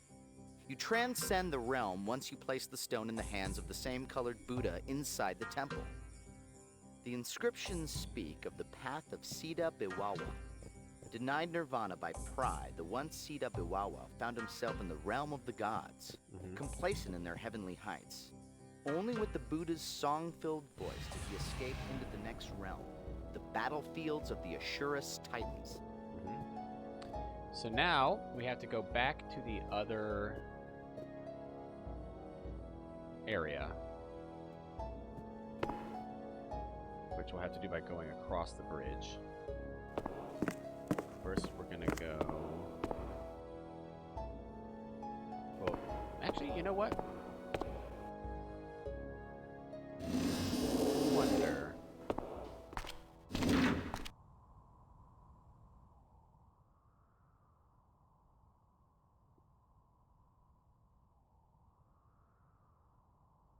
Actually, yeah, it's probably faster to go through the tunnels.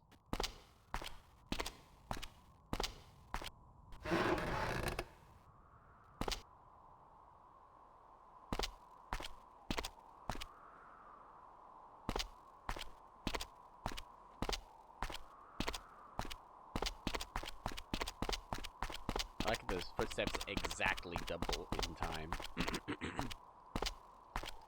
Okay, so. Ring my bell, ring my bell.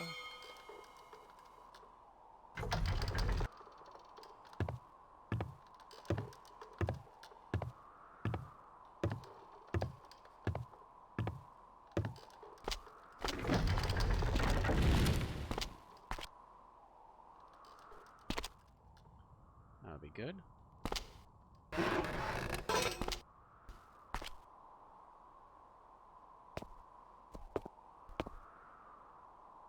Speed up here. Actually, you know what? Let's talk to the llama. As the llama to him. The pilgrim seems overwhelmed with reverence. Hello, friend. I can sense you are someone with a higher purpose. Yes, indeed. Like me, you have come to this monastery to seek something. Well, howdy there, pilgrim. What are you seeking? What most seek when they come here. Enlightenment. To join with the great Buddha and experience nirvana. Nice wig. But before I can transcend, I must achieve something that I could never grasp. Humility. I must confront my pride. Are you a humble being?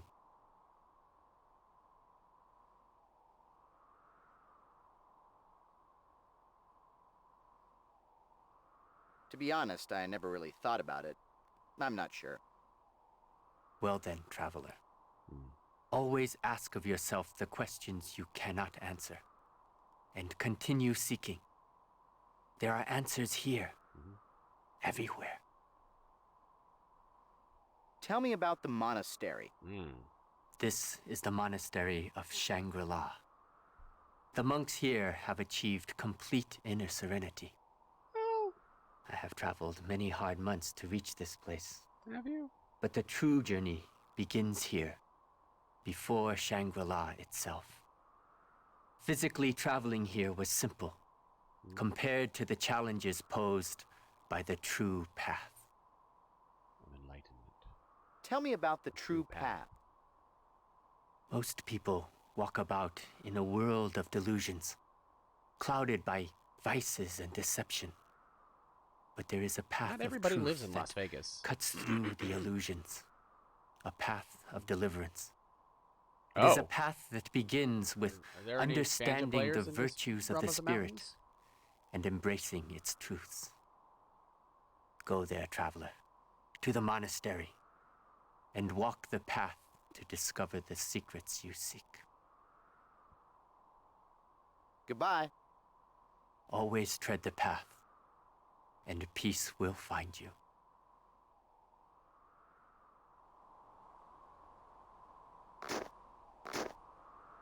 All right.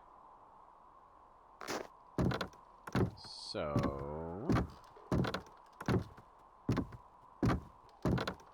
presumably those are the monks' quarters, that little building behind the yaks.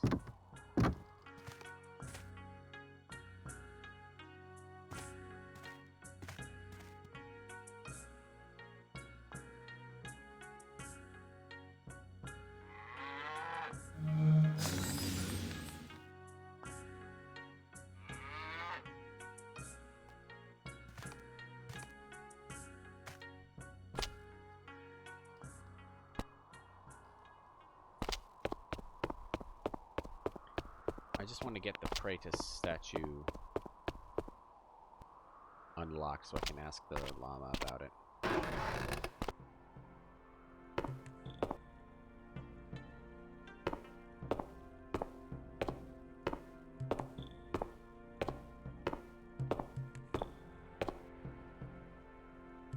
The shrine of the Praetus realm, to sate their eternal hungers.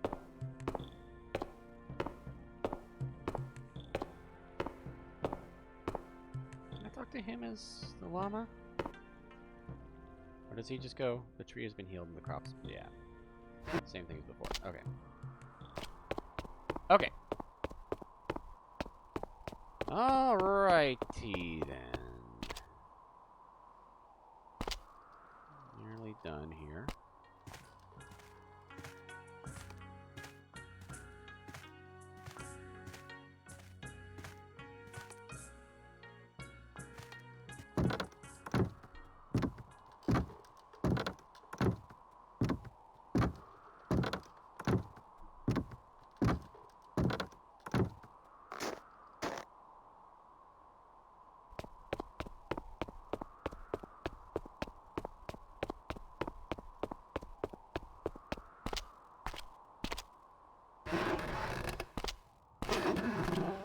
Okay, back across the bridge. Where's that confounded bridge?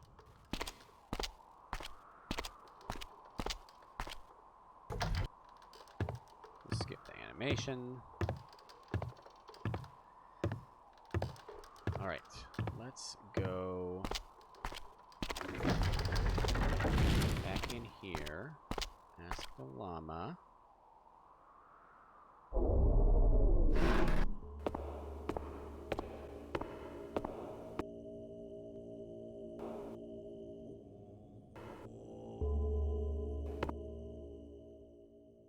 Great Khan, how may I be of service to you? Tell me about the realms. Which realm do you wish to know about? Tell me about the gods' realm. The gods are decadent beings. Their vice is selfishness. They've been on Olympus, Blinded by opulence, they ignore the suffering of others until they are consumed by conceit. The symbol of salvation for the gods is music, which disrupts their vain reverie. Surely never mind. Tell me about the realms. Which realm do you wish to know about? Tell me about the Praetus realm. Praetus, the hungry ghosts. They are insubstantial, constantly tantalized by things they cannot touch, taste, or consume. Gluttony, wrath. It is a torment for a former life of gluttony. The object of salvation is pure sacred fruit. Food that will finally quench their ravenous desires. Tell me about the temple. The temple was built long ago by the first Siddha to teach us about the Wheel of Life. Well, probably the Siddha and his Athanga, crew. I don't think he built it. a large tapestry hanging in the temple, shows the Buddha appearing in each of the realms, carrying specific objects of salvation that alleviate the suffering of those in the unenlightened realms. Goodbye. Walk with peace, brother. All right. The Lama said that it's the responsibility of all Buddhists to alleviate suffering. We know the shrines around the monastery are dedicated to the beings suffering in the unenlightened realms. The question is, how are the shrines related to the test of the Siddha? According to the Lama, only by walking in the Siddha's path can one discover his secret. The Siddha died and is now on the Wheel of Life. Gage, we have to follow his path and overcome the realms of the unenlightened. That was such an intense delivery. Gage! Gage, the answer must be in the Temple Thenka. By offering the salvation symbols to the shrines, as the Buddha is doing in the Temple Thenka, you can transcend the unenlightened realms. The test of the Siddha is a metaphor for escaping the Wheel of Life. I'll put it in layman's terms, Gage. We have to offer specific objects to each of the shrines, salvation objects that relieve the suffering of the unenlightened. By escaping the realms, you become a full-fledged Siddha. No longer a nobody, you're with the in-crowd. No more catcalls, no more snapping towels from other monks in the locker room. Oh yeah. Then there's the sandals. Oh, man. That was the line. That's the line I've been trying to get back to. You can only get that line if you properly listen to Arthur. All right.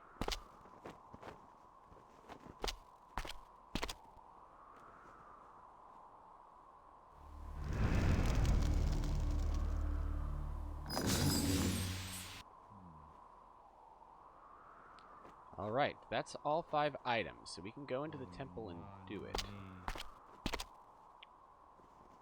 But, it's not quite ready yet. Because we have to go all the way back to the pilgrim to talk to him.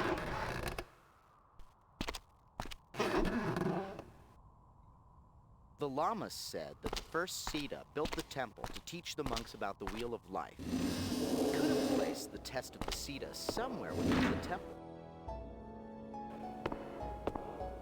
Okay.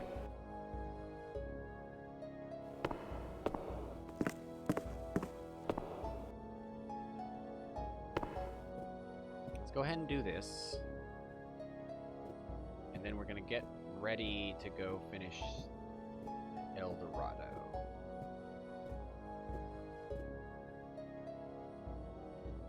Stairs come back up.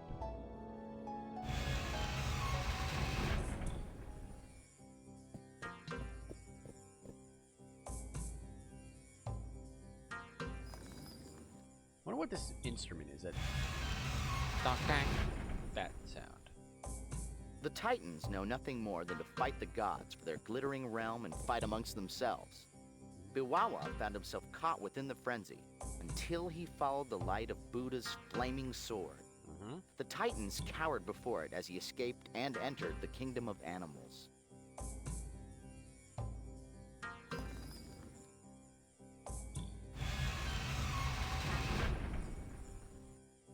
In his new form, he hunted with animal cunning, forgetting all of Buddha's teachings.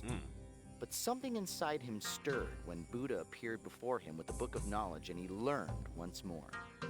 He escaped, but found himself within the bowels of hell. Biwawa is an interesting name for a Sita. It roughly means bad man. I suppose the name foreshadowed his ultimate indiscretion with pride. Here's another tale I heard of Biwawa. Here we go. Well, he's bad, a Biwawa, a baddest man in Shangri-La, wiser than an Obi-Wan, a meaner than a Genghis Khan. Before I even knew that song, that good old Jim Croce ditty. Biwawa heard the howls of the damned, echoing the very hatred they were punished for. Terrible flame licked all around him by day. By night, he shivered in the hells of cold. Oh, so being on Then Mercury. the Buddha showed him the purifying fire that cleansed his sin, sending him traveling again to the realm of Praetus.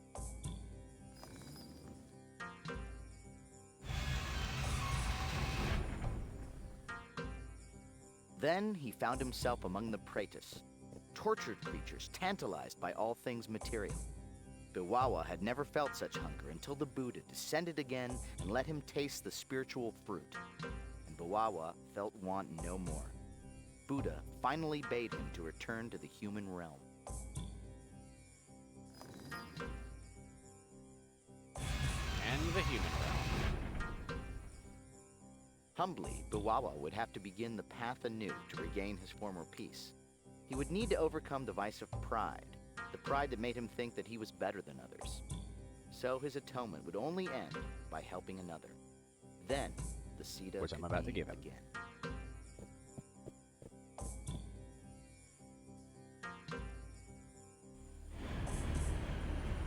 This animation is so cool and a little unnerving, actually. Feels like it's about to take my head off.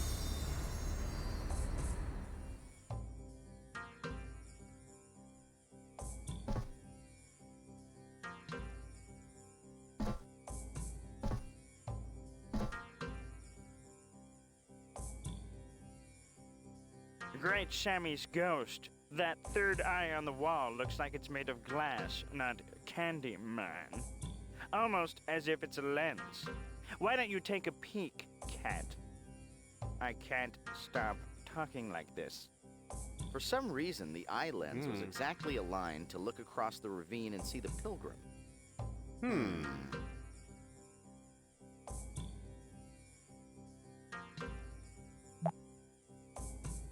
This mural must be displaying the Sitas, using their power over the elements to move through mountains and transmute matter. Come to think of it, I swear I've seen that man in the mural before. Do you think that Michael Jackson is really that old? Man in the mural. He made the same joke.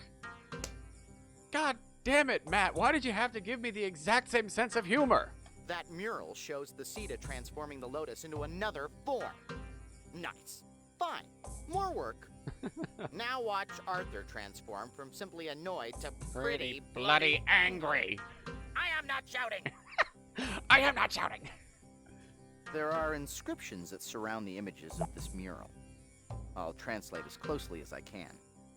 This is so gorgeous. The infinite Buddha came to our monastery long ago with the knowledge of three it's very secrets: difficult to make this background life, isolate. time, and matter. He spoke of the true path, a way to live by his virtues so that we could also share in his perfection. And he taught the Sitas of matter that everything in the universe was composed of one energy, the Force, that could be perceived, understood, and controlled. Which technically is true.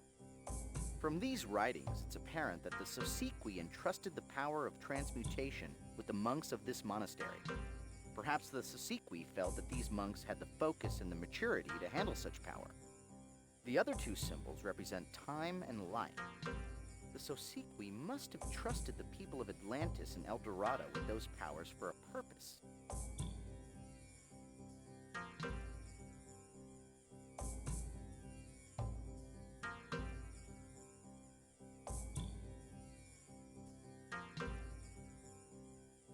Gage, it all makes sense.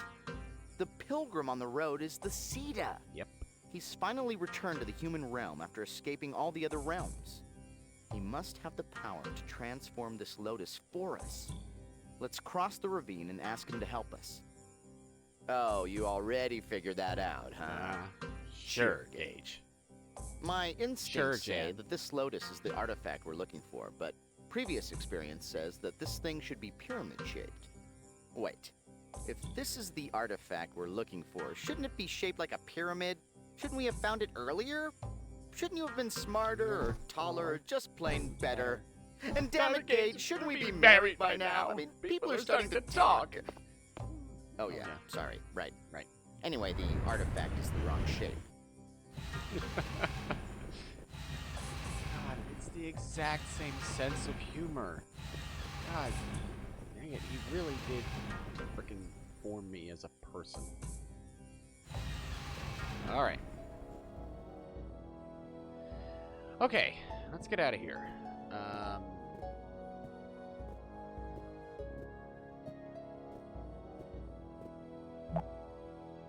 The architecture in this building is beautiful. It appears to be a temple of worship or meditation. Took you that long to figure that out? Come on. Let me out. Let me out! Let me out!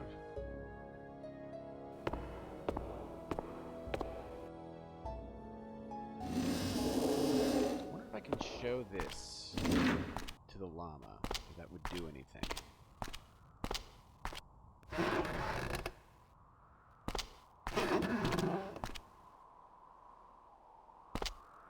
Here we go. Come on.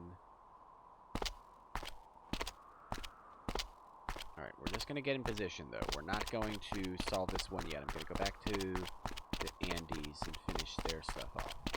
I forgot how mostly self-contained this is. As long as you have the water, you're pretty much fine.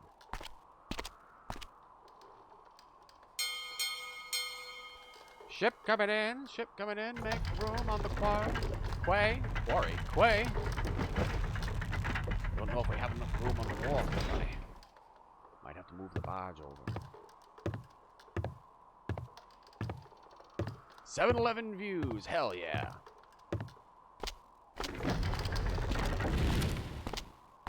Okay. It's hard to light all the candles, but I imagine that's the what they used to make the wax. The yak milk is used to make the wax that's sustaining the candles. Alright, let's save. Okay.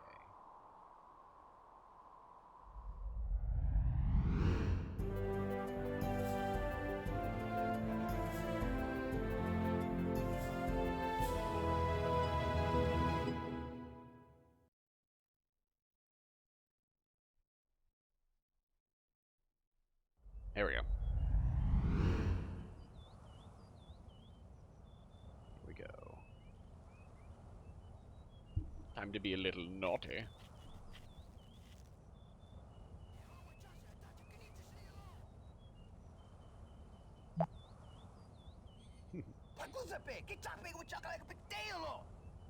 Hang around.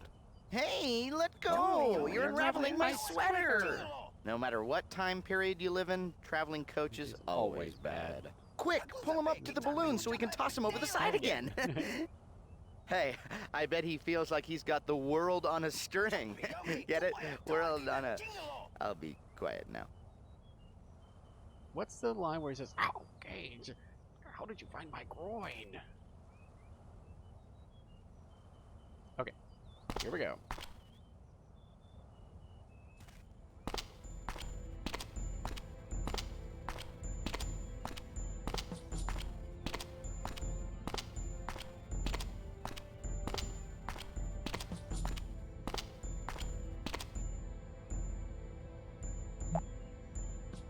I thought gargoyles were made of stone. This one's made of mean and ugly. Alright, now this is the important part. This is where we talk to the shaman and get most of the lore. How did you get in here? This is no place for boys. Go back to your farmacheul. Go, choir. Stay your hand. Allow the boy in. I have need to speak with him. Don't worry. I don't think he is armed.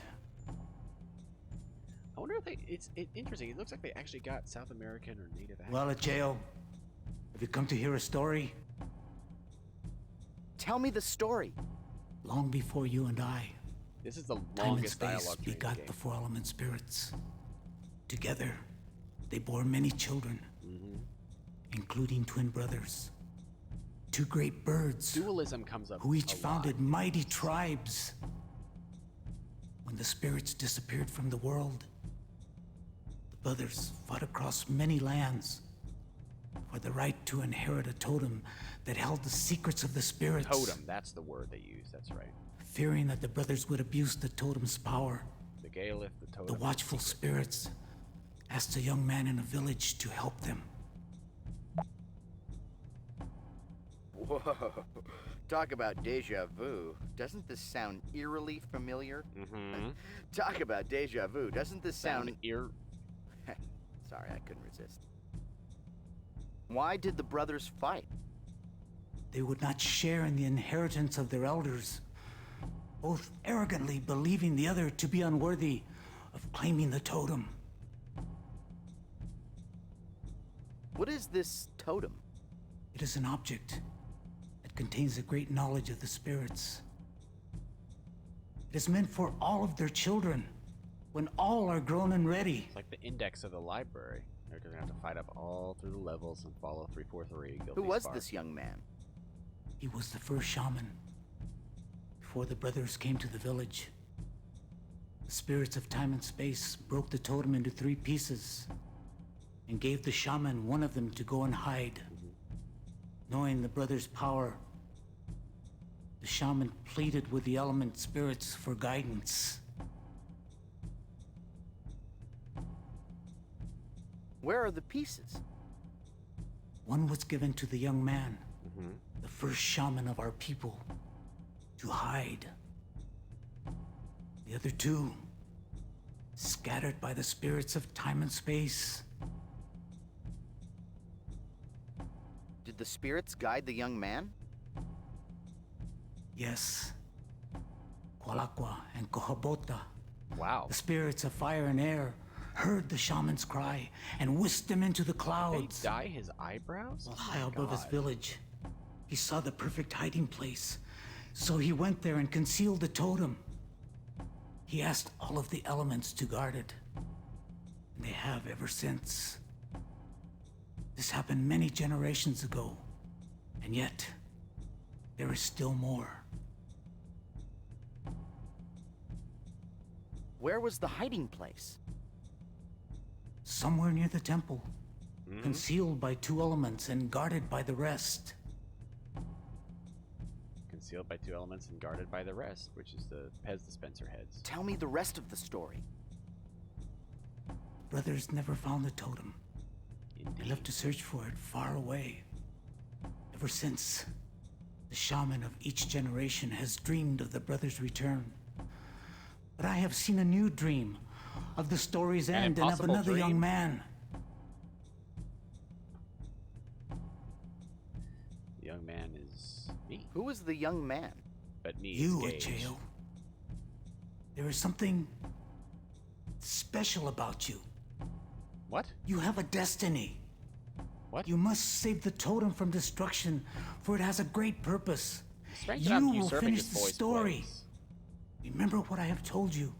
Call upon the spirits. They will help you as they did the first shaman.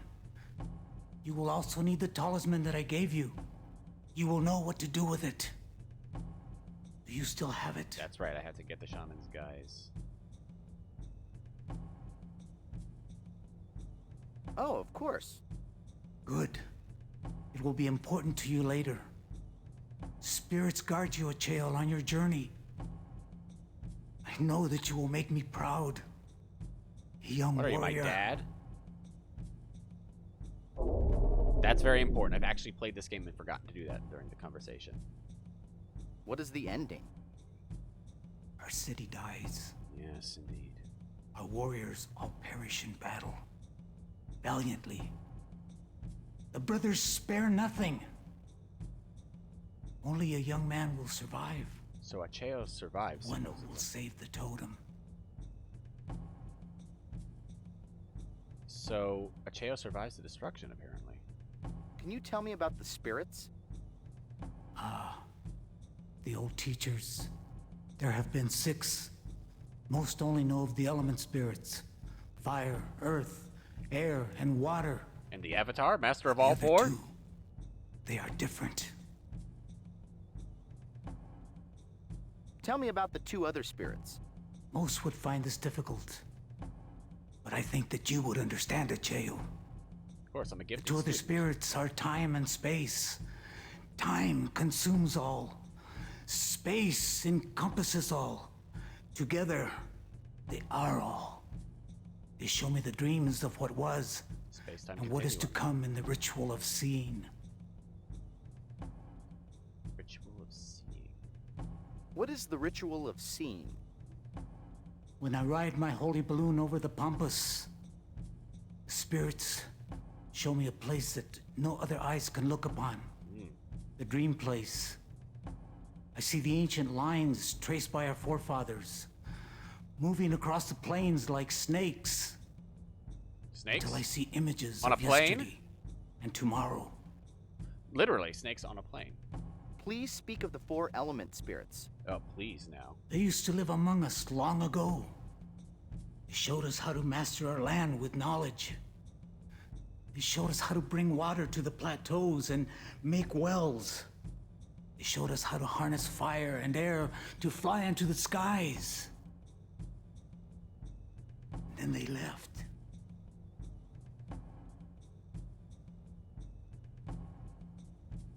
Where did the spirits go? They went to the dream place.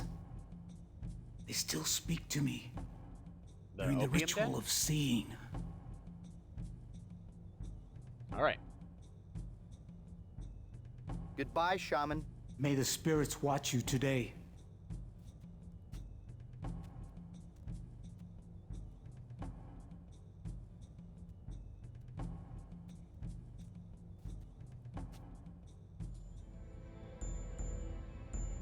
Okay. So I have to go back as the shaman. Talk to Acheo. I can also talk to his dad, but I don't have to. Talk to Acheo to get the talisman.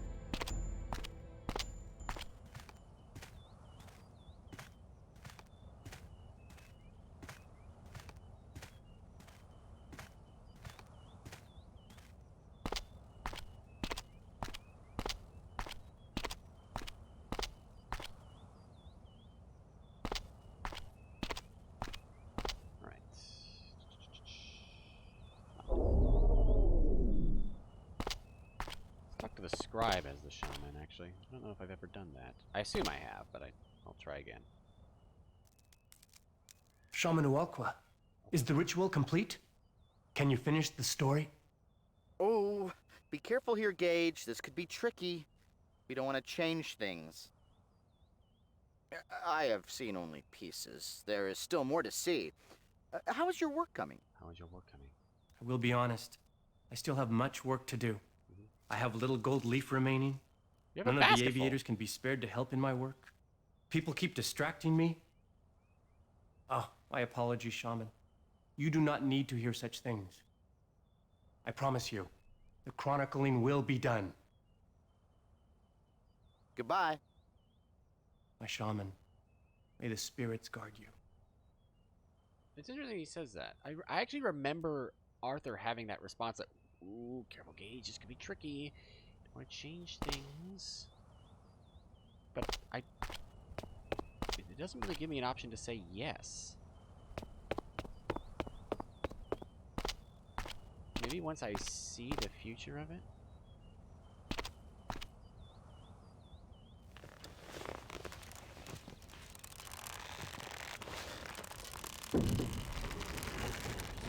Alright. Now we gotta go talk to Acheo and his dad. Get the talisman.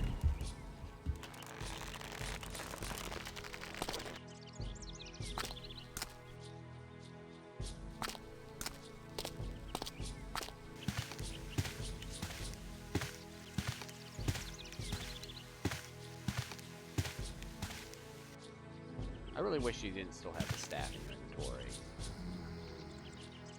Yeah, the staff, you should give it to him.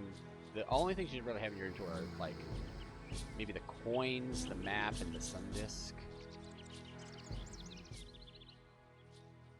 Shaman, I had the dream you spoke of. I saw everything you said I would see.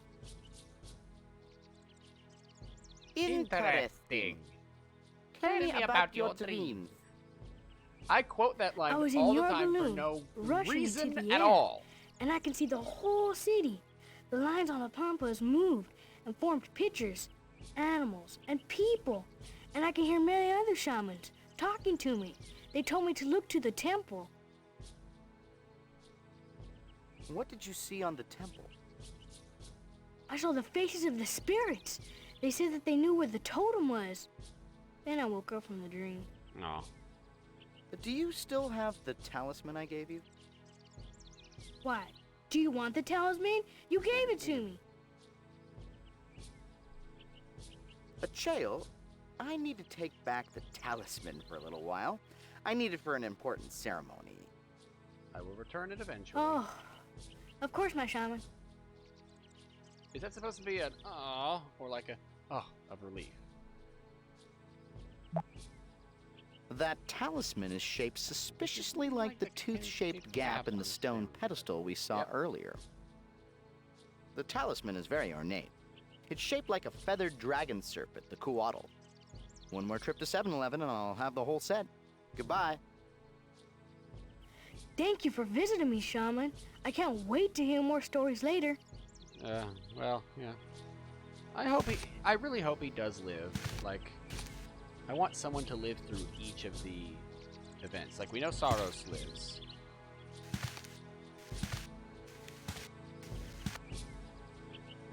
But we don't know if anybody lives from the last place. Oh, well, Khan lives. Actually, we do know.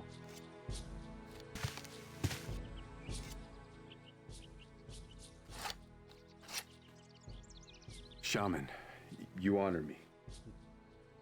Your presence convinces the Earth Spirit Owalpa to bless my crops. I assume this visit concerns my son. Tell me about your son. Shaman, you know that Acheo lost his mother in the wintering. Oh. He is a strong boy, but the pain, it struck him deeply. I imagine it struck He you was deeply, withdrawn for a long time. Besides There's me, a lot of you topless seem to people be in his this only game. friend now. I appreciate the time you spend with him, and the gift was very generous.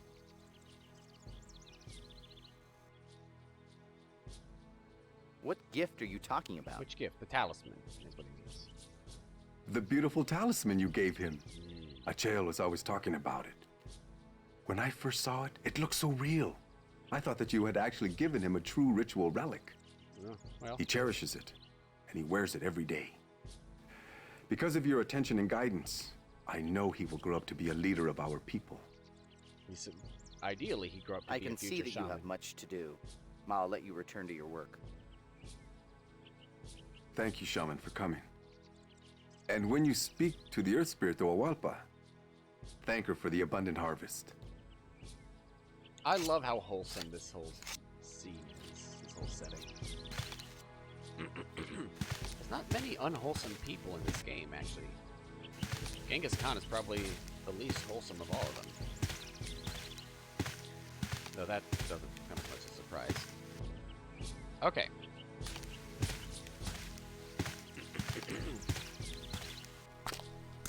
Nearly ready to be done here.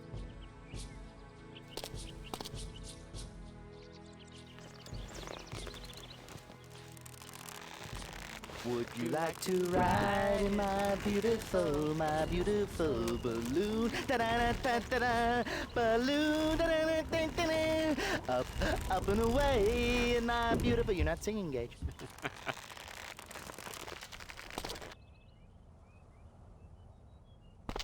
All right. Just about ready to be done here. So, well, actually not quite. I still have to go up on the balloon. So that's the shaman's balloon over there, that one. Which is where we're going over here to investigate.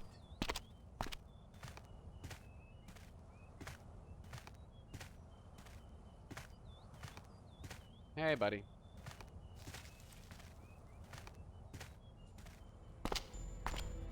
But we have to first go up on the balloon to get the secret of the spirits, and then use that pool to solve it all. Of course, I can't do that.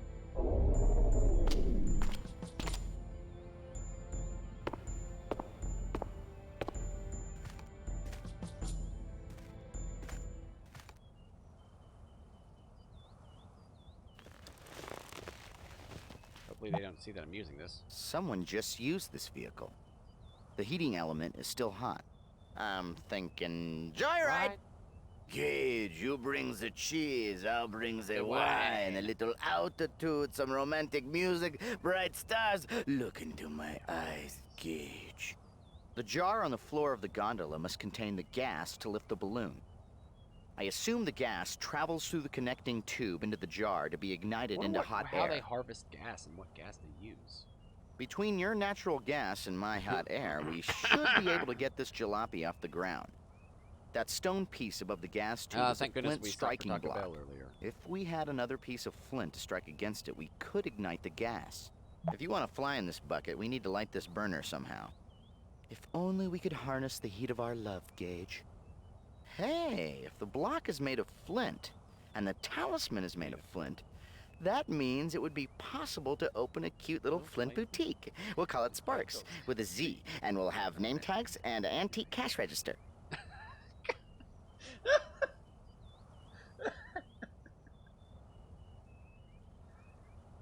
Oh, God. What a coincidence! The talisman that you swindled from the boy is made of flint. Try striking that against the stone block. I'll bet we can use that talisman to make some sort of spark, or maybe a piece of the basket can be used for kindling, or your shoes are made of nitroglycerin, or your helmet has a lighter, or we'll both spontaneously combust. Help me, Gage! I'm losing it! Here we go. The Himalayas. TSA. Agency. Which we encountered previously. Yep. Invasion. Hallucinating. Arthur fades in. Sinclair says, I'm sorry, but that painting just sucks. But this time, instead of getting mad, I just walk away, as if saying, girlfriend, don't even go there. So then he says, Gage, have you been listening to a word I've said? From this view, we can pretty much see everything. But I can give some telescopic help if you'd like to sightsee a little better. I hope you brought quarters. Those Nazca-like lines must represent different times in history. I assume you saw something in those lines while you were daydreaming. It's incredible that they use such a sweeping landscape as their book of history. It really is just a big old bowl, as you look at it. There's the river. Gage! See the two birds poised over the arrow-shaped pool? Those birds must represent the brothers. They're fighting over the pool. There they are. Those four faces seem to have been placed in a specific orientation around the arrow shape. Yeah. I'm sorry, but I'm not sure what significance it has at the moment. So we got the human, the bear, the parrot, and the... I don't know what that is. I'm gonna call him... I don't even know what to call it. The man, the bear, the parrot. Man, bear, bird, grin. Sure, why not? Alright, let's go down.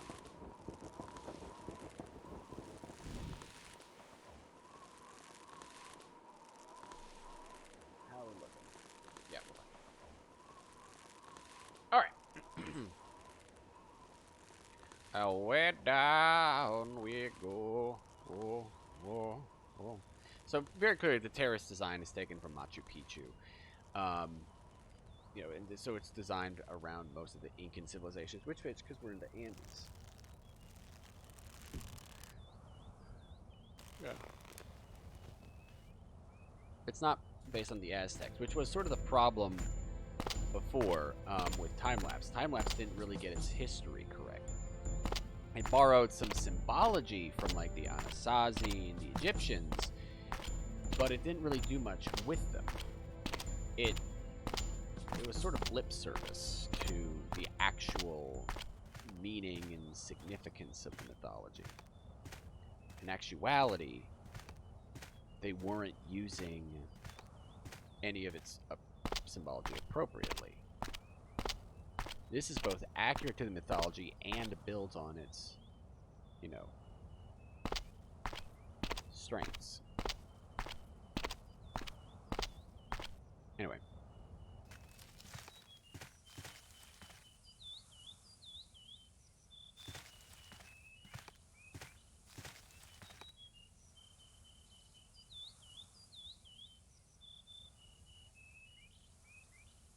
Where is it?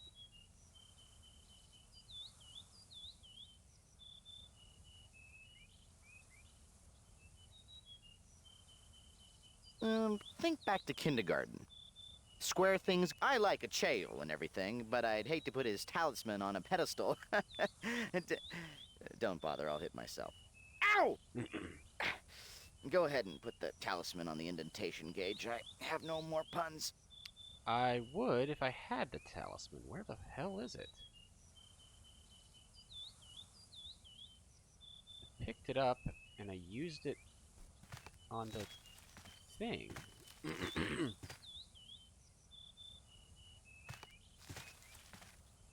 I have to...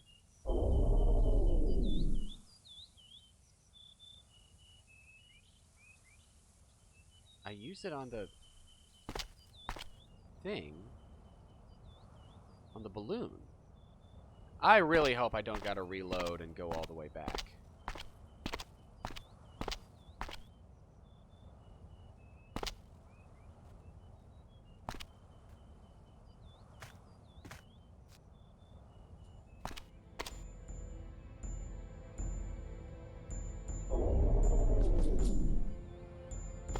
I don't even remember when the last time I saved was.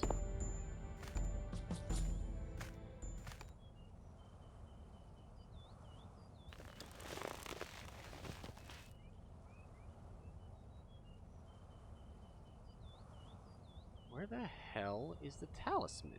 It's supposed to be right here. Did it take it out of my inventory when I used it to go up? What the hell? That's a bizarre glitch, because that literally makes it so that you can't... Okay. Yeah, it's gone.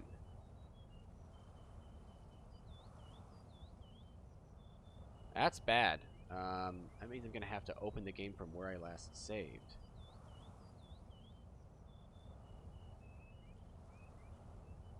Actually, hang on a second. Let's open the game, but save as a new.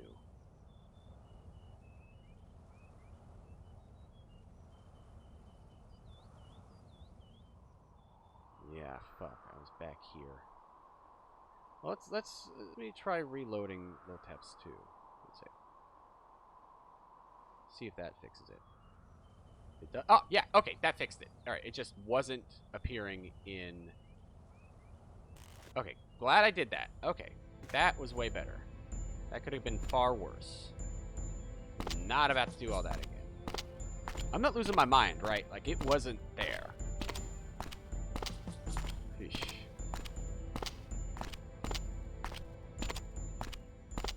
Okay, let's make sure it's still here, actually. Yes. All right. So back over to the pool. Okay, man, bear, parrot, grin. Yeah.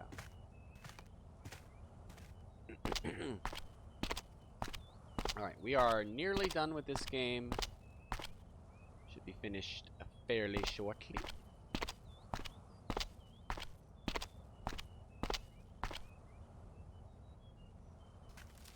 Come on through here. Beautiful.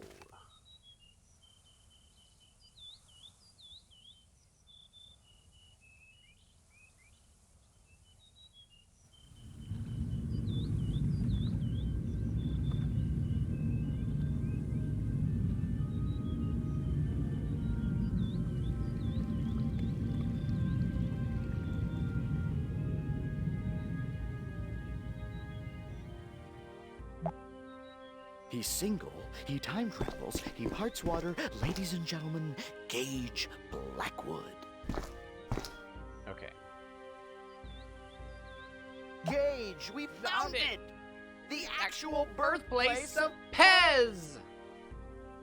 I recognize some of these heads from the wall depicting the great story inside the top of the temple. The story on the wall referred to them as the element spirits. 24 ugly heads on the wall, 24 ugly heads. Apparently, the heads were meant to be pushed in. But why? Hey, the eyes glow. Normally, only your eyes can light up a room, Gage. I think what we have here is a primitive version of the popular arcade game Whack-A-Mole. Yes. This art piece says so much to me.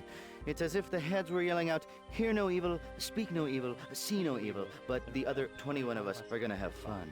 Hey, Gage, this is just like your tub, only you have the Muppet baby heads. At what point do you think they turned to the pool contractor and said, okay, enough with the heads already? I know it's overkill on the whole head thing, but I'll take this over the little peeing cherub boy any day. Well, I guess we're headed in the right direction. Ow! How did you find my groin, Gage? There it is. That's the Remember line what the shaman told us? He said that the first shaman asked the element spirits to help guard the totem. We've already faced air in the balloon, and we just emptied water. Maybe these faces somehow represent the next element. The earth spirit. I think we saw the answer to this puzzle on our balloon ride over the aviary. Remember the 4 heads we saw on the top of the temple? They were arranged specifically around an arrow shape. That clue was showing us the combination of heads to press in this pool. I know your mind is a finely honed aluminum trap, but in the off chance you've forgotten the pattern of the heads from the top of the temple, just ride the shaman's balloon up again. Once you memorize the pattern, return here and push the correct head for each of the walls. There we go. That seemed to do the trick. Sounds like we opened a door nearby.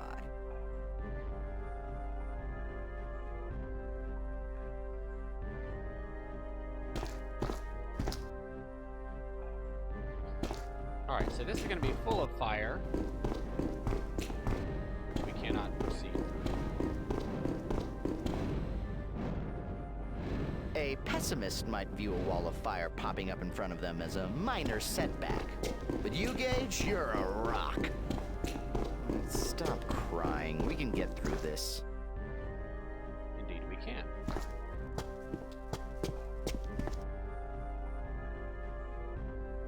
By doing this.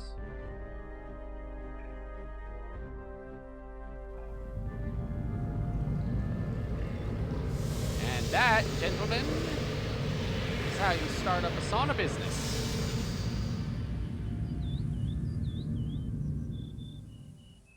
Bravo, Gage. That should be the last of the Element Guardians. Now let's search the rest of this temple. Love this music.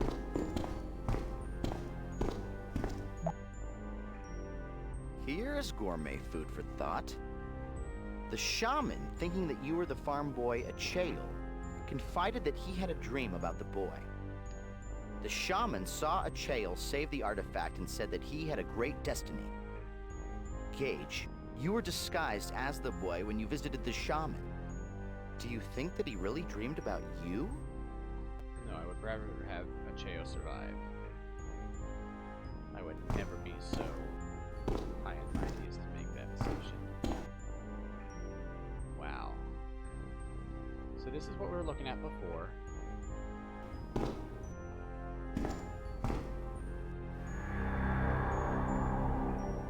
That's a very good sound effect. I'll translate that large grouping of pictograms on the pillar.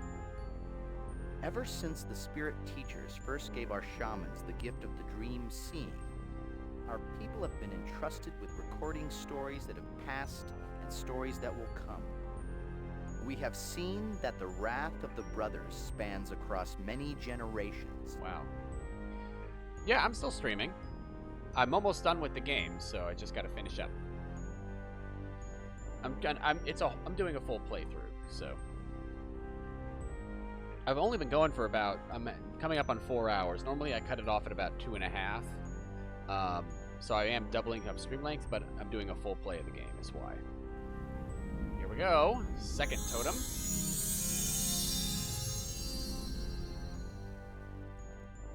That must be the artifact. Hey, Arthur. Hurry and grab it, Gage, and I'll jump us back to TSA.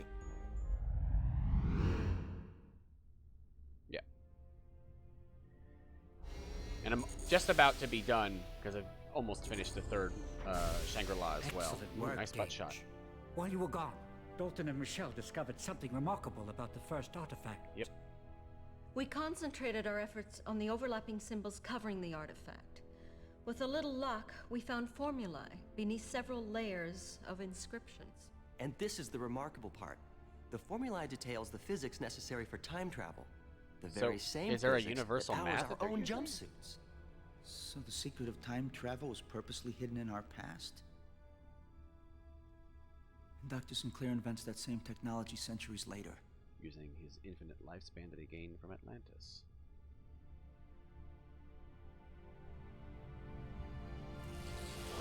The Infinity Stones!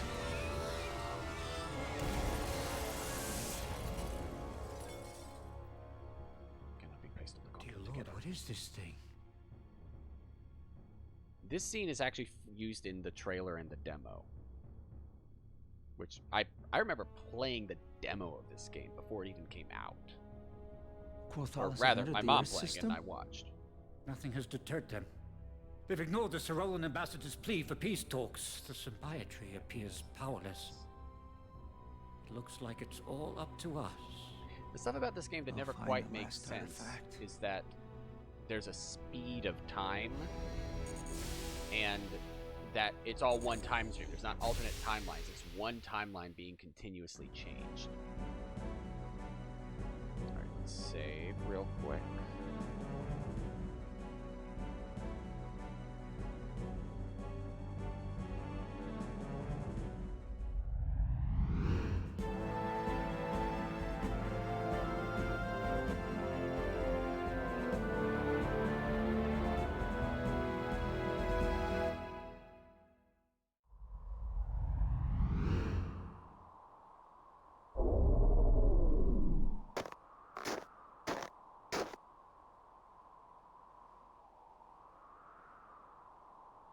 Here we go. You have nearly completed the true path. Now, for the final step, you must shed all the trappings and illusions that surround you. I've taken off my guys. I've dropped my guys and have completed the path. Can you transform this for me? You have completed the path, traveler. And achieved You Nirvana? are indeed worthy. I'll just wave my hands over this real quick. There we go. The Infinity Gauntlet is yours now. Take care that you only use it to prevent the Russos from ever gaining control of the franchise. That focus pull was great.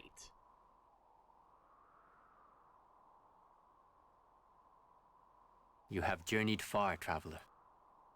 And you have completed the path by honoring the ancient virtues. And you have saved my soul by allowing me to help another. I am on a new path now. I am eternally grateful. I wish you peace, traveler, and success. And there we go. I have it! Why is I that found a the third Dutch angle? artifact. You're just in time, Gage. The Quothalis, they just entered Earth's orbit. It won't be long before they locate the TSA. Receiving a high-priority communication from the Cyrolan cruiser Aquila. We have felt a great disturbance from the TSA. The Force. You have the legacy. If we have sensed it, believe that the Quotha lost know as well. We are sending Cyrolan Sentinels to assist you. Quick, everybody shake. It said the place got attacked. Jesus, how big is that ship? I thought this was the Appalachians. That looks like the Rockies.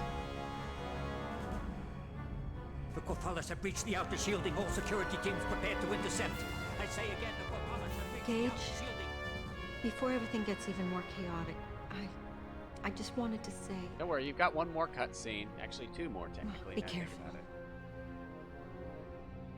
about it. 90s hair.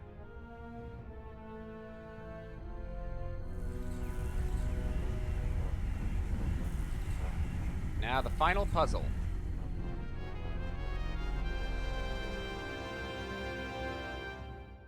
This one.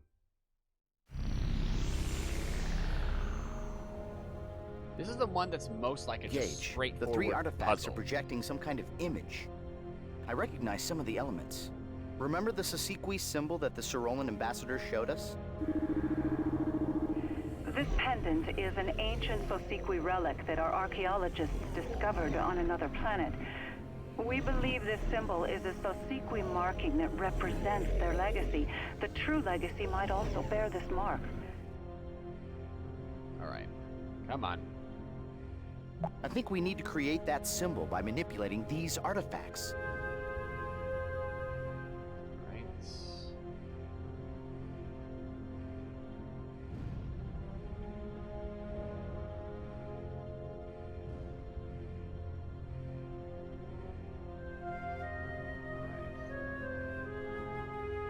If I'm not mistaken, each artifact is projecting its forward face to create that central image. Okay, that's pretty close.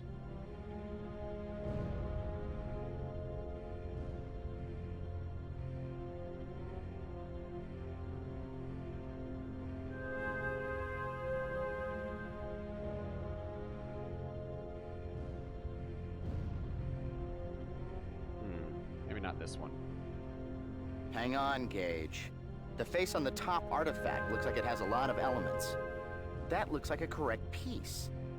Let's keep that side facing us and concentrate on turning the other two artifacts.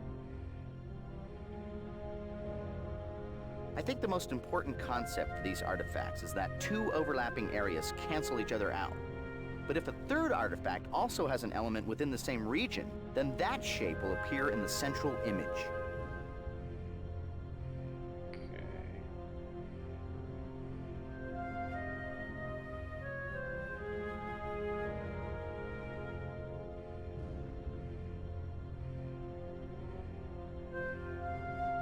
When you touch the front face of one of the artifacts, it stops projecting its image into the center. That's close.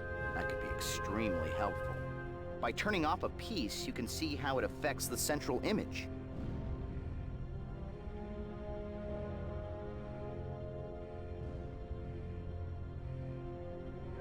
Boy, the flickering of the cursor is just as annoying as it looks. Well, that completely turned it off.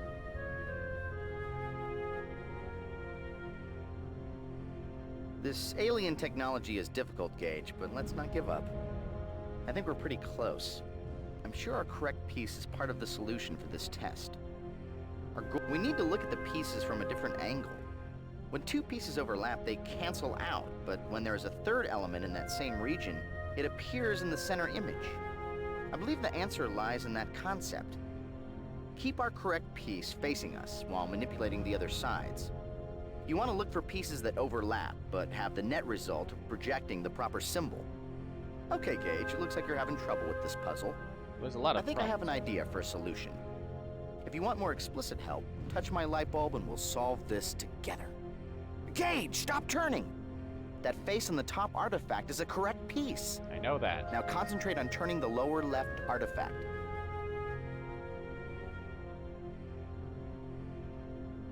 Actually. Good work, Gage. That's it. We now have two correct pieces. All that's left to do is to turn the lower right artifact.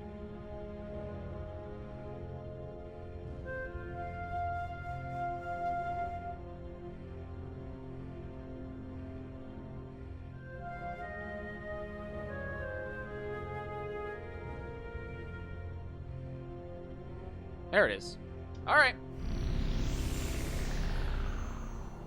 There's just so many possibilities. All right. Here we go. The big showdown. Vopalas. Vopalas will finally claim the legacy. The legacy was meant for all races.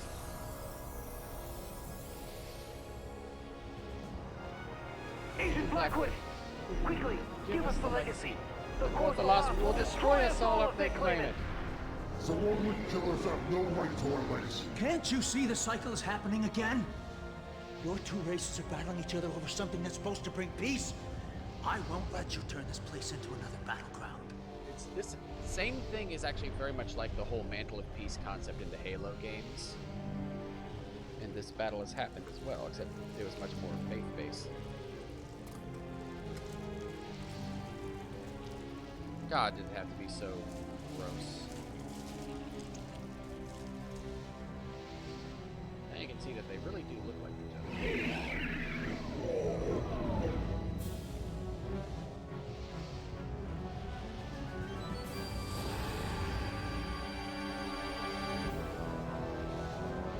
What? Their hands looks like gets that nod from his boss.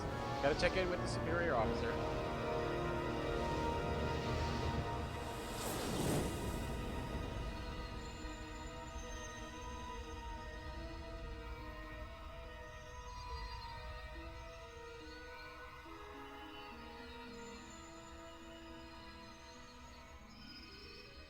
I used to have this the memorized. Sosequi have long since transcended your universe.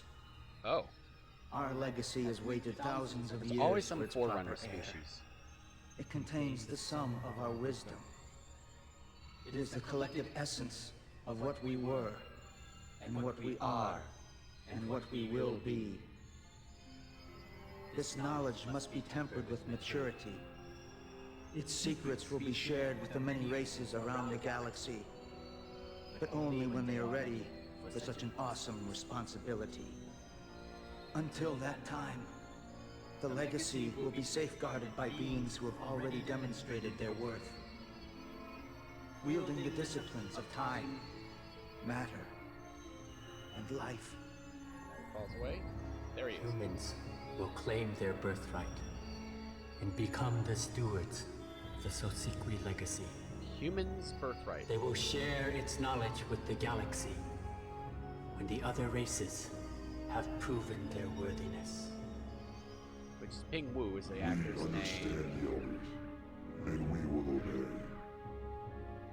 So that's the idea of humans having some birthright that they have to reclaim and be the stewards of to bring peace from the ancient aliens is a happens in so many video games.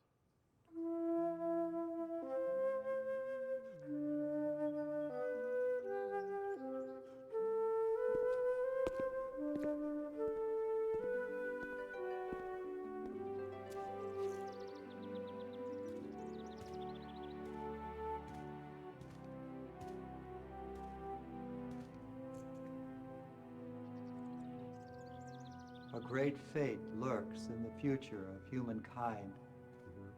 Elliot told me that often. You must be Gage Blackwood. I am. Your service was very touching, Reverend. You wanted to see me? Yes. Throughout his long life, Elliot always believed Good to that see it the was his priesthood duty survive to guide the next humanity 300 toward a years. destiny. But 10 years ago, when the Cerolans came to invite us into the symbiotry, he misjudged and insisted that they had come to conquer. Blinded by his zeal to protect Earth, he acted rashly. I was imprisoned on Vega Fallon, yes, I know. I put him there. Gage, when you came to see Elliot, prison had already eroded his faith in humanity and his will to live. But he asked me to tell you that you were not responsible for his death. A great time is coming in our history, he said, and he believed that you would help to usher it in. That thought comforted Elliot in his last moments. I want to thank you for coming, Gage. Thank you, Reverend. So I guess it's the funeral? Or it's something else? Memorial. The Sun Disk. He was a great man once.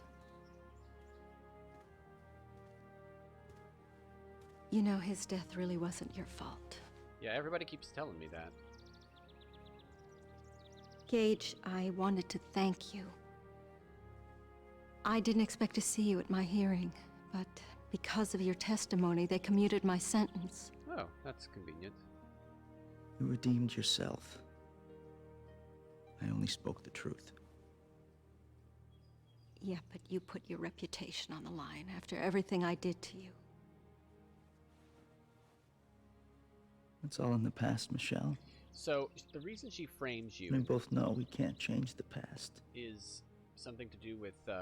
so she got sent back in a deep-time research unit and saw all the atrocities of humanity. Have you decided whether you're going to accept the Symbiotry's offer? And I decided haven't. that she needed to give the secret of time Told travel them to I needed another more alien time. race who wanted to use it to slave people. Retirement's not your style, Gage. Besides, I think your ego would swell up too much if I had to call you Mr. Ambassador, to quote the lost sir. Arthur? Hey, Matt. Remember? Commissioner Jack wanted you at the ceremony early. Why did I agree to that? Why? Because you saved the world again! All by yourself, with absolutely no help from your All friends. right. Point taken. I won't forget to mention you. Oh, thank you, kind sir. And when will this magnanimous mention occur? After dessert or during the cab ride home? I couldn't have done anything without you. Even though Genghis Khan would make a big splash at our reception, I need to assume a more formal chameleon guise. Something macho. Gage, do we have time to jump back and meet Dick Clark? Who? Never mind. He'll probably be at the party. It's a shame. He did die a couple years ago. But he was known for his longevity, so... Michelle... Oh, Michelle plays Michelle Scarab. Daniel Mann. Fenner, but I don't know if he's the same one. Matt Weinhold. I don't know if he's the same actor from the second.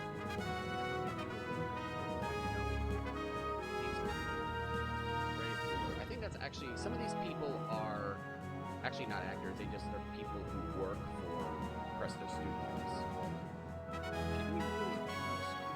Graham Jarvis has he's in the first game. Gene Chronopoulos.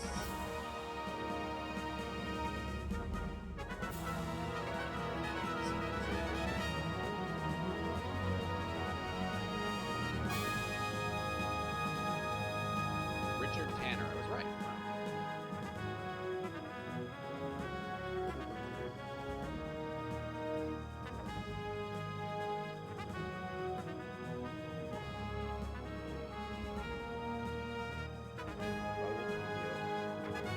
Yeah, it looks like they actually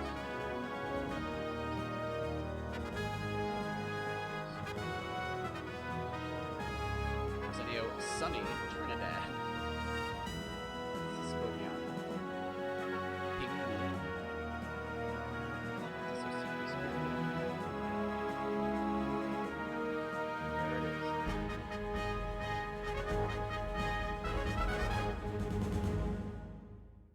And Arthur. Gage, your theme music is lovely, but I think it's about time we played a little something for the kids. 2, 3, 2, 3, 4. Dun dun dun dun dun dun dun dun dun dun dun dun dun dun dun dun. Arthur. Dun dun dun. They called him Arthur. Dun dun Yeah, dun. Eric dun. Belair, He right. was an So he just the artificial writer on this thing, but they put him in intelligence as that an was actor. cool. Arthur. Dun dun dun. They called him Arthur. Dun dun. They thought that his singing was annoying, but he was no fool. Richard Long did such a hard job. The modeling in this game is Artificial as soap, artificial as rope, artificial, artificial. He will find the love that is the one for Arthur's the lonely one. Jamie Scott. Arthur.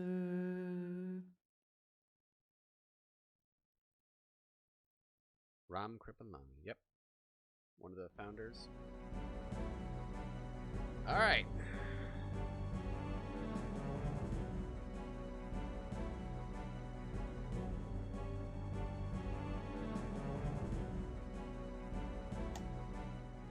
All right.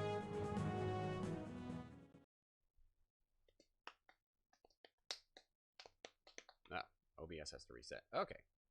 Move you over there. Okay. I have to mess around with my... Where's the display capture? There it is. Remove that. Okay. All right. So that's that. That is the entire full play of Journeyman Project 3 Legacy of Time. Glad I finally got to stream that. Shame my other viewer who was one who was going to actually watch it because he hadn't played the other game. Shame he couldn't show up. I don't know what he's in Germany, so I don't know what his time or schedule is like. But at least that's done. Take that off of the list. Okay, so what is next? I'm tempted. There's a few possible games. There's a game I'm playing off stream called Schism, which is another 90s adventure game, but it's not streamable because it does the thing a lot of games do where I'm trying to play it full screen, which I can't control. I can't make it run in a window. And also, when it runs full screen, it captures the monitor, and I can't do anything else. So this is back in the days before people were expected to have possible multiple monitors or have that control.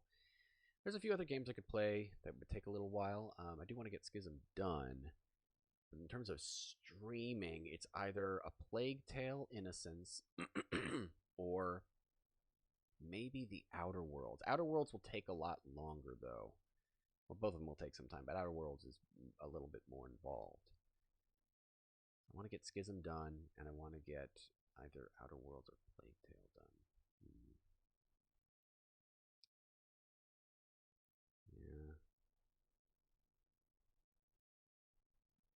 Yeah, I think I'm going to do the Outer Worlds.